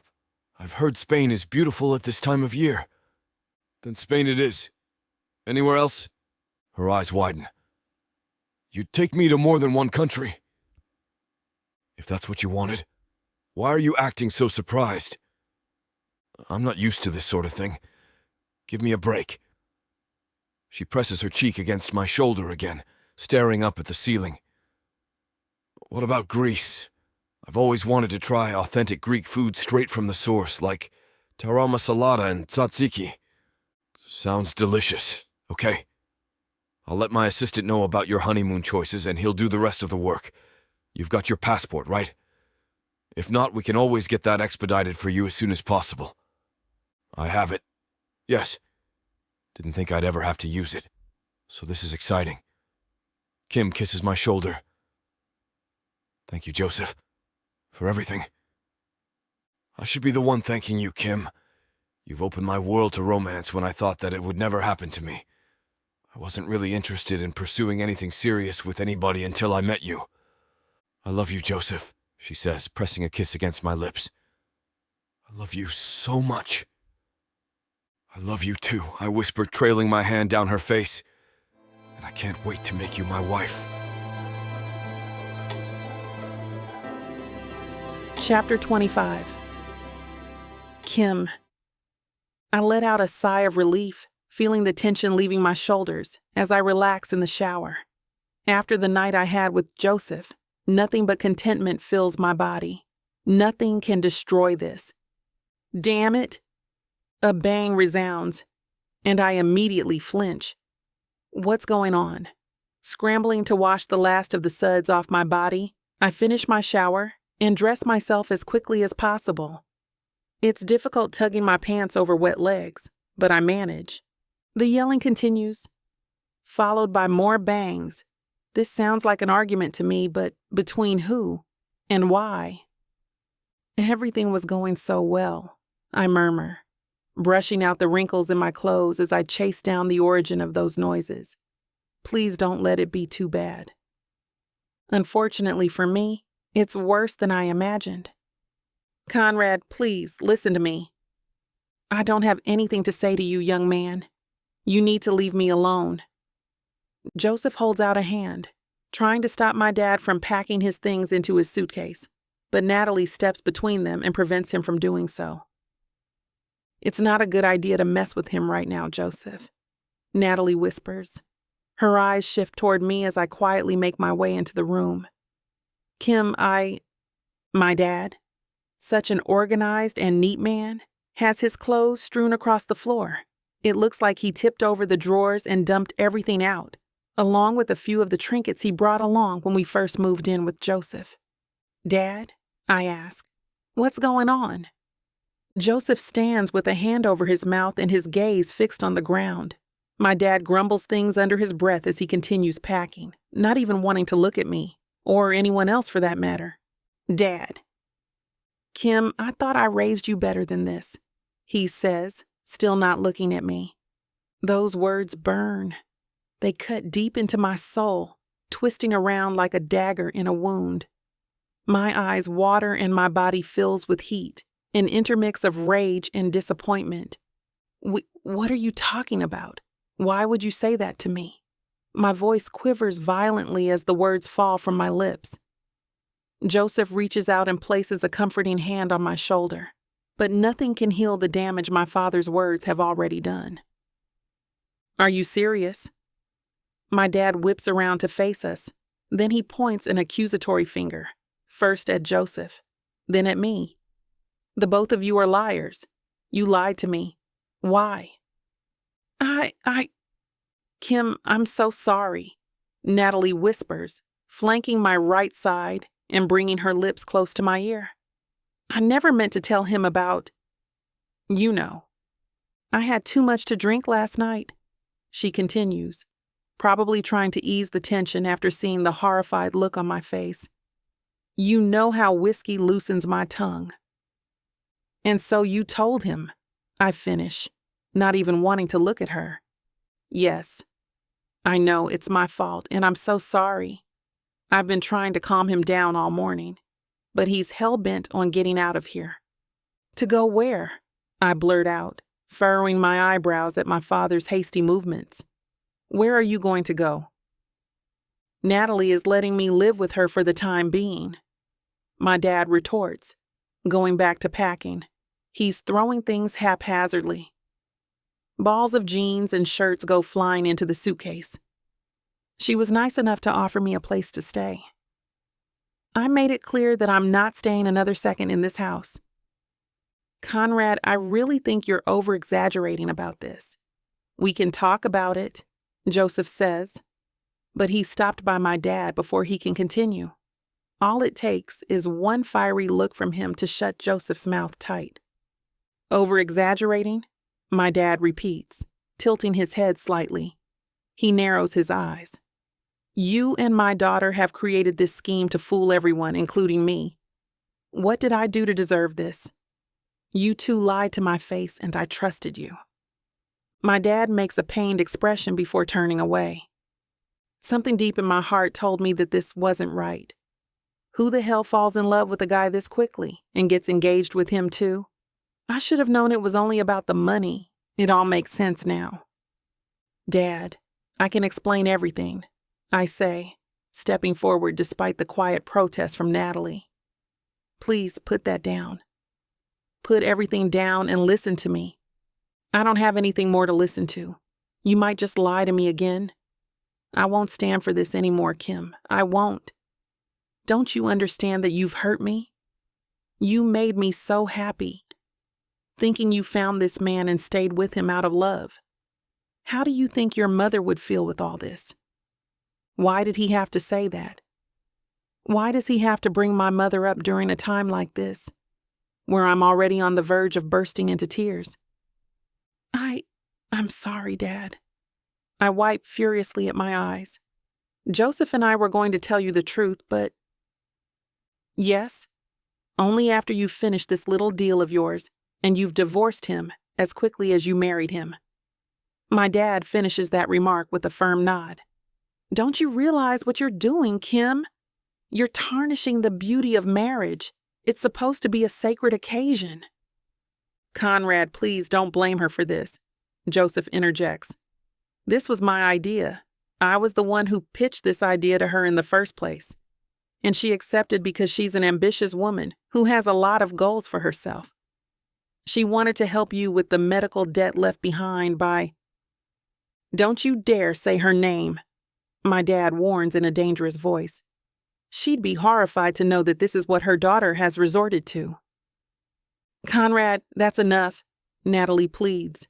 "You're acting cruel." Tears fall freely down my cheeks. I can't hold them back anymore. How else am I supposed to react when my own father stares at me with so much contempt in his eyes? Clenching his jaw, my father gathers up the rest of his things from the floor and dumps them into his suitcase.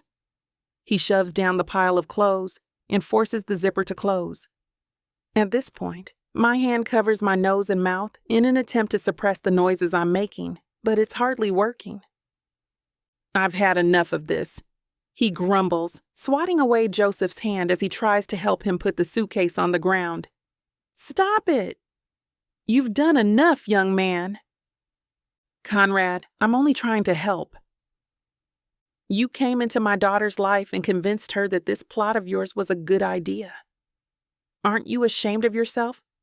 If you're not, you should be. This isn't what I thought you'd be capable of, Joseph. But I was wrong. You proved me wrong." The heavy suitcase makes it difficult for my father to bring it to the ground without groaning. I grimace and close my eyes tight, not wanting to see this. He's hell-bent on leaving, and I can do nothing but stand here helplessly. "God, I'm so sorry," Natalie repeats in my ear, as if it's a mantra. I didn't expect him to react this badly to the news.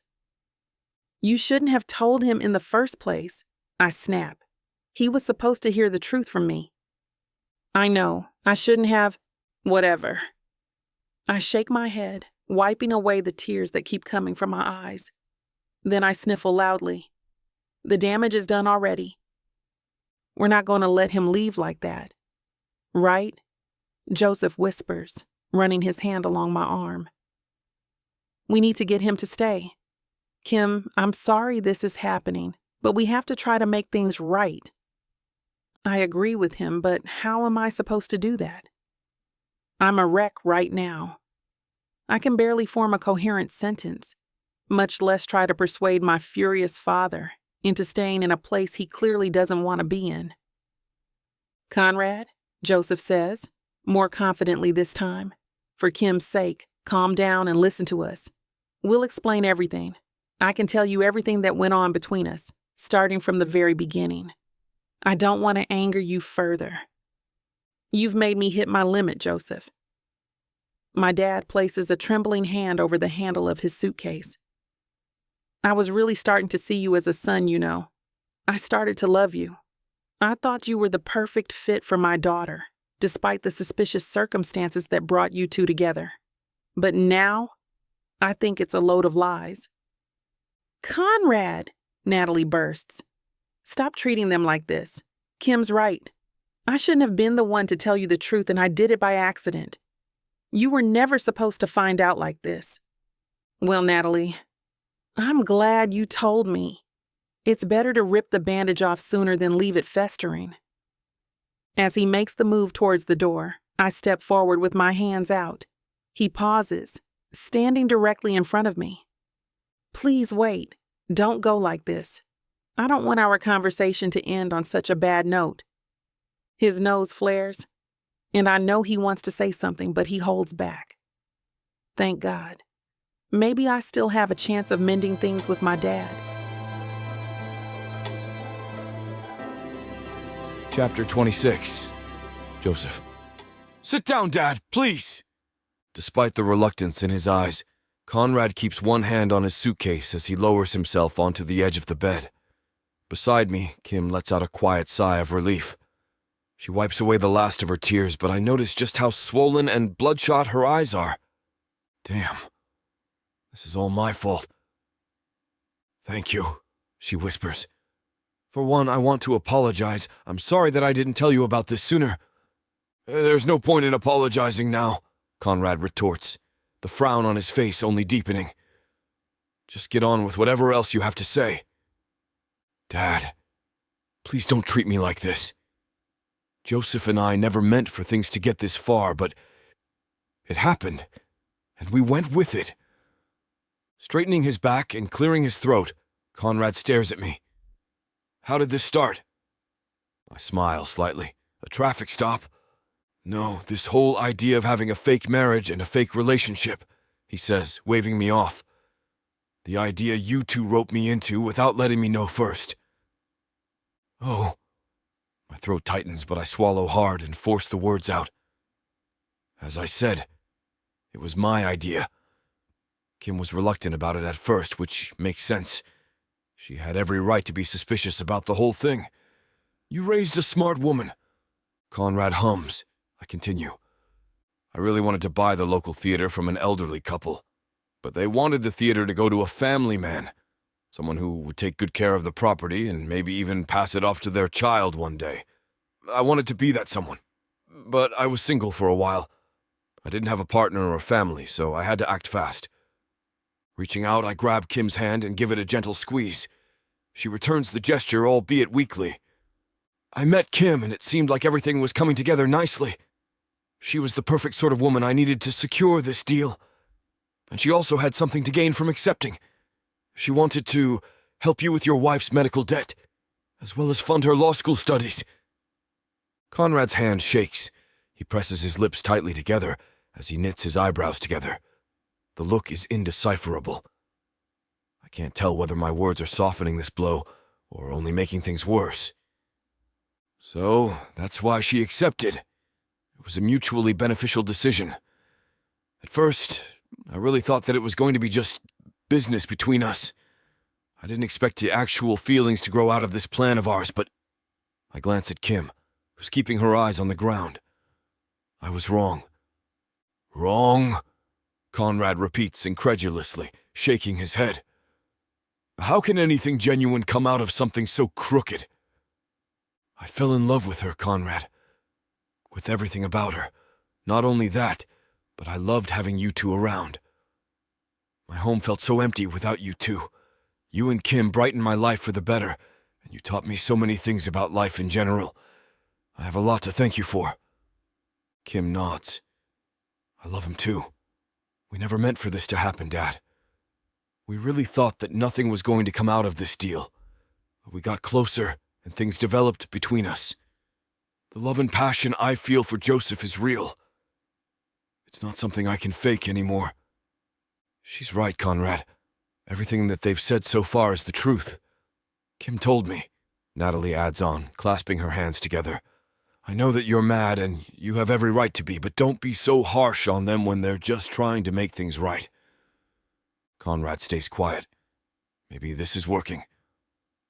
We love each other and we plan on getting married, I say confidently, reinvigorated by Kim's presence by my side. And it's not for the deal and it's not a lie whatsoever. Kim and I want this to be a special occasion and we want you to be a part of it. We have plans on getting married in the theater that brought us together. At that, he winces. So what do you say? There's a sliver of hope to my words, clinging on to the chance that Conrad will show us some mercy and agree to the wedding. I don't want him to miss out on this. Kim is his only daughter, after all. Will you be joining us? I only know one thing for certain, he says eventually, rising to his feet.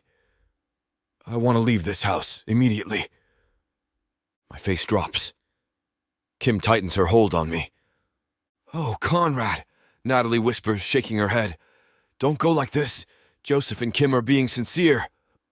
I don't want to hear anything else out of these two. Natalie, come on. Help me take my stuff downstairs. But Dad, no, he cuts in harshly. I'm not in the mood to talk about this anymore. You can respect that, can't you? You, Kim manages out.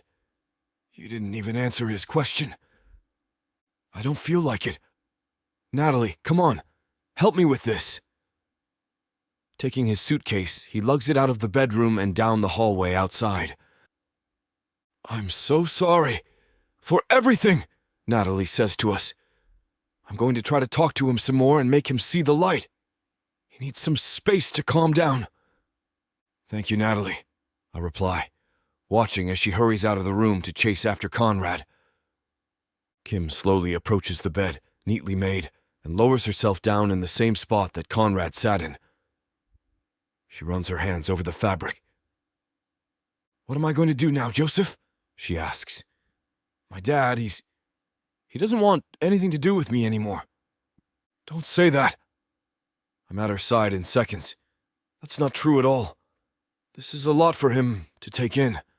Natalie's right. He just needs a bit of space to make sense of everything going on. I'm sure he'll come around. And what if he doesn't?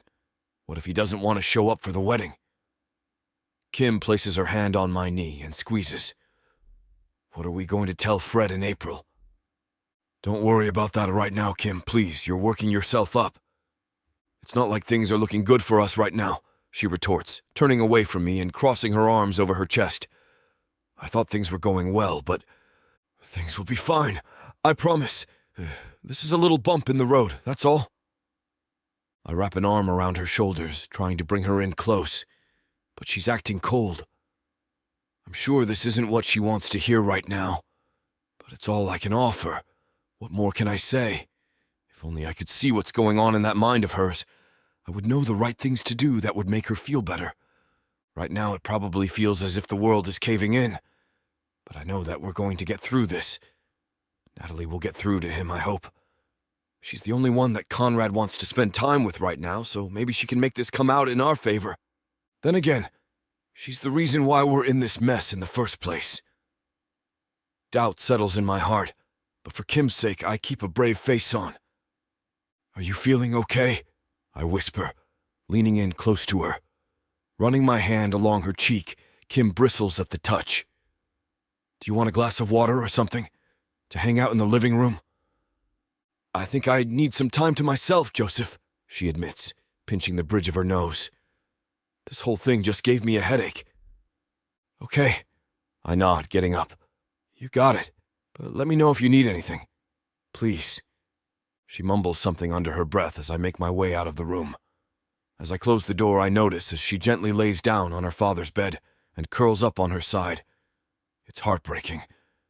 As much as I want to return to the room and keep her in my arms, I respect her wishes and close the door. Damn, I whisper, running a hand along my face as I make my way through the empty halls that now feel a little bit emptier. What the hell are we going to do now? I can't remember another instance in my life when I felt so helpless. Things spiraled out of my control within a blink of an eye, and I'm still trying to make sense of this new reality. Conrad wasn't supposed to find out like this, that's for sure. Now he looks at me like an enemy when the only thing I've wanted to do is be his friend. It hurts pretty badly. The gravity of the situation settles in, making me feel miserable now that I don't have Kim by my side. It's okay, I say to myself, trying to make myself believe it. I plop down onto my living room couch. It's fine. He'll come around.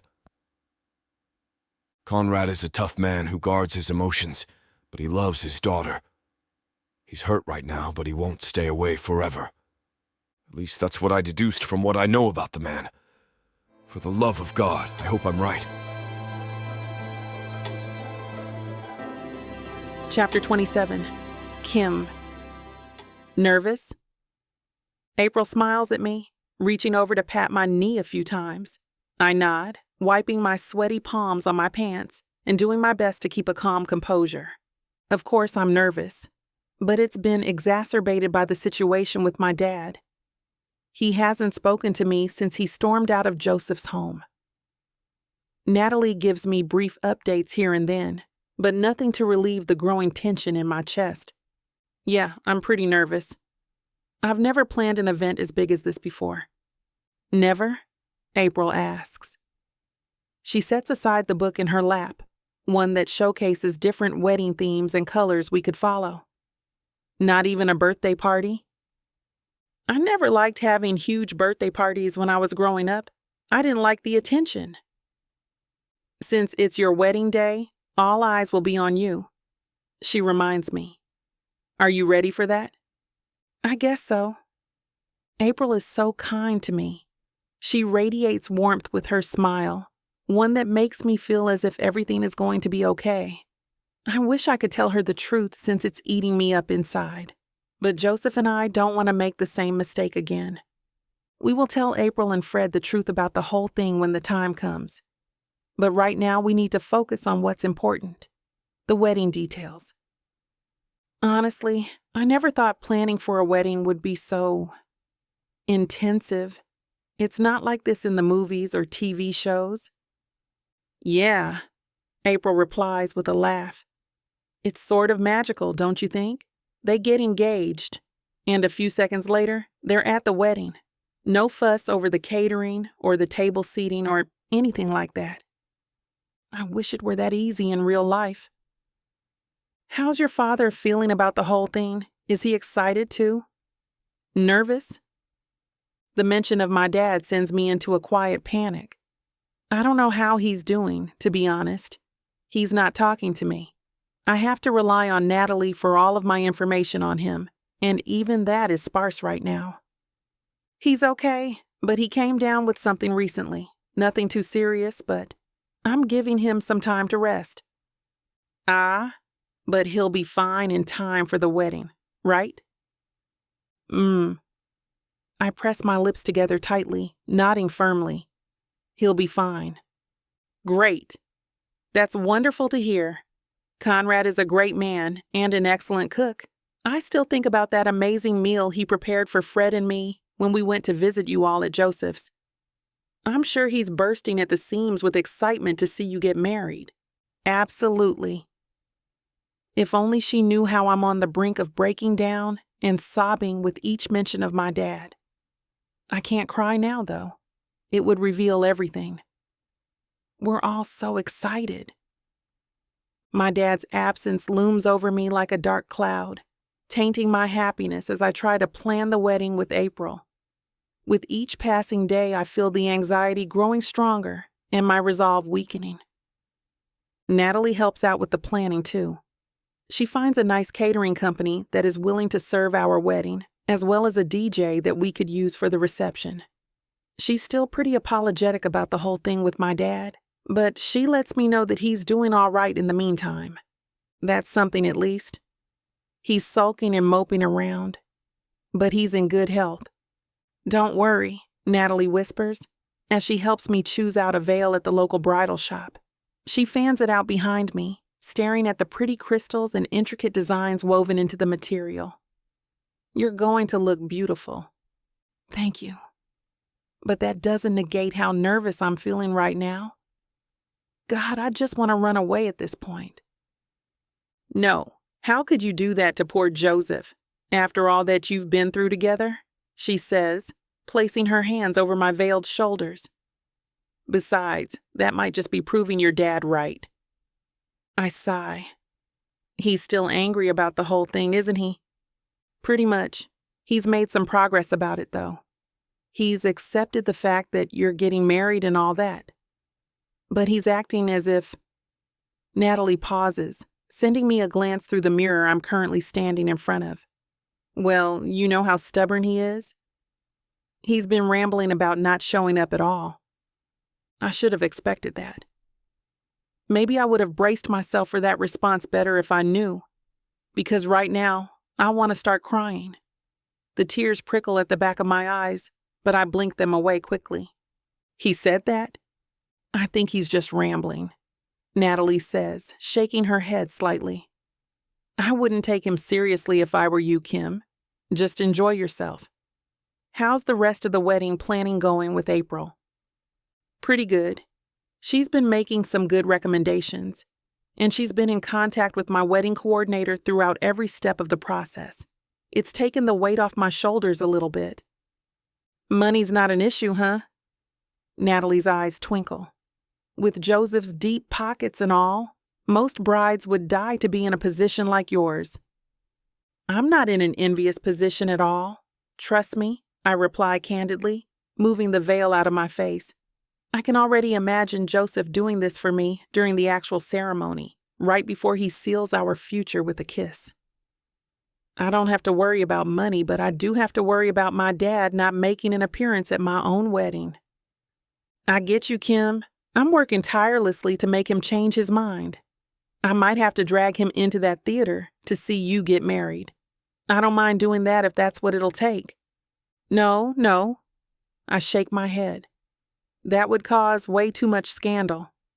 I don't need any more trouble tainting this whole thing. But I seriously don't know what to do about him. He'll come around, Natalie says, And if he doesn't, then he might be wanting you to make the first move. Me? I tried. I begged him to stay back at Joseph's when he packed up all his things and left. He didn't want to listen. Natalie wet her lips. You know how he is. He's got a big ego, and he made quite the dramatic exit the last time you saw him. He hasn't said anything to me directly, but I think he wants you to approach him again and initiate contact. I don't know. I could be wrong. No, she's absolutely right. The thing is, I'm too scared to even try that right now. Adding more stress on top of all this wedding planning is not what my heart, soul, and body need right now. I might end up dropping dead altogether. When the morning of my wedding arrives, I realize that there's nothing I can do to calm the growing pit in my stomach. I hardly slept the night before. I tossed and turned all night, trying to get a little bit of sleep. I woke up at the crack of dawn and have been up ever since. There's so much to do, from makeup to hair to fitting into the wedding dress. I should be overflowing with excitement right now, but it's being hindered by my dad. Has he told you anything? I ask Natalie as she finishes the last of my wedding makeup, brushing over my cheeks with one of the softest brushes I've ever felt. He said that he planned on staying in today, but I don't think I believe him, she admits, packing up all of the makeup into her little bag. He was quiet, like he's thinking about something right now. I could hardly get through to him this morning. Oh, I whisper. I see. Don't let that get you down, though. You've got a whole theater of people waiting for you. And Joseph, too. He and I have discussed how we're going to go about this whole thing.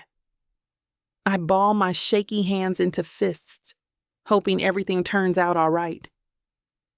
Natalie passes me my iced coffee. Drink up. Don't want you fainting as you walk down the aisle. Can you help me go over my vows one more time? I ask, pulling out the folded pieces of paper from my purse and passing them over. Check it for spelling and grammar, please. I made a few edits last night. Kim, this is beautiful, she says, eyes skimming over the crinkled, tear-stained pages. I'm sure Joseph's going to love it. You're making him a very happy man today.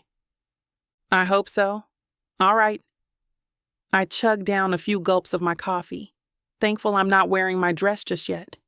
A few drops of the light brown liquid seep onto my t-shirt and sweatpants. Hair time. Hair time, Natalie repeats, saluting me and hurrying to the bathroom for some more materials. And no more coffee once I bring out that dress and veil. You're not staining that fabric last minute, no ma'am? I wouldn't dream of it, Nat. You're going to look like a princess going down that aisle, she says, carrying a myriad of hairstyling tools out of the bathroom and dumping it onto the bed. I might start crying a little bit. Please don't, I reply, because then you'll just make me cry and it'll ruin my makeup. Oh, you're right. Yeah. Natalie lifts her chin a little higher.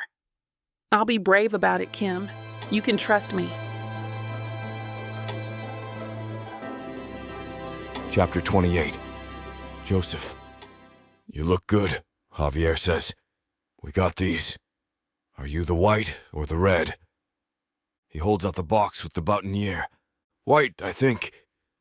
Okay, he says, taking the rose out of the box. I think we can do this. He pins it on me, then steps back. What do you think? He says, gesturing towards the mirror. Is it straight? Is it supposed to be straight? I think it's supposed to be at an angle, I say, unpinning it. He goes to help me, but I brush his hand aside. I'll do it, I say more gruffly than I intend to. Sorry, I add. Why don't I leave you alone? With your thoughts, Javier says. I have to pee anyway. Okay, I say. I slump down in a chair as soon as he leaves. I'm in one of the dressing rooms backstage.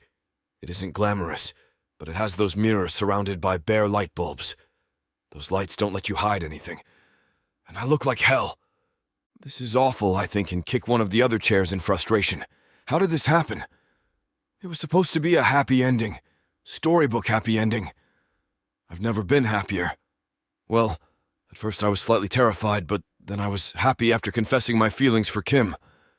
I never dreamed she felt the same way. It should have been perfect. Instead, it's ruined. Conrad's furious, and Kim's devastated that her dad isn't going to be at our wedding. I doubt he'll ever forgive me. Kim, maybe, but me, definitely not. I try to convince myself to see the silver lining. Javier sent a cease and desist to Marcus and Scarlett threatening legal action, and they've backed off. Kim's back on the force for the time being, and the investigation is closed, finding no fault with her. I'm not certain how long she'll remain at the station, as we've been discussing our plans for when she starts law school soon. Still, I know she feels better just knowing her name is cleared. But for all of our progress, Conrad's absence still weighs heavily on my mind. Javier comes back. He picks up his boutonniere and looks in the mirror. "Like this, right?" he says. I sigh and get up and go over to him. Javier may be a great lawyer, but I have way more experience with black tie events. I pin his perfectly, then fix my own. He pinned it on me straight up and down. It looked ridiculous, but I hardly care. The wedding is already ruined, and it hasn't even started yet. "Dude, you've got to cheer up," Javier says. "I know marriage is a life sentence, but you should at least be happy on your wedding day." "I really love Kim," I tell him. "Okay," he says slowly. "No, I mean it. I fell in love with her." "I see," he says. "So now you're in love with the woman you're about to marry? What's the problem? She doesn't love you?" "That sucks. Sorry, man." "No, she does love me." Just saying that, thinking about it, raises my spirits. Then reality comes crashing down and takes me with it. "So," Javier says, "let's go over the facts. You love Kim. She loves you. I don't see a problem." "It's all wrong," I yell. "God damn it, how did it get so messed up?" "Joseph," Javier says, sitting down in a chair. "You aren't making any sense. Sit." He points to a chair and I park it. "So instead of me asking you endless questions, trying to figure out what the hell is going on, can you just explain it?" he says. "Is that what they teach you in law school?" He looks right at me in a very lawyerly way. "Hell no. You never want your client to just tell you everything. They might blurt out something you don't want to hear. This isn't a criminal case, though, so..." He motions for me to continue. I explain as best as I can. How Conrad found out by accident. How Kim is miserable, and I'm so sorry for lying to everyone, and I don't know what to do. Javier listens without saying a word. "What should I do?" I ask him when I am finished talking. I feel drained, but lighter too somehow. "Are you asking me as your friend or as your lawyer?" "Both, I guess." "Well, as your lawyer, I have to tell you to keep your business goals at the forefront of your mind when you make your decision." "What does friend Javier say?" "Follow your heart." There's a knock at the door. The stage manager sticks his head in. Yes, April actually insisted on having the stage manager coordinate the wedding ceremony. 5 minutes to curtain, wedding, he says, and leaves. "Buck up," Javier says, clapping me on the back. "You guys love each other. You'll get through this." We walk onto the stage. A string quartet is playing in the orchestra pit. I barely notice any of the details. Javier and I climb onto the altar and turn around. Natalie comes in, and then she's there. "Kim, my bride-to-be, my love." She looks beautiful. The small crowd actually oohs and ahs at the sight of her, but I'm just looking at her eyes. She's smiling, but it's fake, it's plastic. I know she loves me, but I also know this day is not how either of us wanted it to be. The night we confessed our love to each other, we dreamed of a beautiful wedding, but not because of the flowers or the dress or any of the other adornments people get so hung up on. We really just wanted to declare our love in front of the people we love most in the world. That was the one thing that meant the most to us, and we ruined it. The officiant begins. He drones on and on about love and patience, and I'm barely listening. Then it's time for our vows, Kim goes first. "Joseph," she says, "the first time I met you, I didn't get a great first impression." She turns to address the audience. I pulled him over for running a stop sign. 2 stop signs, I admit. My second impression wasn't that great either. 3rd time's a charm, I say. There are some giggles, but Kim ignores them. I'm miserable about Conrad, but this is my wedding. I know Kim took a lot of time with her vows. I want to hear them and really understand. The thing is, she continues, I'm not sure it was you at all. I was awfully guarded. I wouldn't let anyone in. I was afraid to love anyone. I was afraid to get hurt. I can't hold my tongue at that. I would never hurt you. I know, but that's not what I'm trying to say. The thing is, some part of me was always bugging me about you. When I finally admitted it to myself, I realized it had been there all along. I was just too scared to see it. I love you, Joseph. I pull my cheat sheet out of my pocket. Kim, my beautiful Kim, I say. We began our relationship under false pretenses. I ended up doing a lot of research online trying to get inspiration for my vows, but everything I finally wrote down is 100% true. I can tell I've upset her with the reminder of our deception, but I've also decided the only way to get over it is to own up to it. I'm done trying to conceal our misdeeds. I don't see any reason why this less than optimal beginning has to taint the rest of our relationship. I love you. It's that simple. We took a different road, but we ended up here. And I believe, with every fiber of my being, that this is where we were meant to be. It doesn't matter that we didn't have the perfect first date. I'm going to focus on the rest of our lives. Me too, she says. Can we have the rings? The officiant says. Javier hands him the box. I slide the ring on her finger. Do you, Kim, take this man to be your lawfully wedded husband? I look at Kim. The sadness is back in her eyes, and it breaks my heart. Joseph, she whispers. You're supposed to say I do. There's a bit more chuckling from the audience. I know, I say. Do you trust me? She nods. I object, I shout. What? The officiant says. A couple of people in the audience gasp. I object too, Kim says, smiling. I know we are on the same page, and I know we can fix this. We can do anything together if we put our minds to it. Do I continue? The officiant asks. No, Kim and I say together. Let's go find your dad, I say. I reach for her hand.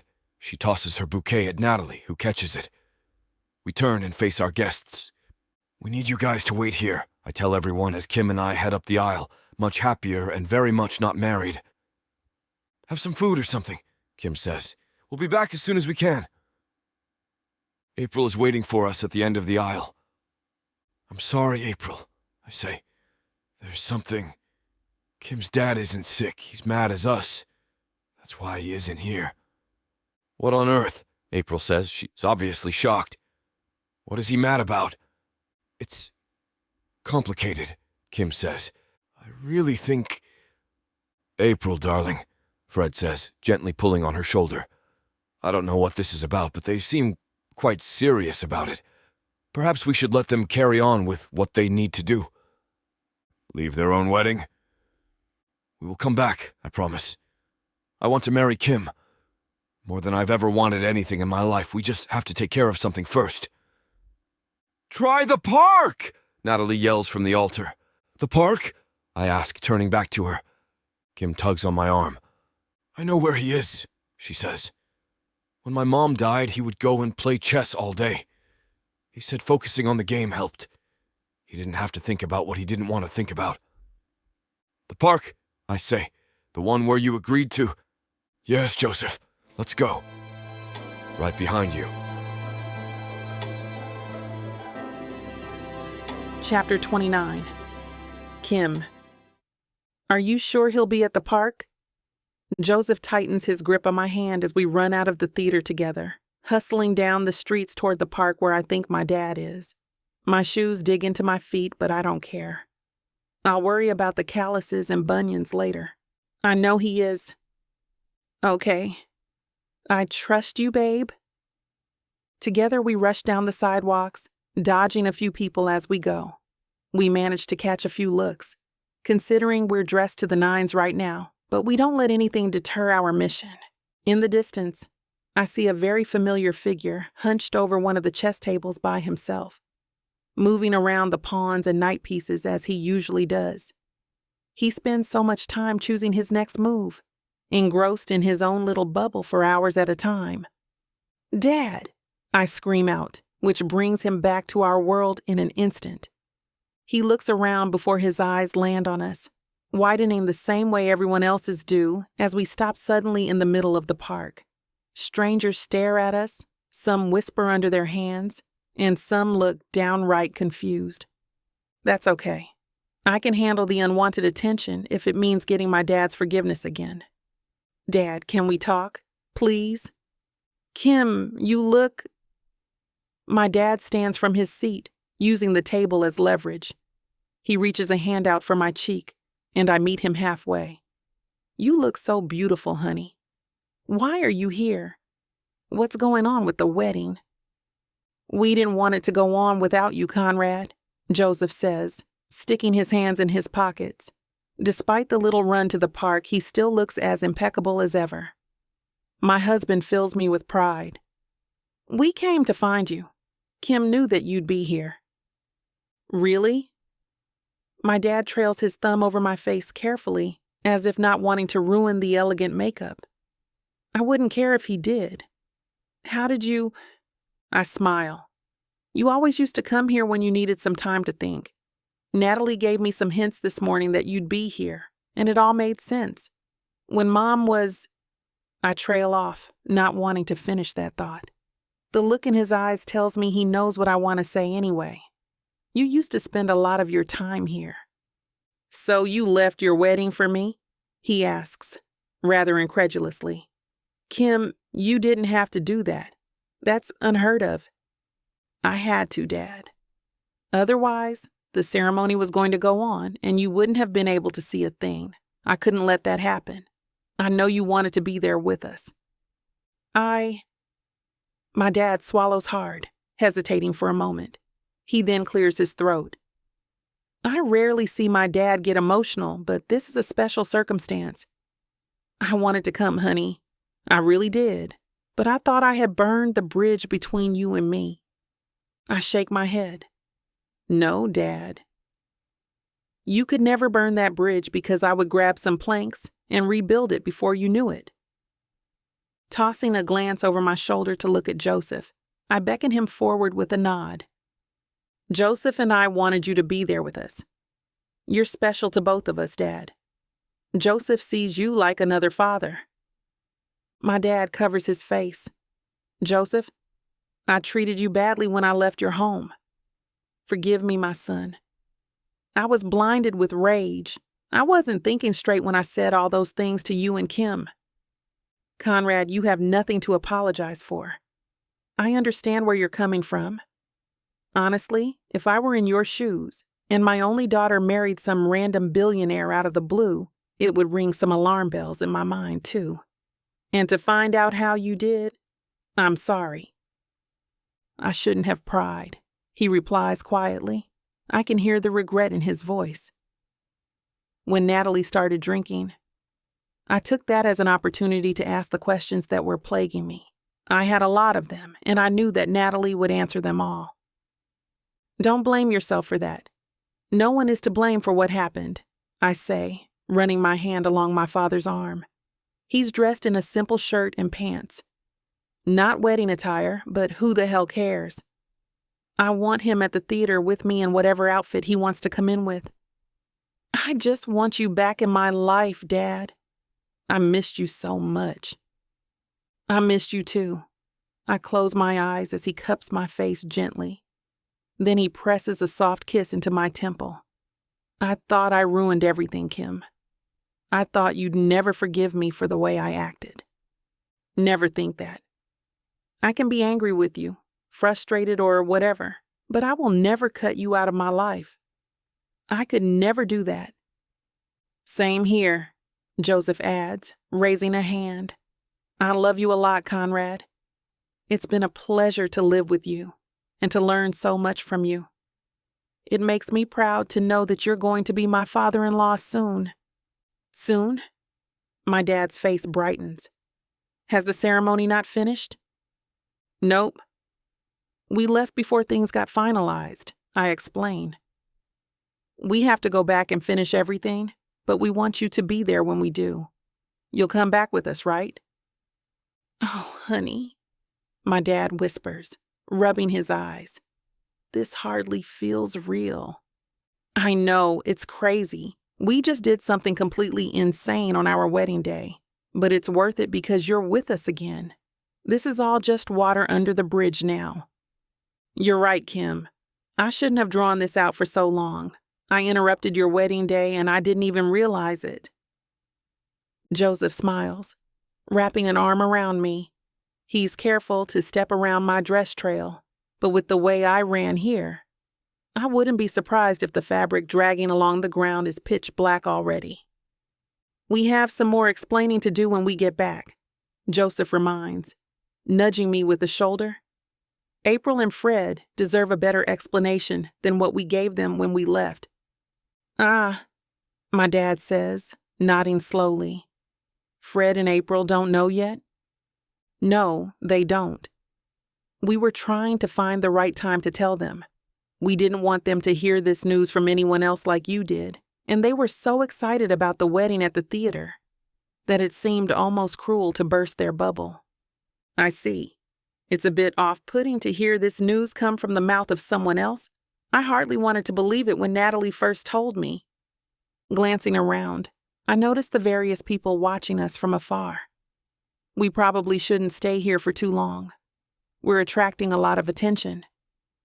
You're right, honey. Kim, stay by my side for a minute. I want to keep you close. Of course, Dad. I link my arm with his. He turns around slightly, returning the chess pieces to their rightful places on the checkerboard. I'm very proud of you two. I hope you know that. It takes a lot of guts to do what you've done. Joseph and I wanted you to know how much you meant to us. This isn't a joke or a ruse of any kind. We just wanted you by our side again.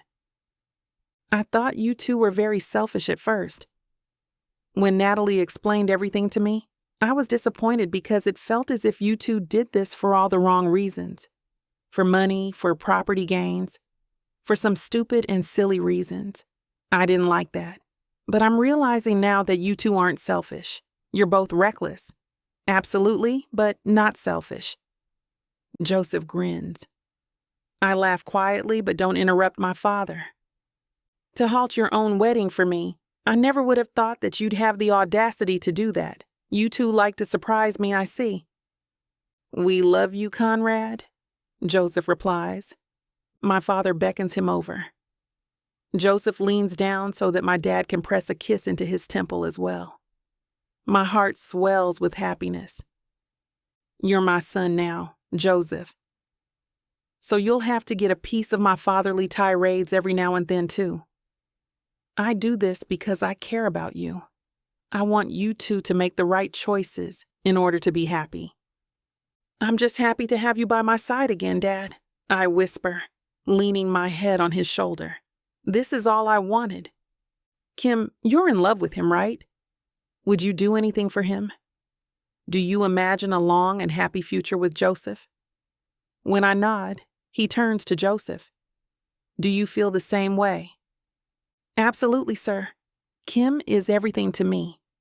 I wouldn't want to live on this planet anymore if it meant losing her. There you go. That's all I wanted to see. Thank you. Flanked by Joseph and I, we guide my father out of the park and towards the theater where the rest of the wedding party awaits us. We're much slower this time, considering my dad can't run as quickly as he used to. Your mother would have loved to see this, he whispers to me. She always wanted to see you get married. I wouldn't be surprised if she made her presence known during the ceremony in some way. Seriously? I ask, a shudder coursing down my spine. He nods. You're getting married in one of the places she loved dearly. She'll come and see you get married to the love of your life. and then she'll leave again. I'll miss her so much when she does.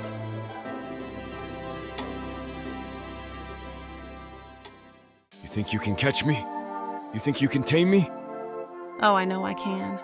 And you know it too, baby. I gotta tell you, you're not the first to try. But don't worry, baby. I'll be the last. With sass like that, maybe I'll be the one that needs to tame you. Let's cut to the chase, big boy. What you selling me? Your appetite is big AF. I have just the thing that'll satisfy you. Oh, really? And what's that? Over 120 hours of romance audiobooks. Brought to you by Tyla Walker Romances in the Big AF audio bundle. 120 hours? That sounds amazing. Your knees won't work afterwards if I do my job right. Don't make promises you can't keep. Well, I can keep this promise.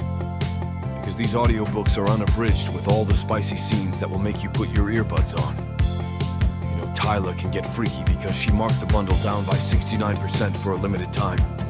I can't wait to take this bundle for a ride. Visit TylaWalker.com and get this audio bundle. Just don't start listening if you're going to be cooking dinner. Because you might just forget to feed your family. TylaWalker.com. Escape your life with Tyla.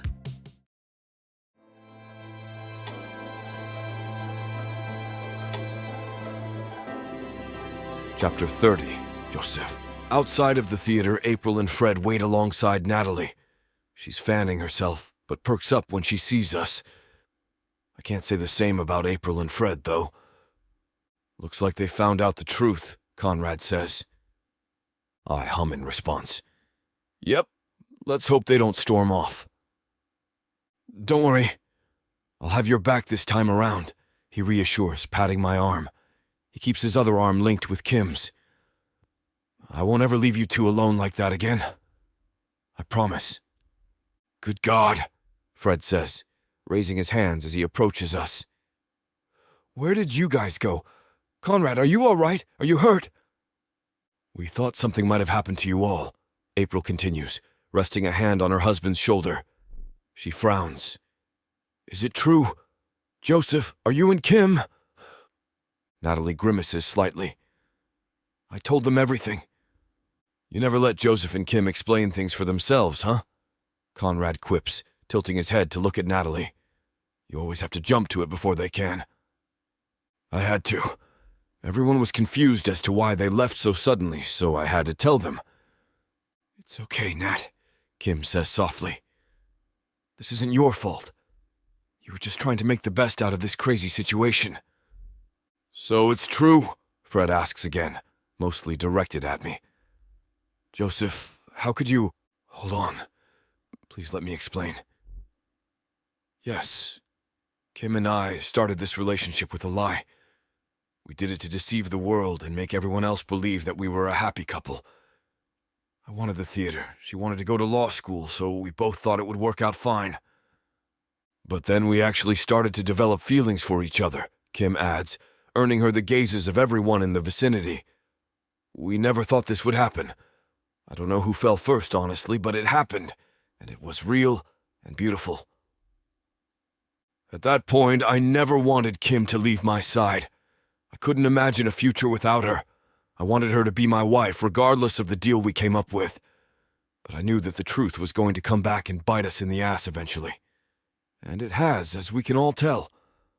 What matters is that we love each other. Kim reaches out for my hand, and I take it with pride. I love Joseph, and I'm ready to spend the rest of my life with him, no matter where it takes us. Whoa, April breathes.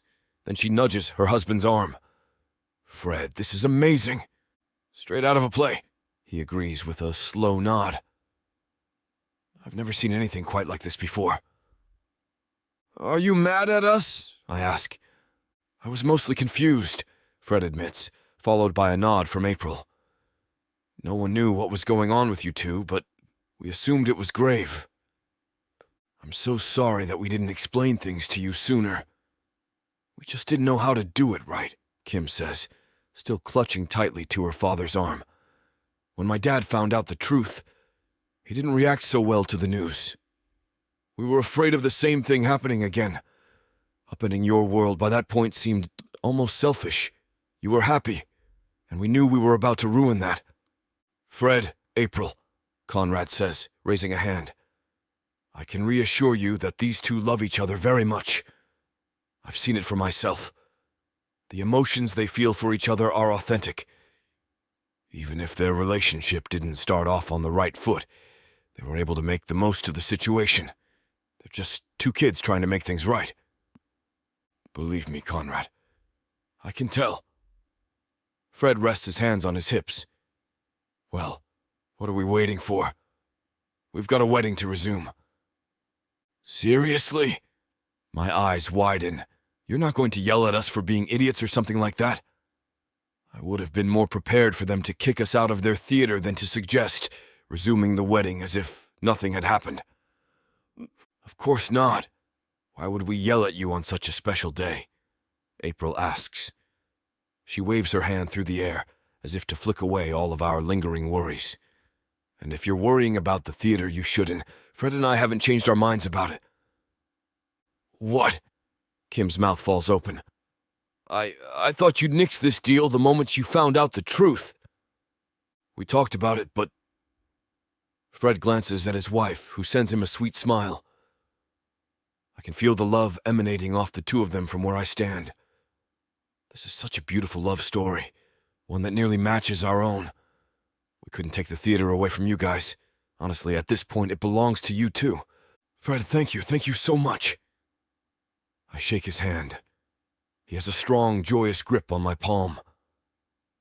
When I let go, he cups my face and pats my cheeks. You've become like a son to me, Joseph. I wouldn't leave you and your wife high and dry like that. From now on, you can depend on April and I for whatever you may need to help make this theater thrive. I know it's in good hands. See, honey? Conrad asks, leaning close to Kim. Everything turned out all right. You had nothing to worry about. Thanks, Dad, she says, pressing a kiss into his cheek. I love you so much. So, are we going back inside? Everyone's waiting, April exclaims, gesturing into the theater.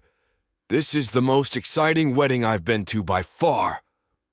Maybe I'll hire a playwright who will bring this story to the stage, Fred muses aloud, much to my delight.